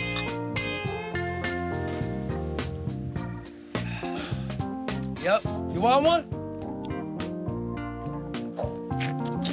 That's the benefit of a college education right there. People seem to like you in this town. Who hates you in this town?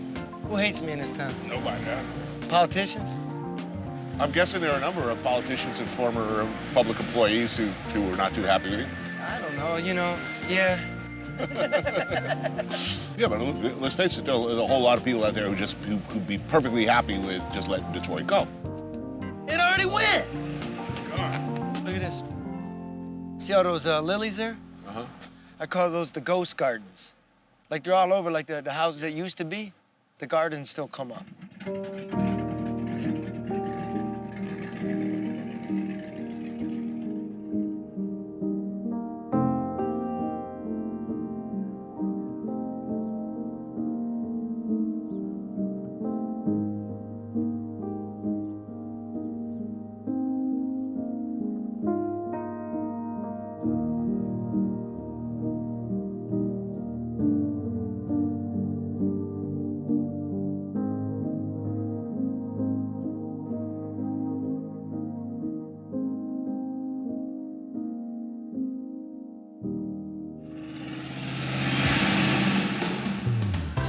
off the main drag, Girl, you're wearing the hat and everything. a backyard.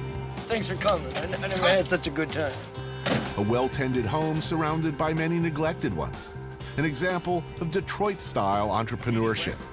Greedy Greg's, a do-it-yourself barbecue joint started by these two, Rochelle and Greg. Tommy, I'm Greedy Greg.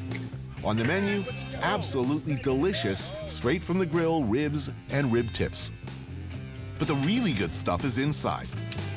Superb smoked pork-loaded collards and mac and cheese. Thank you so much. This is perfect.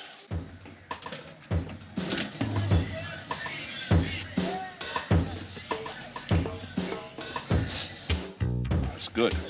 Bro, I'm gonna use this spoon here.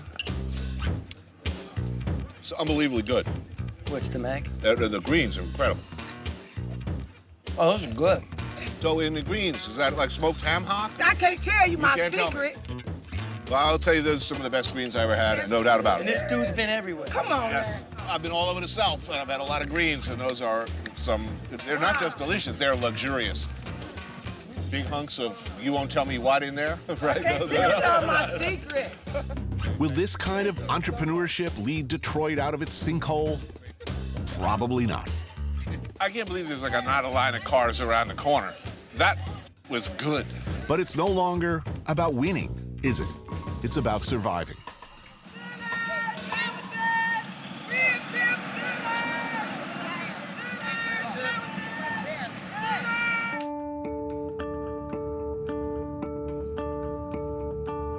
There are approximately 80,000 abandoned buildings within Detroit's 140 square mile city limits.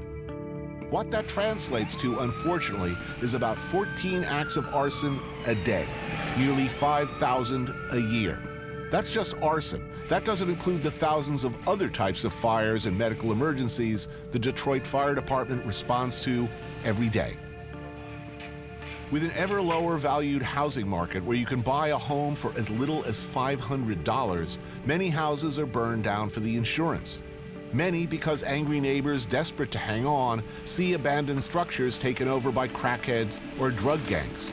With law enforcement stretched ridiculously thin, they resort to burning them out. They won't say it. I will. The Detroit Fire Department is underfunded, under-equipped, often badly and incompetently led, and up against what seems like a never-ending war. A city on fire. Their safety equipment, their boots, their clothes are often moldering and shambolic. But they fight on.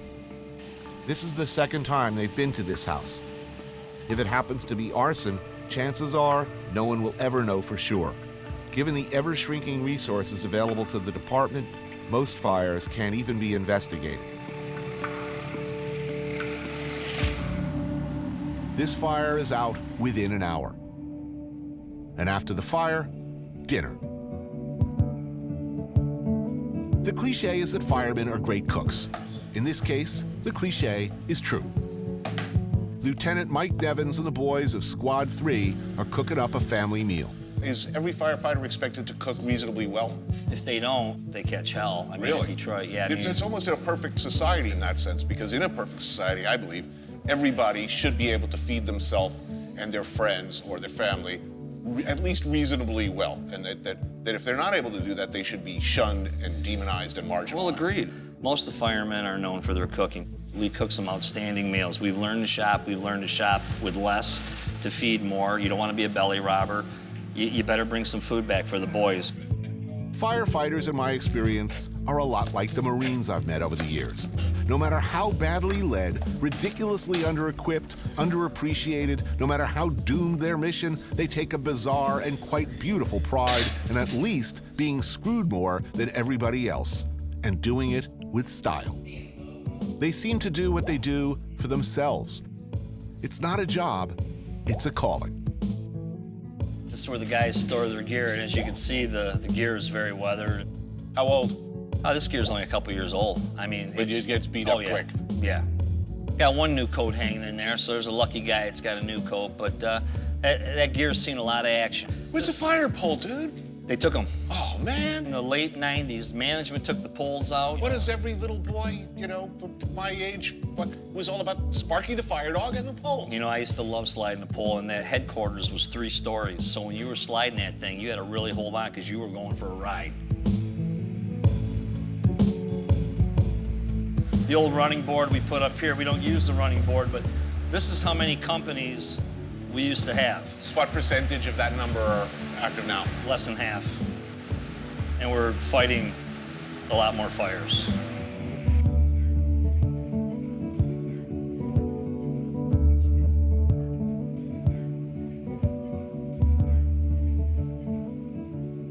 You know, I gotta say, the kitchen's looking pretty good. It's one of the best kitchens in the city. Tonight's meal is being cooked by Paul. He's Squad 3's best, they say. Awesome. Look at this. He's reading the can. That's a good start. Tonight's menu: crab cakes with a mix of actual crab and this stuff, sea leg. Maybe you know it from such beloved menu items as California roll. Hey, firefighters can't afford 100% jumbo lump crab meat, okay? Do you know what this stuff is, by the way?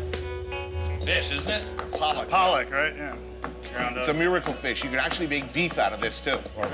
Or beef-like substance, yeah. It should be pointed out that every meal is paid for by the crew on duty. They pool their money and shop as a unit. What's the firehouse favorite by consensus? Oh, steaks, man. Steaks. If I were the regular cook here, the whole firehouse would be in totally open rebellion. Why? First of all, I'd be making stews, because it's cheap.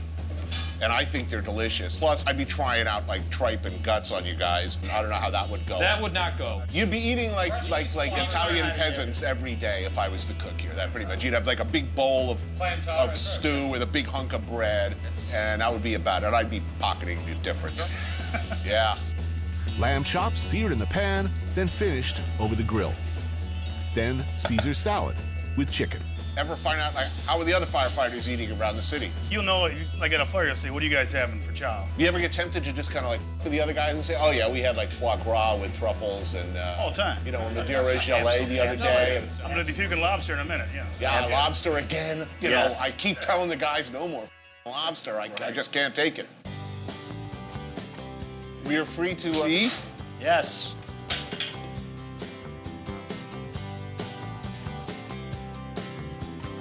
Nice job on the crab cakes, too. Yeah. Full of meat. Very tasty, Paul. So, if it's not good, you're not diplomatic about it? No, not at all. No. You tell them nice try. A lot of cooks, they look at that kitchen, there's a lot of room, and there's always a lot of spices. Our staples are always loaded. You can pretty much make anything in there. It's a good place to be a cook. Nice job there, Paulie. Yes, well done, sir. Generally speaking, you eat fast because you never know. In all likelihood, you are not going to get to finish that meal. Well, obviously, Tony's not doing any dishes. I'll do all the dishes. No, hell no. Won't be the first time, won't be the last. No way, no way.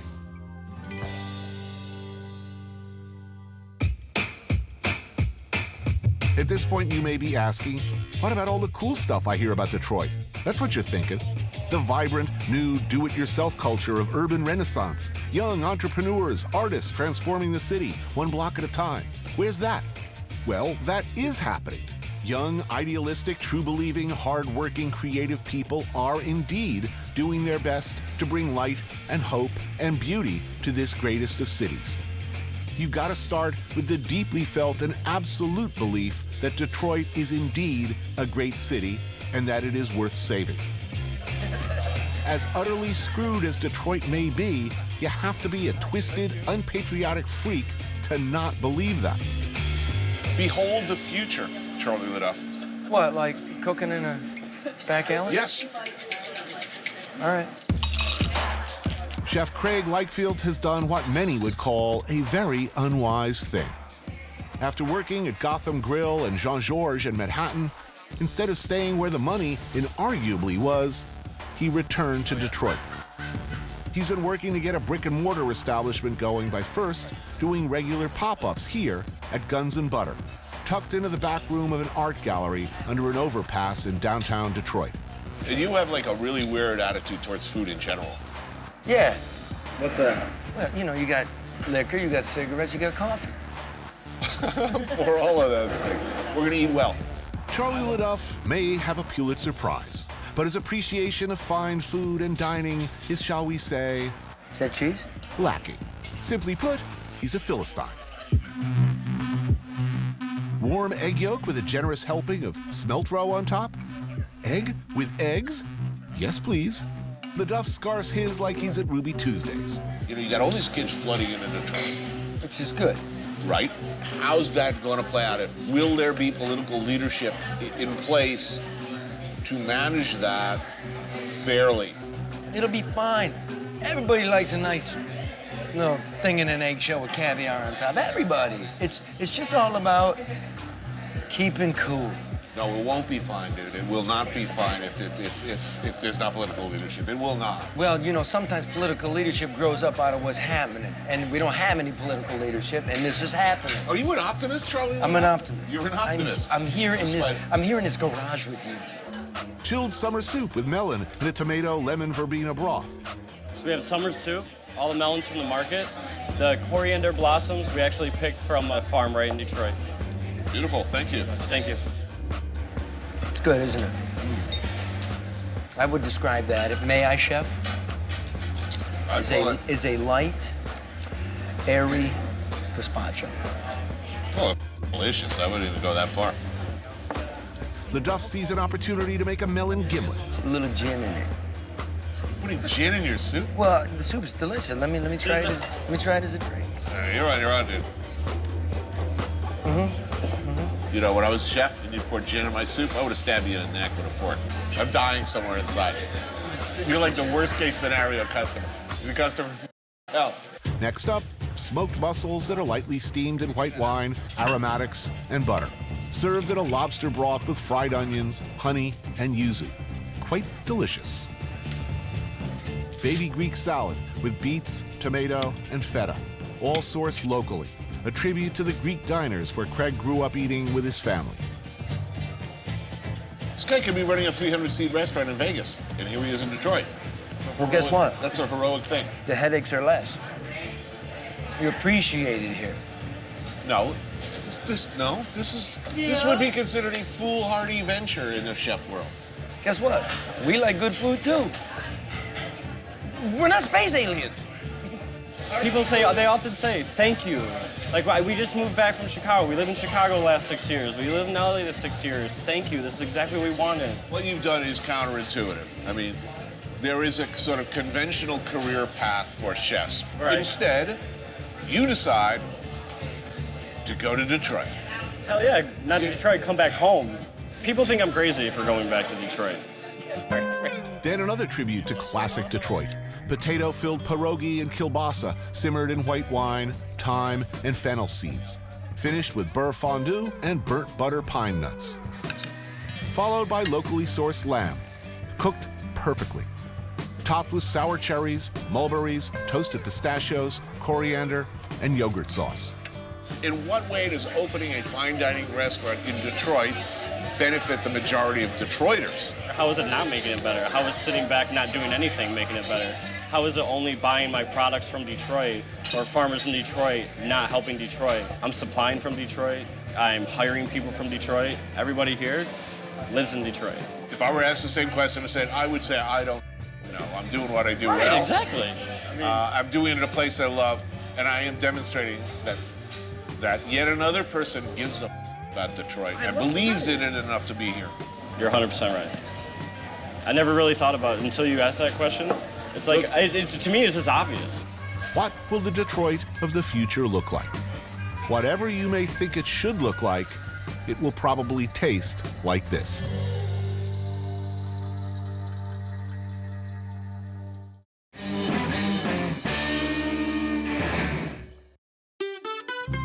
Somewhere in this unassuming neighborhood, one can sit down for an excellent meal. But you won't find this place on Yelp, and unfortunately, I cannot tell you where it is exactly. Why not, you ask? It's not exactly a restaurant, you see, which means it's not, strictly speaking, legal. What is this place? Pupusa house? I call it the pupusa house. I mean, like a pupusaria, I guess you could say. It's a cultural thing. Traditionally, they serve out of their houses. And it's just something that people bring over and they come. So this is about as traditional as it gets right here. It's just like home. Yep. This is what's called a papusa house, literally a house. This one serving home-cooked Salvadoran meals. Once a living room, now the main dining area. The woman running it, we can't show her face, but she's been here for 10 years, serving a mostly Salvadoran clientele looking for a taste of home. There's tamales. First up, a staple done a little differently than the norm. Tamales wrapped in banana leaf and steamed. That's delicious. Next, the dish of the house, pupusas. Tortillas stuffed with ground pork or chicharrón. You can get pupusas in Nicaragua, in Guatemala, but for some reason, Salvadorian pupusas get the most respect. General consensus seems to be they're the best. How come? I mean, I would agree. George Azar is our Detroit fixer. He's been coming here with his friend Joe for years. This is what makes it right here. Boom. Is this curtido. Curtido. Curtido, it's just a pickled slaw. Salsa. Then I'll do this, but I don't know if you're up to this one. What are you saying? I don't know if you can hang, man. Is it a manly thing? I mean, it's turning into it, seems like. Right now. Mexican, spicy. Salvadorian, not spicy. That's true, though. They don't like it. They don't do it that spicy. Wow. Chicharrón, maybe? Yeah, there's some porky goodness in there for sure. Chicharrón is fried pork. Fried pork, and then it's ground with peppers, onion, and tomato. Simple. Taking the liberty of ordering some indigenous Detroit beverages that we've egregiously overlooked so far. That would be Burners, which I haven't had. It's like a cross between ginger beer and ginger ale. It's like not as spicy as ginger beer and not as sweet as ginger ale. It's like in the middle. It's my favorite beverage in the city. Yes, I needed this to enhance my street cred in Detroit so that I will be welcome back. Then pollo asado and shrimp and garlic butter. That's shrimp head on, thank you very much. This is where it's at. Exactly. God lives in there. Butter, garlic, simple, delicious. It's the low-fat butter. It's the good butter. All in there. That's good. Yeah, that's love. It's like a big hug. How did you find your way here? Honestly, it's only word of mouth. Yeah, but wait a minute, you have annoying foodie websites, right? True. But they're not coming here. They're not coming here. Oh, no. If they walk in the door here, they're like, oh. There are thousands of foodies with ironic sunglasses and fedoras, and they're just waiting to get in here. Oh, we don't want this place to come to the food. I get mad at him when he starts bringing different people Really? in. You'd hate a line of people outside waiting Yes. a 2-hour wait to get in here? Yes. Because I don't want to wait for my food. Who hates money? With her, it's not about the money. It's about keeping the tradition alive. What happens when a city goes bankrupt? When it's at the point that it's actually considering selling what's left of itself in chunks. In Detroit, city services are reduced or cut out completely. Fewer buses, fewer cops, fewer firefighters. Answer, they turn to each other for help or figure out how to do it for themselves. Detroit has a reputation as a tough town, but that toughness is about resilience too. The insistence on sticking with it, no matter what, on not giving up in the face of the utter failure of leadership year after year. If the city abandons its parks and leaves them to become overgrown, eaten like so much of the rest of the city by tall grass and weeds, then somebody has got to do something, right? Meet the Mower Gang, started by this guy, Tom Nardone, with a simple mission of doing what they can to keep Detroit's abandoned parks maintained. Who are you guys and what are you doing here? We are the Detroit Mower Gang, and we clean up the abandoned parks and playgrounds in this town. Why would you do that? Kids need a place to play. I don't care who you are. You know, if you're under 10 years old, I think you deserve some justice in this world, don't you think? Yeah? Yeah. How did this thing start? I guess I started it. I bought a lawn tractor when the city announced they were closing 72 parks. What's the difference between open and closed? Meaning they're just going to stop maintaining That's it. Or do they actually physically shut it up? No, they don't physically shut it up because there's no money here. You Just know? physically shut it up? Yeah, they just take the trash barrels away and stop mowing. Crazy. It's a strange place, Detroit. When we're done here, it will not look like a nice park. But still a playable park. Yeah, and a visible park, so if you had kids, you could see what they're doing in this park. It's safer. All right, well, let's cut some grass. Yeah, come on, you'll like it. It's fun.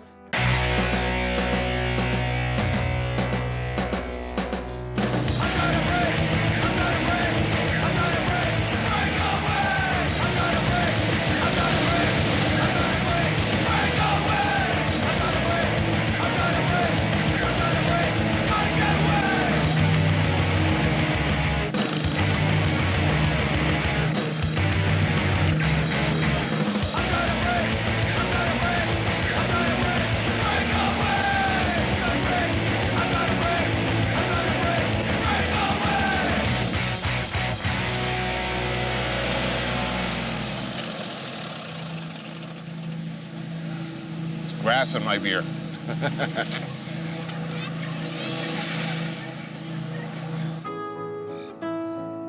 In Detroit, approximately 40 square miles have been reverted to basically unused green space. In many cities, so-called urban farming may be looked upon by cynics like me as an affectation. Here in Detroit, it's not. With nature taking back the landscape block by block, the urban farm is really the last line of defense. D-Town sits on the western border of Detroit. Where are we? We're in the largest park in the city, which is called Rouge Park. Did you just come in and start digging, or did you have permission to come in? We had permission to come in. Was that difficult? It was very difficult. We negotiated with the city for 2 years, and part of the difficulty was they really didn't know what hook to hang our request on. They're used to developers coming saying, I want to build a strip mall, or I want to build a parking structure. But they're not used to people saying, we want land to build a model organic farm.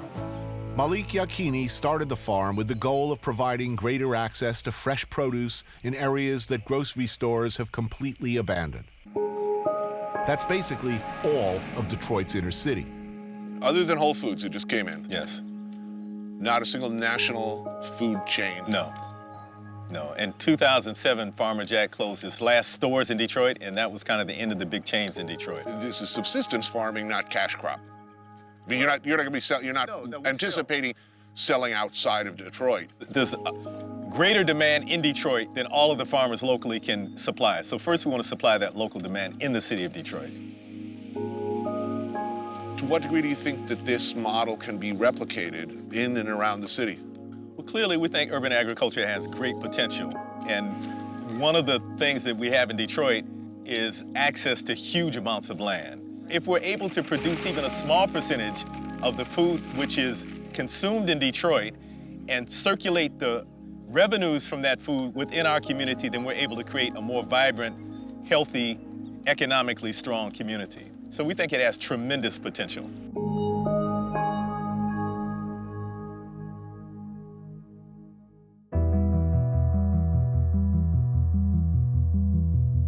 Who will live in the Detroit of the future? There's no question, is there, that Detroit will come back? In one form or another, a city this magnificent, this storied, this American will not ever disappear into the weeds. There are too few places this beautiful for it to be allowed to crumble like Angkor or Rome. Someone will live in a smaller, tighter, no doubt hipper, much contracted New Detroit. But who will that be?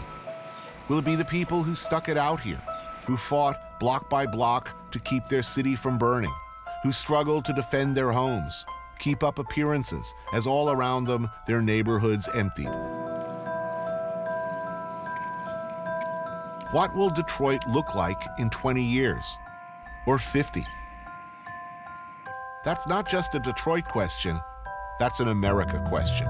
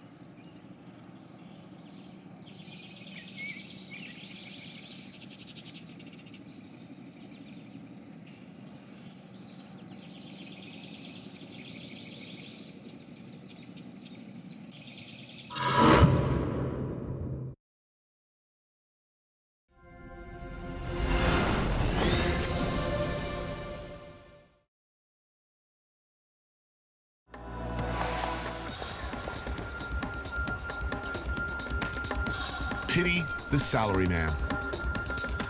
Tokyo's willing cog in an enormous machine requiring long hours, low pay, total dedication. And sometimes what's called karoshi, death by overwork. Here in a society of tight spaces and many expectations, the pressure's on. To keep up appearances, to do what's expected. To not let the interior life become exterior. But at night, things are different.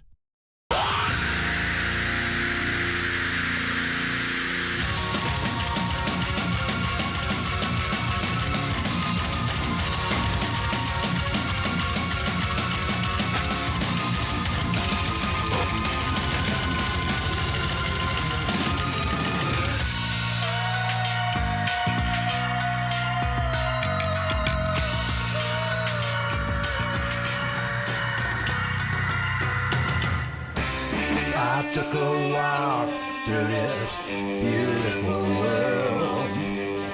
Felt the cool rain on my shoulder. Found something good in this beautiful world. I felt the rain getting colder. Sha-la-la-la-la, sha-la-la-la-la-la, sha-la-la-la-la, sha-la-la-la-la-la.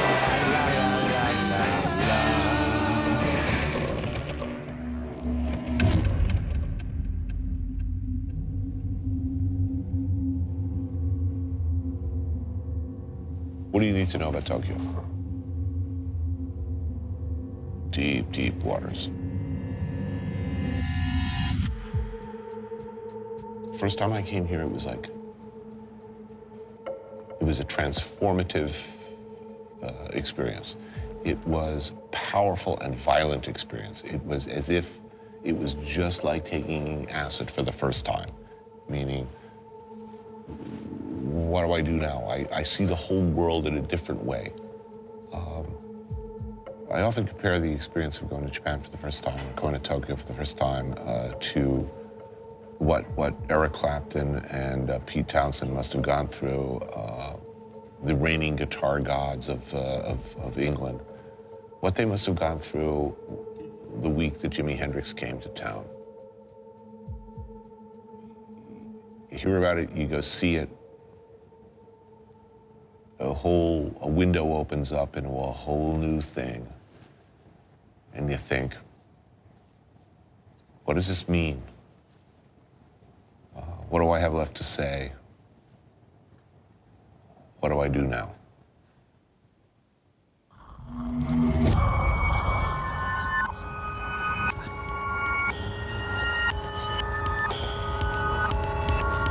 Welcome to Tokyo. You are not invited. This is the other Tokyo. 12-hour flight, and I'm baked. No sleep. Might as well, must, go out.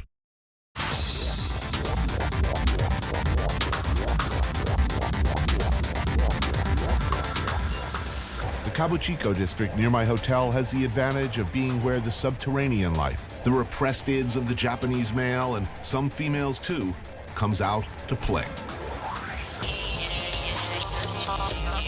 Joining me is Japanese film producer and production manager Masa Kokubo. Always a good sign when protective chains separate entertainers from the soon-to-be entertained, right? Prepare yourself for the greatest show in the history of entertainment.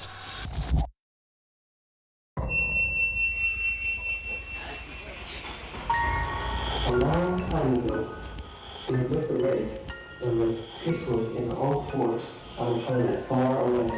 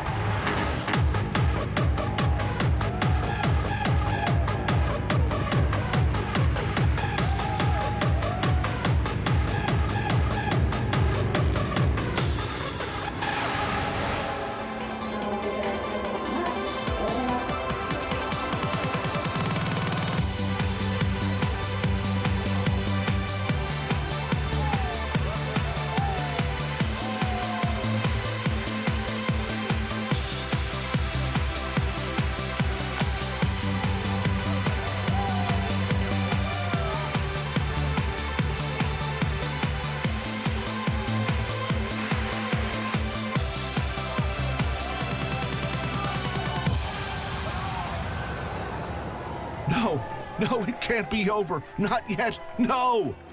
But yet it is, with a series of chaste high fives with the hard-working performers.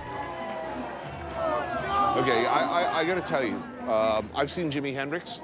Have you? I've seen Janis Joplin. I've seen David Bowie, Diamond Dogs. I've seen Colleen Dewhurst and Jason Robards in Moon for the Misbegotten, directed by Jose Quintero on Broadway. Considered one of the greatest productions ever in the history. This was the greatest show I've ever seen in my life. It had it all. It was the greatest show in the history of entertainment. I don't understand it. I'm completely confused. There's like 100 people working on that show. Millions of dollars worth of like robots and technology. How do they make money? Well, one thing for sure about this area is that like, quite a lot of businesses unspoken but governed by the Yakuza. The Yakuza. That's the fraternal organization prominent in the entertainment and financial services sector, as they say, who are said to, supervise things here in Shinjuku. Principally your arcades, your gambling, pachinko, adult entertainments, your porn shops and sex clubs, along with other ancillary services. But how much actual boning is going on in the sex district? Generally speaking, it's more a field of dreams than the actual act of sex.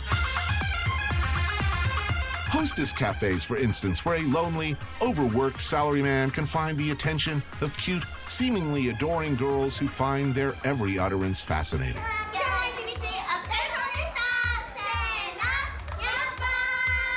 So now Hostess Bar is, I just want somebody to tell me I'm fantastic. Oh, you're so interesting. Your job is interesting. You are a very sexy man. I don't care what your wife says. I think you're really interesting. Penetration, maybe by a Q-tip in the ear, followed by a personal love spell in this case to make your tea taste better.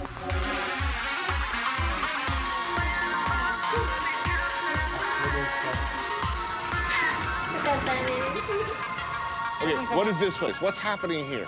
Oh, this is the Are these boys? Young boy host clubs for not for men, but for middle-aged ladies who are bored with the regular housewife's life. Well, wait a minute, you got like a million guys wandering around here looking to get, and they got a whole bunch of bored middle-aged housewives coming in here. Spending quite a lot of money. Why don't they go to the same club and somebody will actually have sex? People don't like getting rejected, so they sort of like pay for their pleasure. And then they make you feel welcome, and maybe you can feel like, I'm not that bad after talking to those girls or boys. That's the saddest thing I've ever heard. Well... No, that's heartbreaking, dude.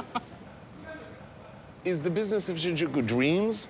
It is more for the dream of doing so, which is never gonna happen. Really? All of this? I mean, it is a very enticing situation. I mean, look at this, wait a minute.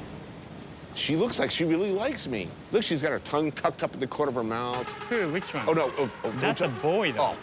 Oh. Whatever.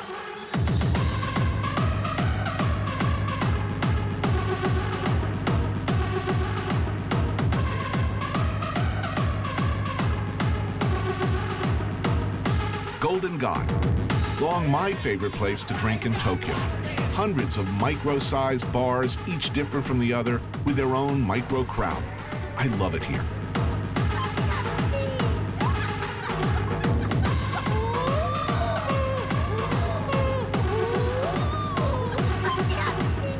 No, actually, I've never been here before. Maybe I have, I don't know. This place is one of Masa's favorites, Bar Albatross. A few seats, strong drinks, the definition of a hole in the wall. Now, do people come here right from work, drink all night, and then go back to work? 仕事終わってすぐ来られて。やっぱ多いのはサラリーマン。Oh, salaryman. Salaryman? Would a salaryman bring his wife here? それは奥さんっていうわけじゃなくてですよね。奥さんのが。So, look, in America, the bartender is like a priest. So you come and talk to them? I could tell him all of my problems. And I could behave very badly, and he will never talk, ever. That this is the contract. Okay. absolute confidentiality. Do I have that kind of arrangement here now? こっから出さないようにしてもらえますかって聞いてますけど。そういうことですね。それはもう秘密を守ります。So I have his implied guarantee of total security. Yep. So if I came here with some dinosaur riding hoe in a bikini, What? it would be. I'm not. まあ。No, you don't have to ask. It's okay. Oh man, this is a great country. Every chef I know wants to die here. Is that about the food? Because the food is awesome. And because I think all of us understand that we don't understand anything about Japan. And I totally don't understand the porn here. What way? Why is it okay? You can't somebody with a penis, but you can with an octopus tentacle.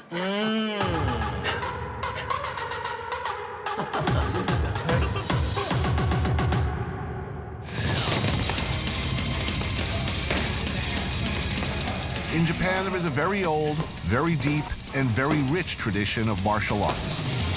Many styles, many schools.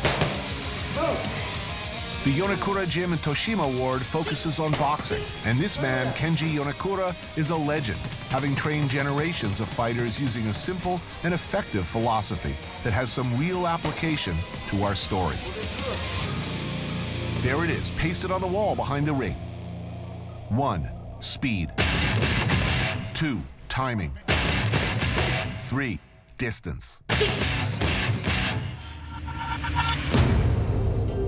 The same idea applies to the convention-shunning sushi techniques of New York City legend Naomichi Yasuda. Until recently, the chef partner of one of the very best, if not the best, sushi restaurant in New York, the eponymous Sushi Yasuda. A short while ago, under very mysterious and completely misreported circumstances, he left the Manhattan restaurant, which still bears his name, and at age 52, moved to Tokyo to start all over again. I was determined to track him down and see what the hell he was doing. These days, this great man is running a 14-seat sushi bar in the Minato district of Tokyo. His wife, Naomi, is his only helper. Welcome to new place. Thank you for coming. Why did you do such a hard thing? This city, Tokyo, this is kind of the mecca of the sushi. So I just want to be the sushi chef in Tokyo.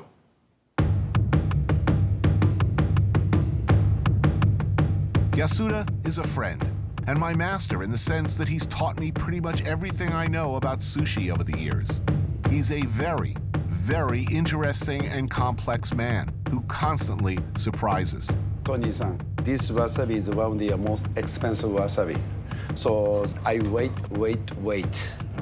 Finally, this one goes to the discount box.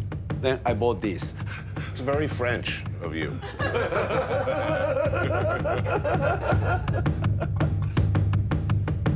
So many things separate Yasuda-san from other Japanese sushi masters.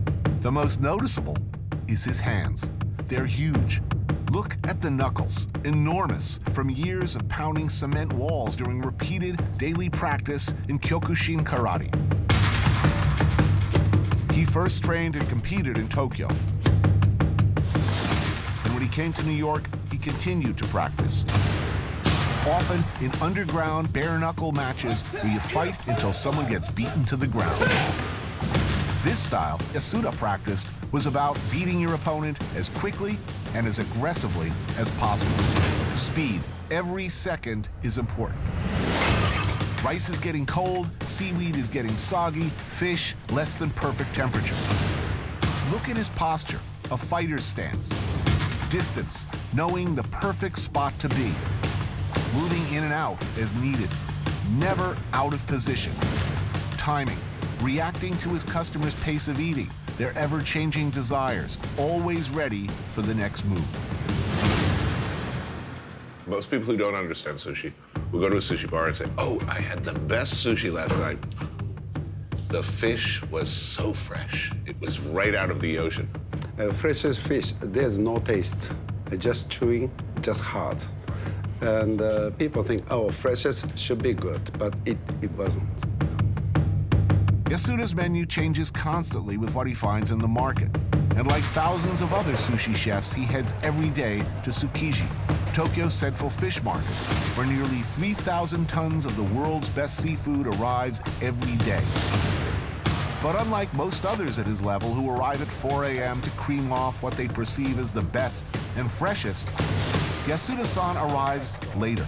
He does not buy the ridiculously expensive otoro, the fatty belly meat of the bluefin tuna that people have been known to pay hundreds of dollars a pound for. Instead, he buys tuna from the heads, using his knife skills to go for qualities that most others miss, removing every bit of sinew from what would otherwise be a difficult piece of meat, until it's, well, perfect.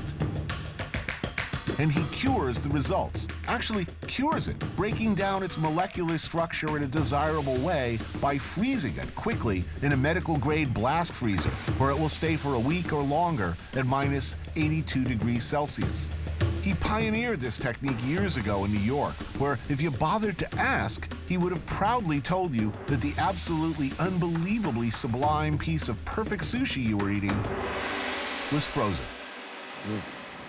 Delicious. Thank you very much. Which is more important, the rice or the fish? Or what percentage? Rice, more important. About 90%. Wow, that's... Fish is the second ingredient. The main ingredient is rice. So my sushi is rice.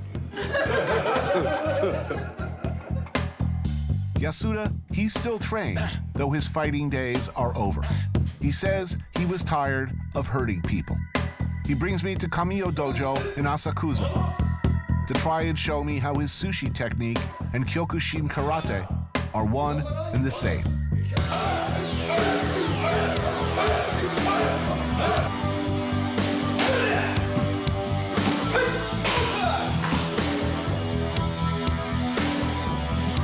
Nobuyuki Kamiyo, the master.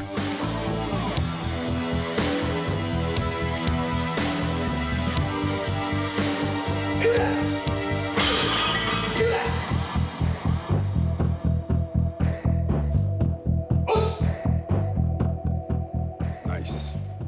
Many of the people ask me, what's the point between the karate and the sushi?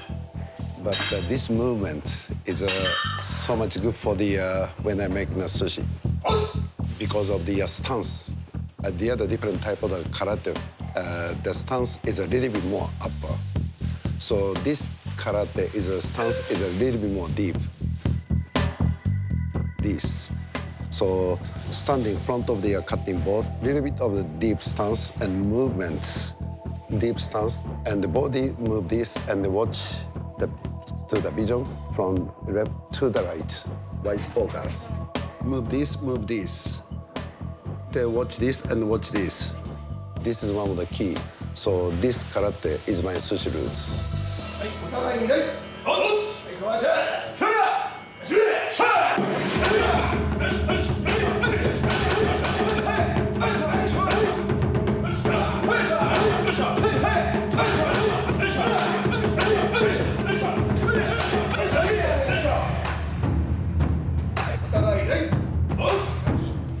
In an official tournament, 2-minute round. 2-minute round. And the result you're looking for is points. Points or knockdown. But 2 minutes fight or 1 minute fight, that's most hardest. If it's underground, you could just work on their legs for 5-7 minutes to slow them down, then you go in. Yes, and no compromise, just do it. Whatever may happen, no excuse. See the result, good or not. If it's bad, try again. Don't give up. Right. This is my sushi. Perfect.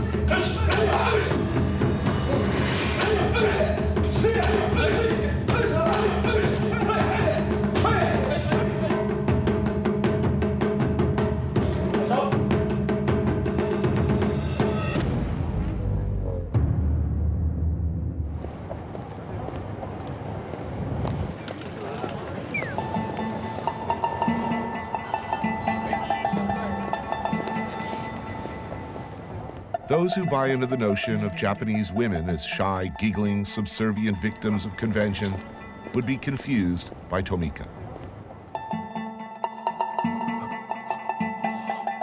People, as everywhere, if you look deeper, can surprise you.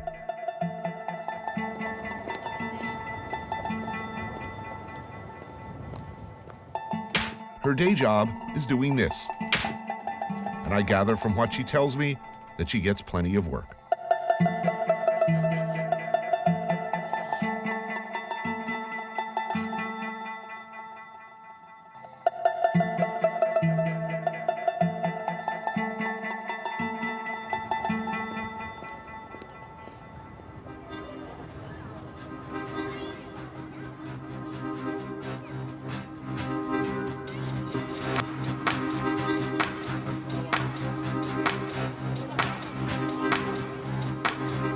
Taito Ward of Tokyo, another complicated warren of businesses layer upon layer, where excellent izakayas are well represented. Places where a hard-working salaryman can have a beer or some sake, or many beers and many sakes. And salty, savory, pickly, delicious snacks that go brilliantly with alcohol. Yeah, please. Yes. Tomika brings me to one of them, Daitoro, to meet some friends. Kanpai. Kanpai.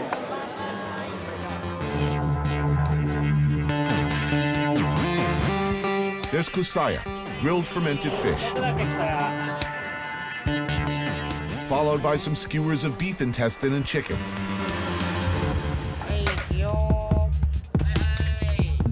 This place is known for its motsunabe, intestine stew with miso, so we order some of that as well. This is Naga, invited along to help translate. Naga runs a custom service company, but he also teaches pole dancing for men. Then there's this man, Kinoko Hajime, one of the best-known and most respected practitioners, a master of shibari, the art of ropes, of beautiful knots, of what, for lack of a better word, we call bondage. So how big is the sadomasochistic community? How many people are active participants? 10万人ぐらい。もっといるか。もう勝手な俺の予想です。すごい計算して。100,000 people. A lot. A lot. This is shibari. Translation, to bind. And to make things more confusing for those looking for a concise takeaway, a comfortable reaction to what sure as hell looks pretty disturbing, Tomika, who spends most of her time whipping, burning, and generally abusing men, enthusiastically reverses roles in her longtime relationship with Hajime. It looks like a very delicate procedure. Does it hurt? Or does it feel good? いや、気持ちいいよね。もちろん。Of course. But this pain changed to the ecstasy. 何も考えない時間っていうのが一瞬でもある感じがします。What she said, when she was tied up, no need to think. Just leave it to. She loved that.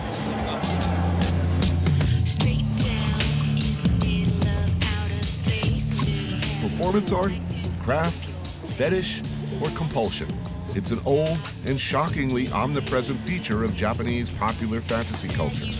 Magazines, movies, even comic books, the intricate restraint of a willing victim is, well, it's there, not far from the surface.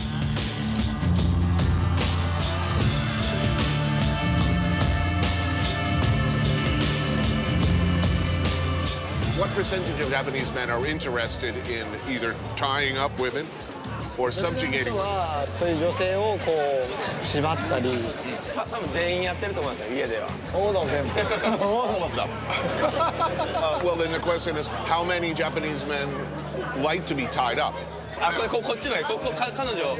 全員ですね。All of them.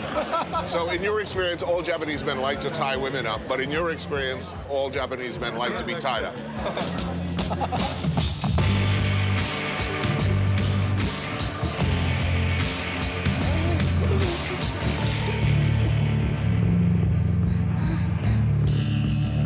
Who's more up sexually? Americans or Japanese? 態度が変わったりするかって、その例えば店のオーナーとして。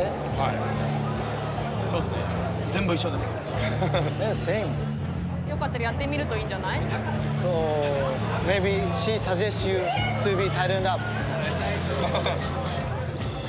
A little late for me.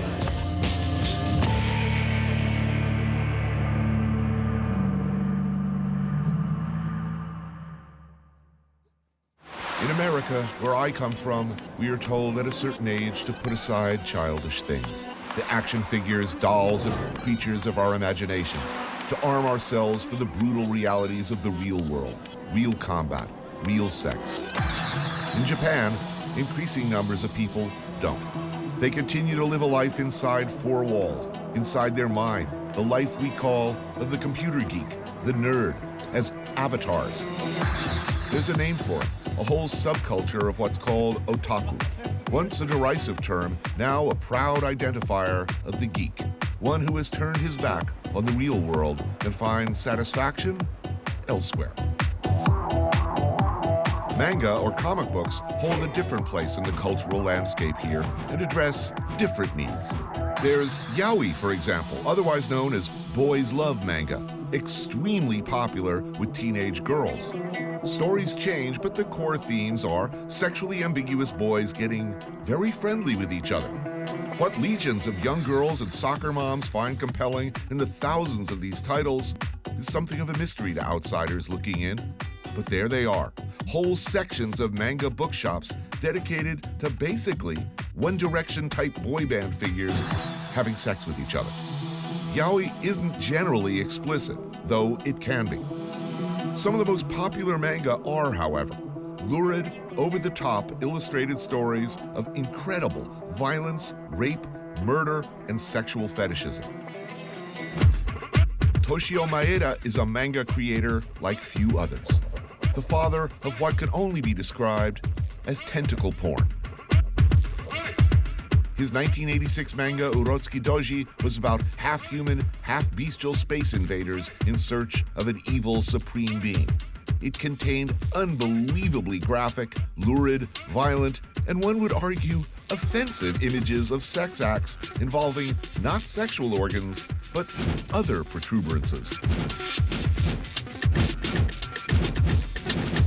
It became a huge hit and has been imitated widely, both in other manga and in live-action films. A whole genre of lurid but extraordinarily well-drawn madness. At Meino Umi restaurant, Toshio tries to explain. You know, this girl seems like a high school girl. So, basically, it's forbidden.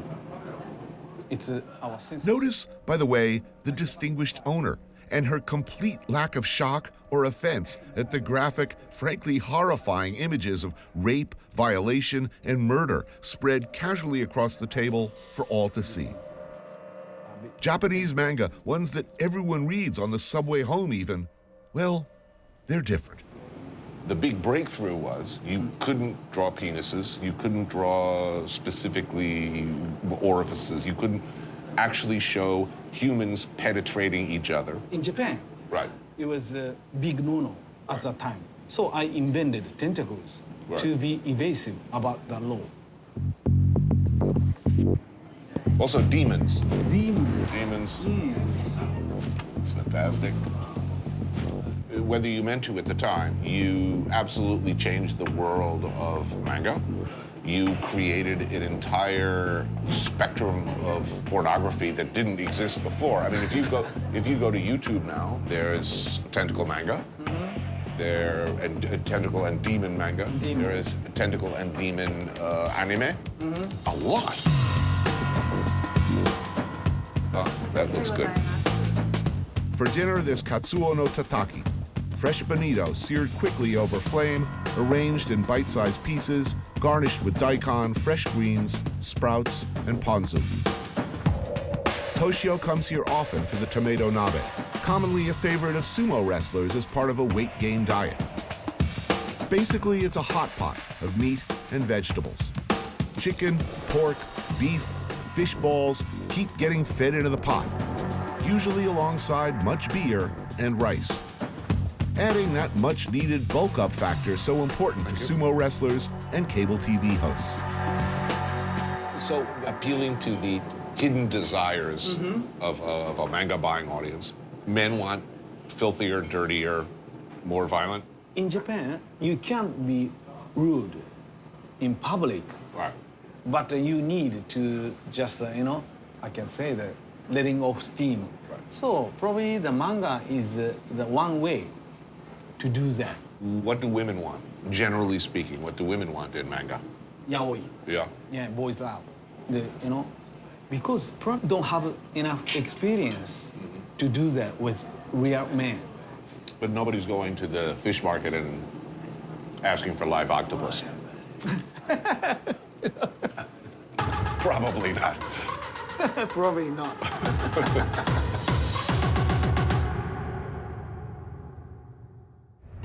The pop music scene in Tokyo is not that different than ours, with an accent, though, on pretty boy bands, pop idols, tween stars.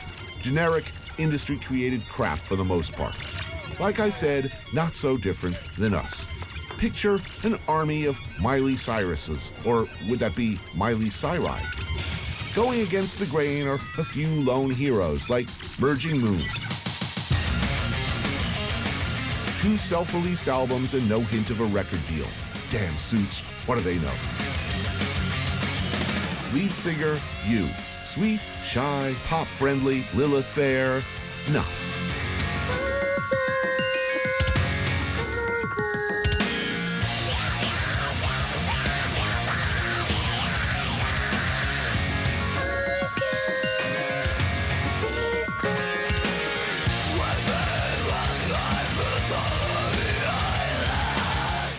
Yeah, so how big an audience in Japan for thrash metal, death metal, hardcore?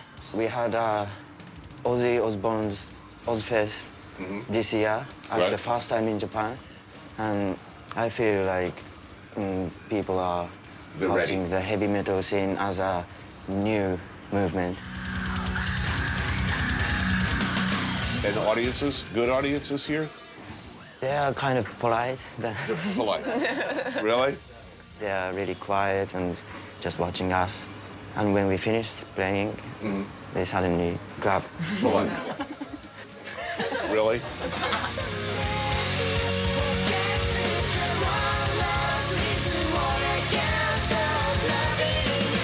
You know, when I look at popular music, the stuff that's selling millions of records in America, it makes me angry, actually.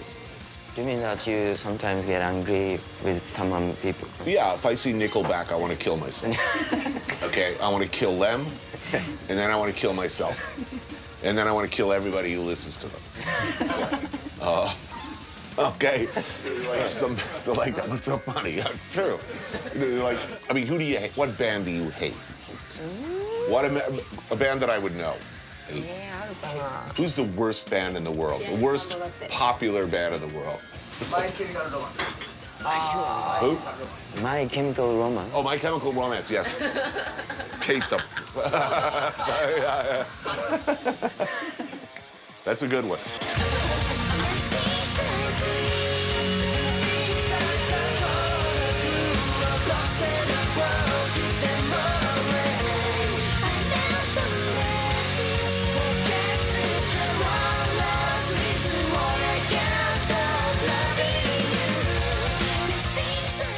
Can you make a living? No. No. Not at all. Not at all. We all have part-time jobs. You all have jobs. What do your families think when they see you doing this kind of music? But we are at 22 to 25 years old. So it's the hunting job season in our lives. So there's pressure on you. Yeah. And we all went to university and a lot of money. The expectation, the pressure is, okay, get a real job. Yeah. Put aside this rock and roll shit and get a real job. In a perfect world, would you like to play rock and roll every night? Would you like to play metal every night? Yeah, I could be a cleaner in the toilet if I can keep doing this. And you? Yeah, these guys look like lifers.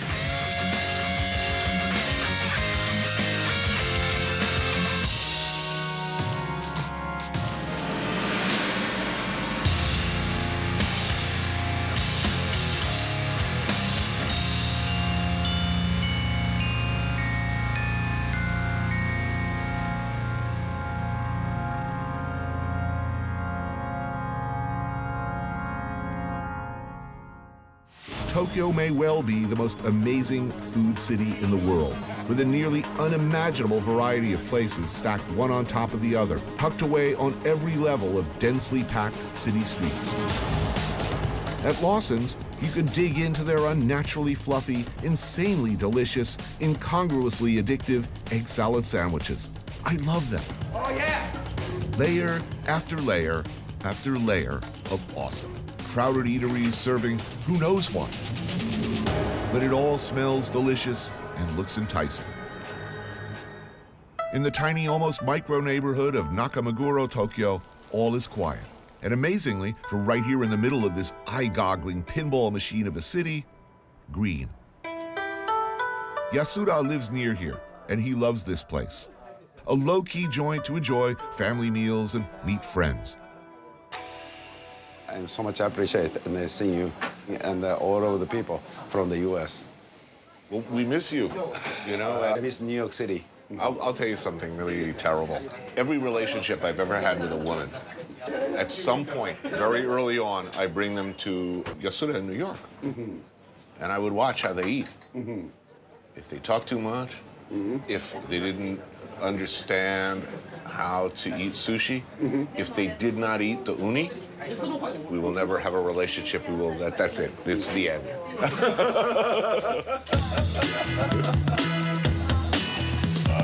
They don't serve high-end sushi here, or elaborate kaiseki-inspired fare. It's almost like hipster tempura. This style of food is known as kushiage, skewers of delicious things dipped in batter and fried perfectly. Yasuda-san orders up shrimp and basil, lotus root, octopus, and pickled quail eggs. We also have to have their take on okonomiyaki, a type of egg batter pancake that can be filled with many things. For us, it's squid and brushed with Worcestershire sauce. Wow, that's awesome. I've been coming here for many times, but this is the first time to eat. Okonomiyaki, yeah. Love this dish. You lived in New York, what, 14 years, 18 years? 27 years. So since 1984 to 2011. 27 years in New York. That changes a person. Yes, very much. You're a New Yorker now. Yes. What was the hardest thing to get used to when you first came here? Culture. The culture. Yes, culture is so much different between the U.S. and here. And Manhattan is so interesting, always. I never ever get boring. That city... Look, I never get bored, and I always learn new things in Manhattan. But there's 15, 20 different Manhattans in Tokyo, to me. I mean, if you... Shinjuku, Shibuya, Roppongi, from my perspective, these are completely different cities, even building to building. Pachinko down here, nightclub for men, nightclub for girls, nightclub for rock and rollers, hair salon, but all up. 50 different businesses in one building. Yes. One building. I could spend the next 5 years just doing shows on this one building.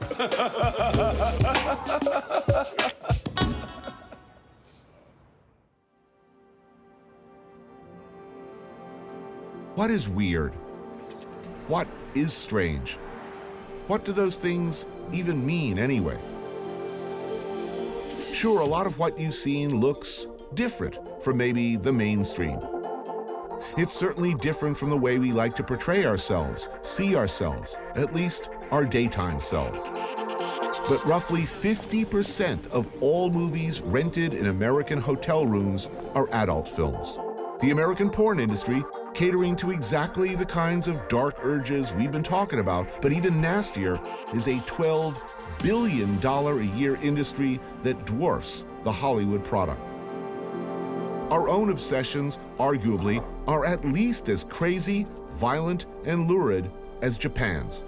And we tend to actually carry out our violent fantasies more frequently. Maybe with that fetishism, that attention to detail, comes some kind of excellence in other fields. Maybe there's a line from there to here. So, who's crazy now?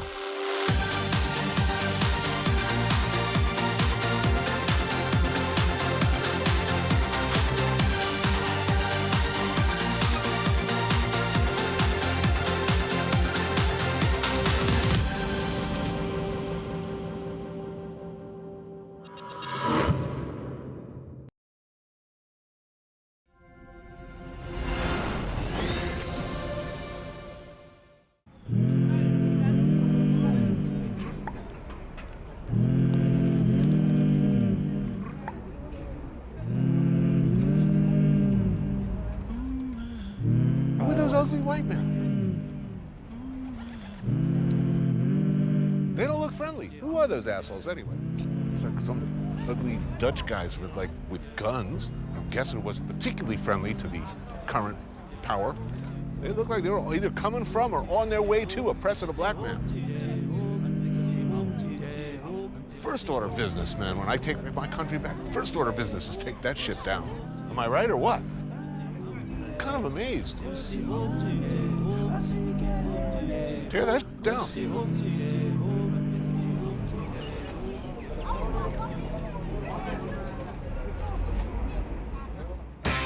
I took a walk through this beautiful world. Felt the cool rain on my shoulder. Found something good in this beautiful world. I felt the rain getting colder. Sha la la la la, sha la la la la la, sha la la la la, sha la la la la la.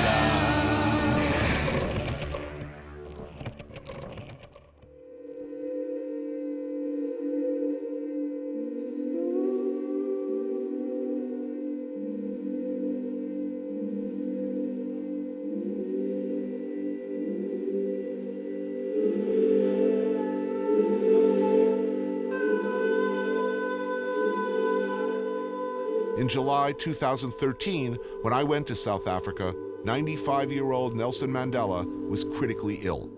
And the country he freed from white minority rule was already in mourning, and already fearful of what the future might be without him. It's really, really sad because the world still needs him. He's the guy who fought for our freedom. I pray that somebody takes the baton from him.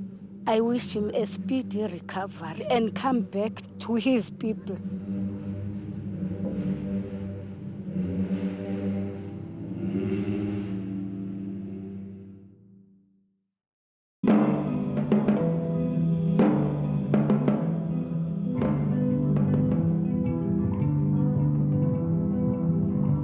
So a good friend of mine, a really great travel writer, said something that the more I travel, the less I know. I feel that particularly strongly here in South Africa, a place I came in a state of near total ignorance, loaded with preconceptions. For the first part of my life, the South Africa I knew was not a happy place or a good place. It was a pariah state, surrealistically, outrageously divided into black and white. A throwback to attitudes we thought we'd long learned to reject.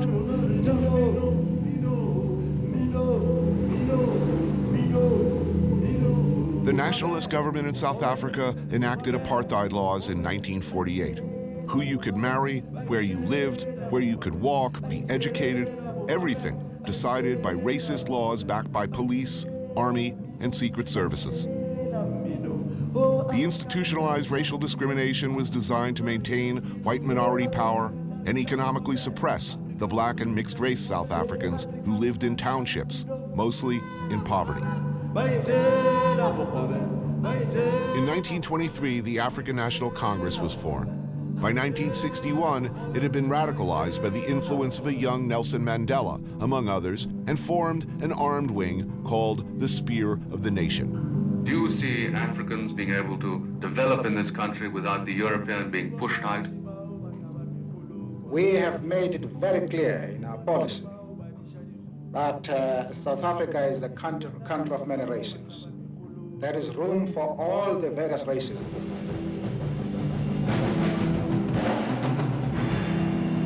In 1963, Mandela was charged with sabotage and conspiracy and sentenced to life imprisonment on Robben Island. It would take another 27 years of violence and injustice before the inevitable would happen. You believe in apartheid. I believe that it is according to God's will that the white race should be preserved. With South Africa's white minority under international sanctions, internal political pressure, and the decline of the communist threat, Mandela was released from prison in 1990. In 94, he was elected president of a new, free South Africa.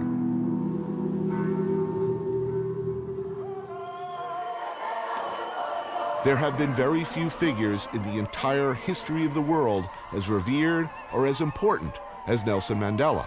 But the question is, what happens next?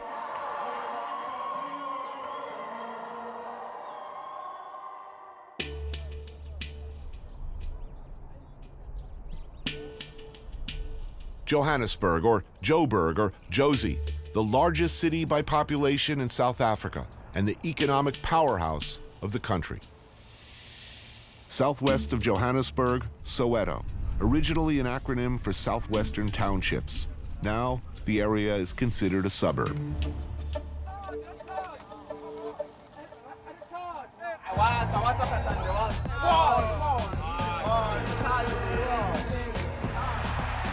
In 2010, South Africa played host to the World Cup. The Blackjacks, who played for the opening celebration, are a Soweto-based band. They are also, not surprisingly, soccer fans.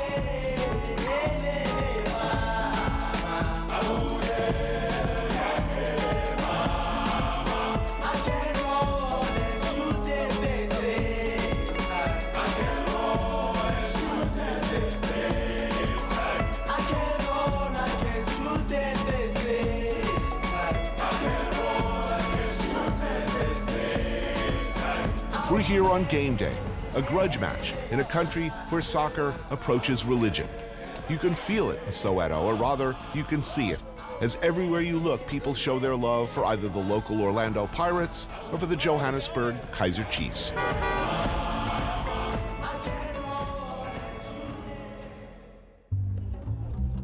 Ma Willie's Inn, a typical local joint in Soweto.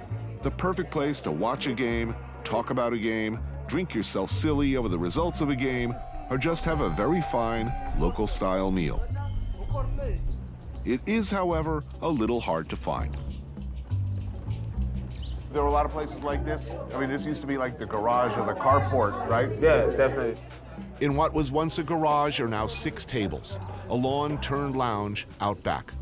Closed on Sundays if grandma's visiting. These kinds of bars were born during apartheid times, when black South Africans not allowed to own businesses in white areas adapted and improvised.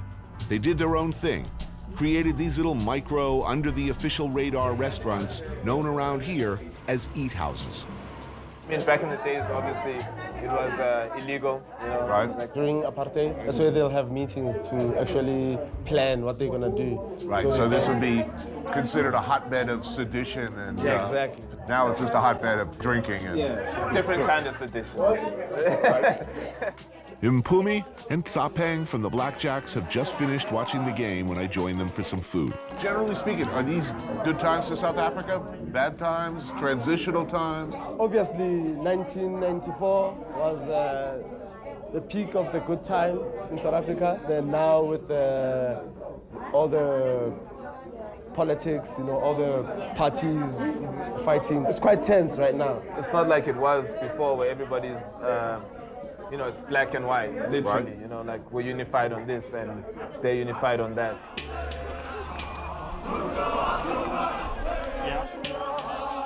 These days, the party that freed the country from white rule, the ANC, is not universally loved anymore. In recent years, they've been criticized for inaction, corruption, and cronyism, and opposition parties are gaining strength. So now it's more nuanced, and I think that's maybe new to us. Right. So I think we're trying to navigate this nuanced reality. Like, how do you deal with so many opinions, and you know, the party that you loved the whole time that brought about this freedom is fumbling the ball. So what do you do? Because in democracy, you should act. You know? As the smiley for snack. Ah.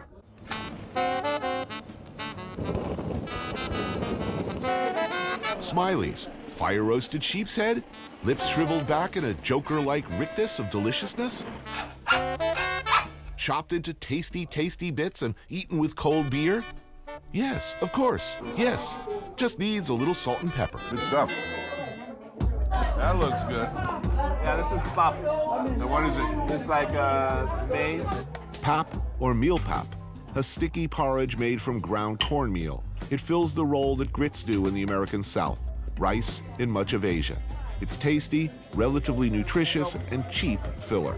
And it sops up gravy when you have something like this stewed beef real good. That's that traditional dumpling there. That's a dumpling? Yeah, it's not really like other dumplings. Dumplings, important throughout the African diaspora. Made with flour and yeast, a spongy bread-type tool for mopping up sauce. Stewed greens, carrots, beans, and more gravy. Wow, that's awesome. So tell me about your band. How long have you guys been together? About 10 years now. Whoa, long time. Yeah. Would you say you're an indie band? Well, is there an indie scene in what I guess I'm getting at? Is there a support? I was kind of getting there. Is there South African Williamsburg?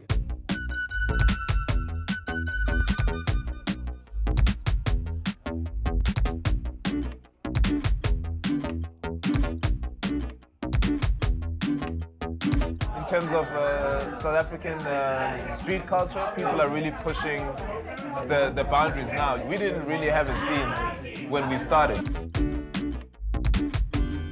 You look around, it's like, man, like demographic is crazy. What do you mean by that? It's not just racial, the classes, you know? And people are being pushed and pulled. It's like an aspirational culture. Like, what do you think that means?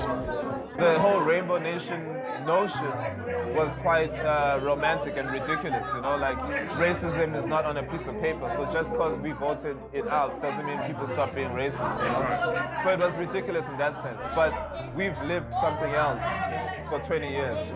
People want it, it's no longer like a coffee table idea. Good luck.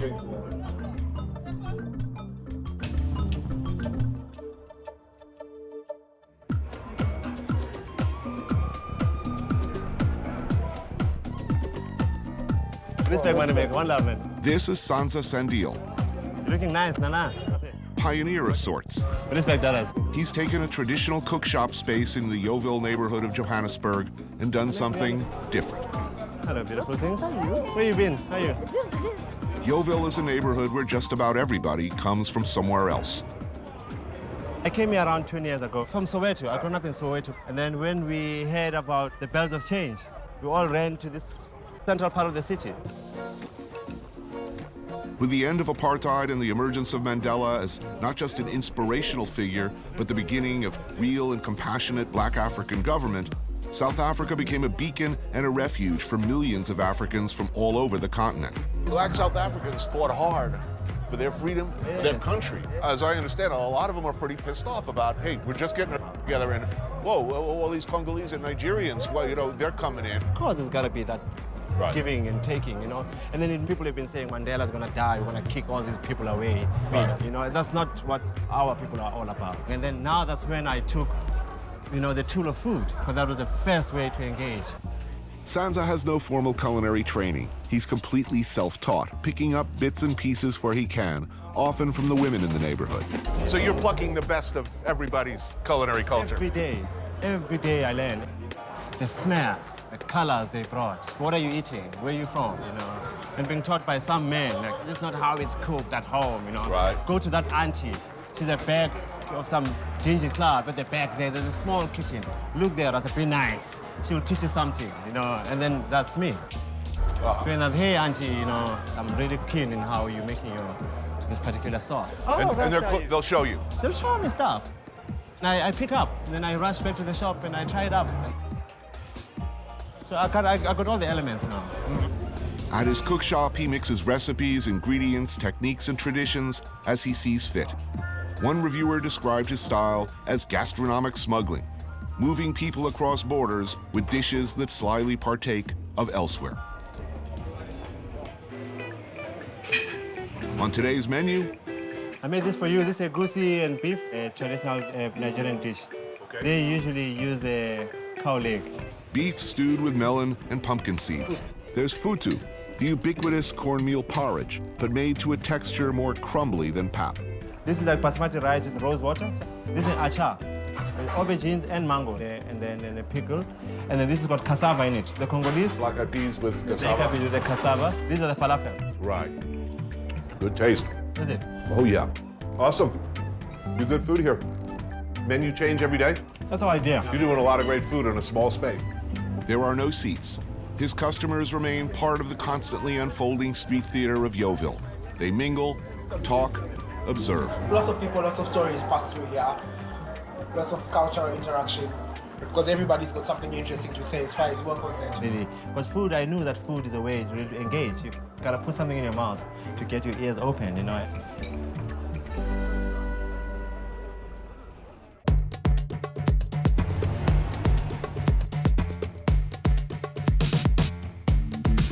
Across town, another pioneer of sorts, an urban settler in a very different neighborhood. This is Hillbrow, a notoriously dangerous district, and this is DJ Les. When I came here, I always dreamt of being a musician, and I see myself singing in front of a huge crowd, you know, making money in the process. That's what I dreamt about. He spins records and promotes acts and events in nightclubs. We meet in his favorite spot, Sympathy's Restaurant. What's good? What do you like? Well, that looks good. Is that fried chicken? There's a fried chicken. The place is heavy with the smell of frying chicken, stewing greens. Walk right up, place your order, and be sure to get some meal pop. Heaped on a plate with beets and coleslaw, it's a nice, heavy base. So tell me about the neighborhood. When I first came, hey, it was rough, my friend. 492. It was like white business district, residential district. Back then, okay, it used to be cool, it used to be clean, it used to be respected. Once, Hillbrow was an elite whites-only center of town. But when things started to change, so did Hillbrow, becoming one of the first gray areas where whites and blacks mixed. Hillbrow became aspirational, a symbol of everything black Africans had long been denied, but was now accessible. People poured in large numbers, many of them squatters from all over the continent. People come here with one intention: making a living, making money. Darkies, black cars start coming in, the white cars run away. White landlords and tenants simply walked away from their property. The disenfranchised who moved in legally, semi-legally, illegally, or just squatting, an influx of gangs and criminal organizations, the area soon slipped into anarchy. There's a say around here, okay, that this building has been hijacked. Entire buildings were seized to become superstores for illicit drug operations. Everything that could go wrong did. People make a living from different things. Some they rob people to make a living. Some they sell their bodies. Sometimes things don't always go according to what you plan. Because this is where I live. This is where my life is. Yeah, we go down here. I'll show you.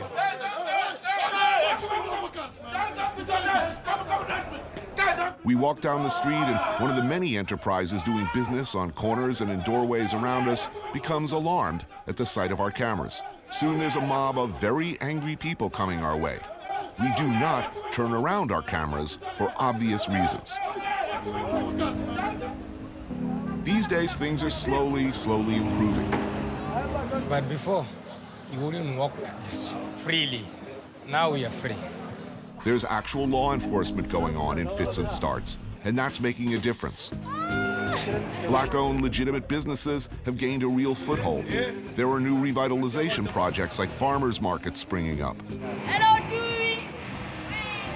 Buildings are being reclaimed and people here hope that Hillbrow is past the bad old days. There's no fear now. You have to relax. Nothing will happen to you.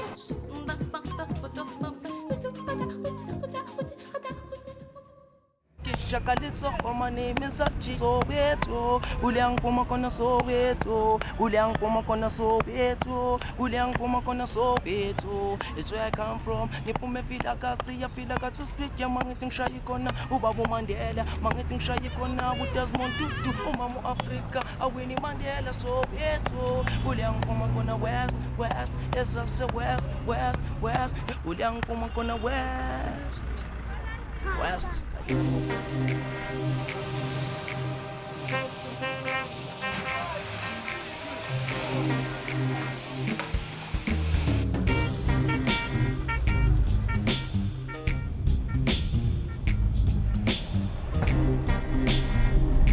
What's in a name? If the name is Soweto, you best believe it means plenty.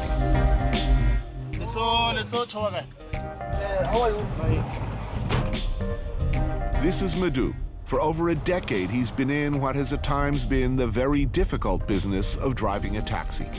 You should probably know that the word taxi in Soweto means something a little different than, say, New York. 60% of the population is using taxi. How many taxis in Johannesburg? I would say more than 1 million. This, coming from a potential passenger, means Soweto. Also, this and this. Johannesburg has an elaborate system of hand signals indicating desired routes of travel. So you look at the hand signals and said, okay, I'm not going there, I'm not going there. I'm looking at the hand signal. In 1904, Soweto came into being as a less benign version of a housing project. It was designed as workers' lodging, a place to put black laborers comfortably removed from white society, a ghetto. By the 1950s, it had become the center of resistance to white rule, synonymous with the struggle against the whole rotten, racist system. I remember one day, the situation was so bad in such a way that my mother had to put me inside a bath where we put shoes and hide me there under the bed.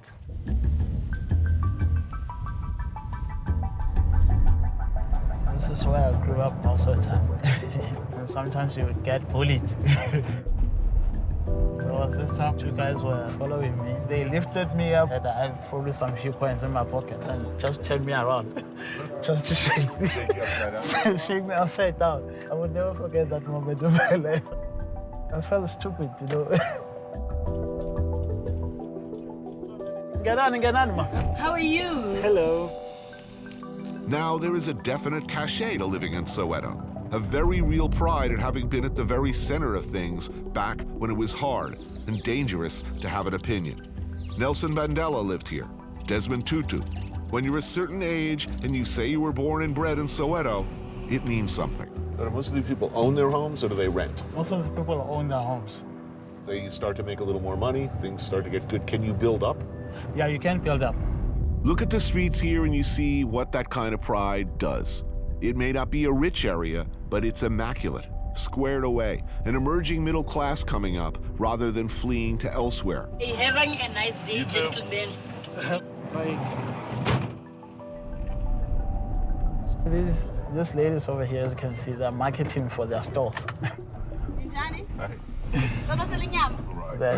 You know where you're going, right? Yeah, I know where I'm going. Next exit, smoky delicious meat over flame. Under the overpass, all sorts of mystery meats for sale. The taxi man's lunch. We order some brisket, some sausage, some heart. Beautiful thing. Meat, a cutting board, a knife. Cut out the meat in pieces, that's how you eat it. Most of the time they serve it with tomato and raw chicken. And it's more or less like a salad food. We have salt over here. It's nice. You chose well, these guys are good. Oh.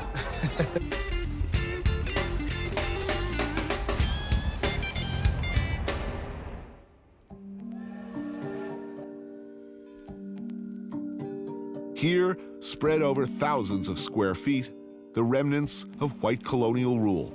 What's left from the descendants of Bible-thumping Dutch settlers who came here to farm, to ranch, to build their own world on top of an existing one.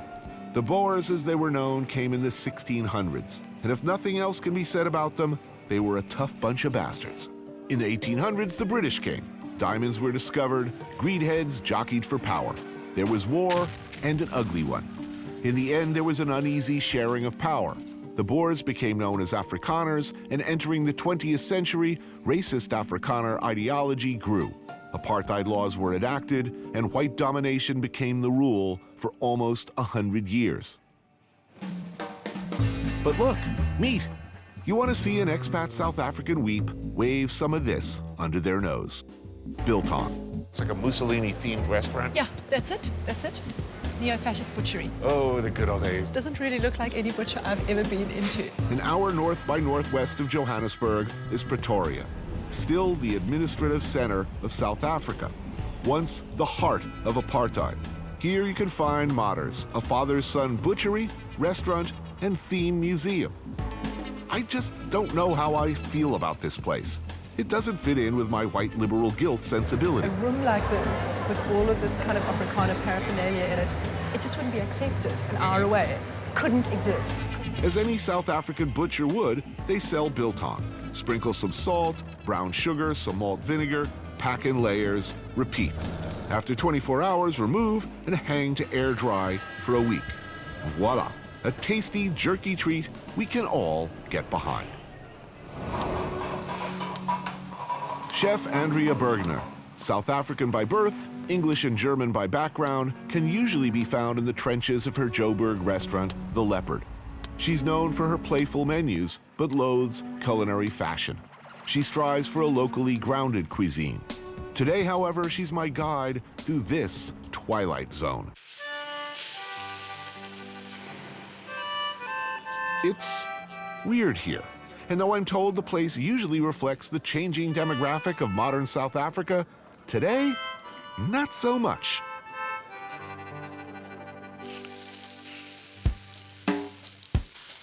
The customers may or may not have feelings about the Afrikaner memorabilia, but really, they just come for the meat.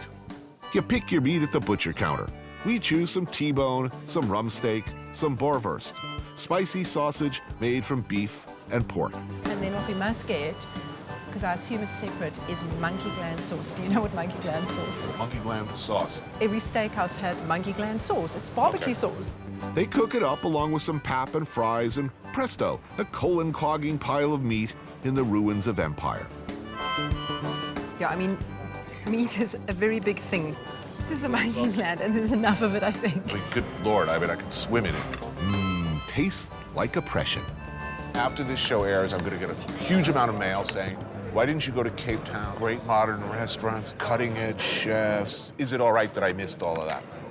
I feel like those particular restaurants in Cape Town are not really representative of what most people in this country are eating. I think a lot of our most basic stuff is really what we do best. This food is absolutely got no interest in fashion. It's never going to change. It'll still be the monkey gland sauce and the boerewurst and the steak and the pap. Do you think the white chefs here understand that the greatest advantage they have is that this enormous Pan-African larder of ingredients and flavors? No.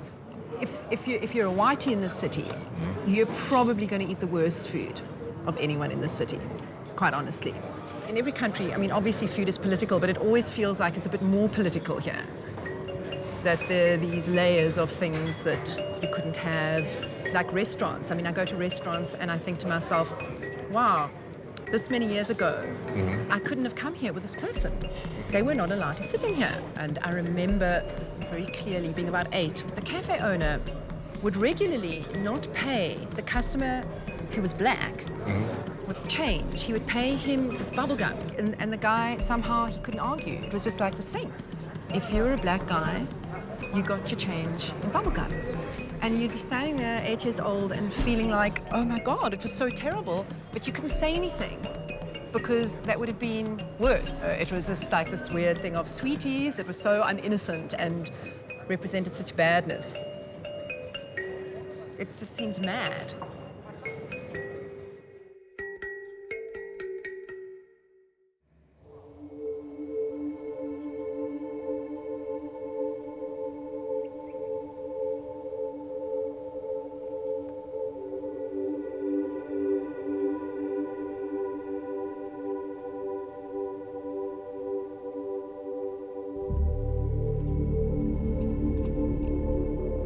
This is an eland, the largest antelope in the world.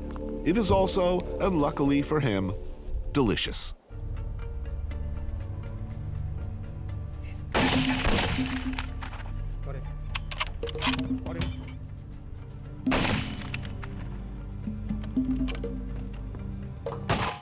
There's it. Got it.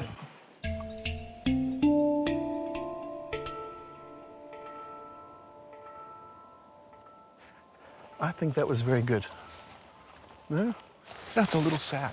You know? It is sad, it is sad. But you know what? That is such good meat, and that's really what we do. Though this one weighs in around a ton,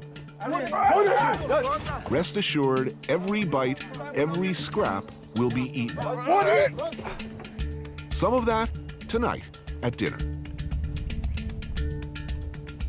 Chef Andrea Bergner, Dion, a local hunting expert, and myself joined Prospero Bailey on his game farm. Prospero's dad, Jim Bailey, was the legendary publisher of the slyly subversive Drum magazine, the first of its kind during apartheid, a black-oriented investigative magazine slickly disguised as glossy pop culture. Prospero's farm is a mere 20 miles from Johannesburg. Did you see the city there? Yeah. Wild, all this within sight of the city. Near Prospero's farm and hidden within the city's shadow is what's known as the Cradle of Humankind, a UNESCO World Heritage Site, an incredible look back at where we, the human animal, came from.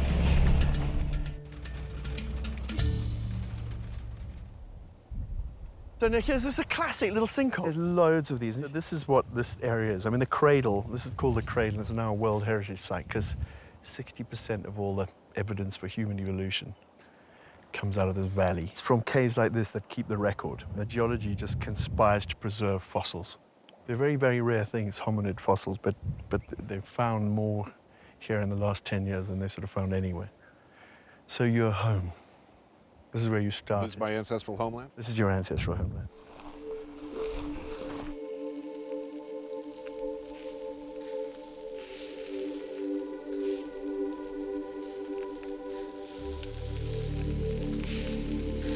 Oh, that sound makes me happy. What does that sound remind you of, guys? What does that evoke for you, that sound? Primeval, you know, happy childhoods at the beach, meat sizzling over the fire, you know, parental love, your enemy's genitals frying in hot oil. Nothing? No? Downright Precambrian, fire and fresh-killed eland. I get to work on the heart, something I strongly suspect will be delicious, and I'm right. Andrea works some magic on the liver, dredged in flour and sautéed. There's some eland loin, seared and glazed with booze. And there's eland paprikash, a riff on the Hungarian stew with paprika, peppers, onions, tomatoes, and cream.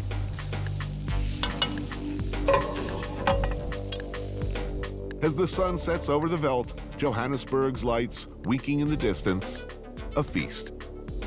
Meat on the plate, blood on my pants, life is good. I've been very, very, very, very confused by my visit here. I mean, you've got basically a goulash here, Italian-inflected liver thing going on here. The bread, someone referred to as Portuguese? Yeah, Portuguese, but it's from Madeira, that Right. bread, that flat bread. South Africa, depending on who I talk to, it's a completely different construct. To some people, it's whoever comes to South Africa from anywhere else in Africa and brings good along with them. But other people, it's all the good stuff from Malaysia, East Indies. There's the Dutch, there's the English influence. Well, there were so many different colonialists. Exactly. Look, it is a mishmash. What at this table is originally African, and does that even have any meaning? This wood is pine. It's grass. And we are African. Sitting around. I arrived in this country spectacularly ignorant. I will leave spectacularly ignorant. Okay?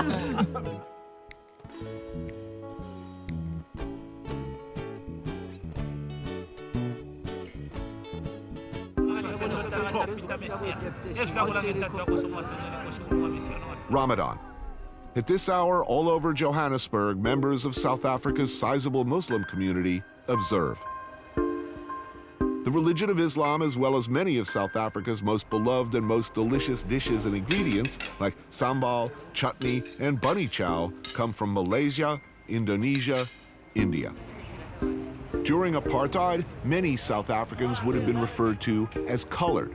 Colored didn't mean black, it meant everybody else who wasn't exactly white, Asians and mixed race. It's garlic, ginger, and chili. In the observatory neighborhood of Johannesburg, the Razdian family prepares for iftar, the meal at sundown when fasting for Ramadan is broken. Some curry powder. Joey Razdian is a stand-up comedian and actor of Cape Malay background. Sipi. The beef is in. This dish, Penang curry with beef and eggs. Joey's wife Cindy prepares a chicken pie. Son Hakim makes the traditional Ramadan shake. Daughter Leia.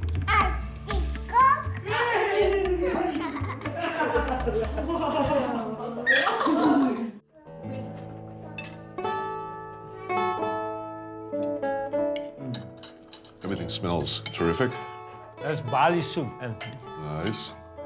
It's nicer to have soup after you've not eaten the whole day. It's like, it's light and nourishing and filling and all of those good things. There's also cheese and beef samosas. These are delicious. You were born here, born in Johannesburg? Yes, I was, yeah. I'm a Johannesburg guy. So how are things? It depends what type of things you're speaking about. Basically, things work. Society operates the way society should. But on the other hand, anyways, this is a new country. It is. We're 19 years old. Everybody's from someplace else. Yeah. I think the Africans from the other countries see South Africa as a place of hope because there's a lot bustling here. There are a lot of opportunities. Lots of people make it from here. You don't find 3 million Germans coming here or 3 million French people coming here. It's Africans who come from far less to come and find a little bit of something here. So how do you find South Africa so far? Yeah. I like it. I'm very comfortable here. I like a country where people have a sense of humor and a lot of wall busting going on in this country. All the time. From the top to the bottom. 20 years from now, what's South Africa going to be like? Their generation. The born-frees now is the ones that's giving our current president lots of yell. The born-frees is the ones that was born in the new democracy. Right. Or just before the first election, you know? Right. The born-frees now, they like, look here, we went to school, this is right and this is wrong. What you're doing is wrong. But we had a struggle. Yeah. Yeah, we weren't part of a struggle. I don't care. Thank you for the struggle. I got Twitter now. Now I want 5 bars on my 3G. I want Wi-Fi. Absolutely. And it better be high speed. Absolutely. And why can't I have it? Why can't I have it? I don't think the current politicians foresaw that. Yeah. Foresaw the born-frees going. Not supporting them. There's a critical mass of young people that wants to change South Africa in a positive way. How they do it or how they go about it, I don't know the answer to that. Neither do they know the answer to that, but the intentions is clear.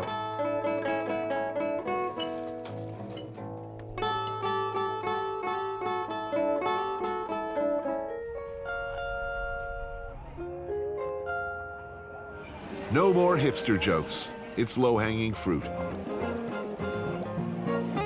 And one can no longer argue against the steady creep of their foodie sensibilities. Artisanal cheeses? Yes, right over there. Handmade charcuterie? Yes, there. Thin crust pizza? A very respectable paella? Yes, yes, and yes. It's official. They're here, and they aren't going anywhere. I like the idea of a burger for breakfast. There's something a little perverse about that. Throw in a crowd of much more racially diverse, hungry people, and you might think you're in Brooklyn. Surely, this is not a bad thing. This is Neighbor Goods Market in the Braamfontein precinct of Johannesburg.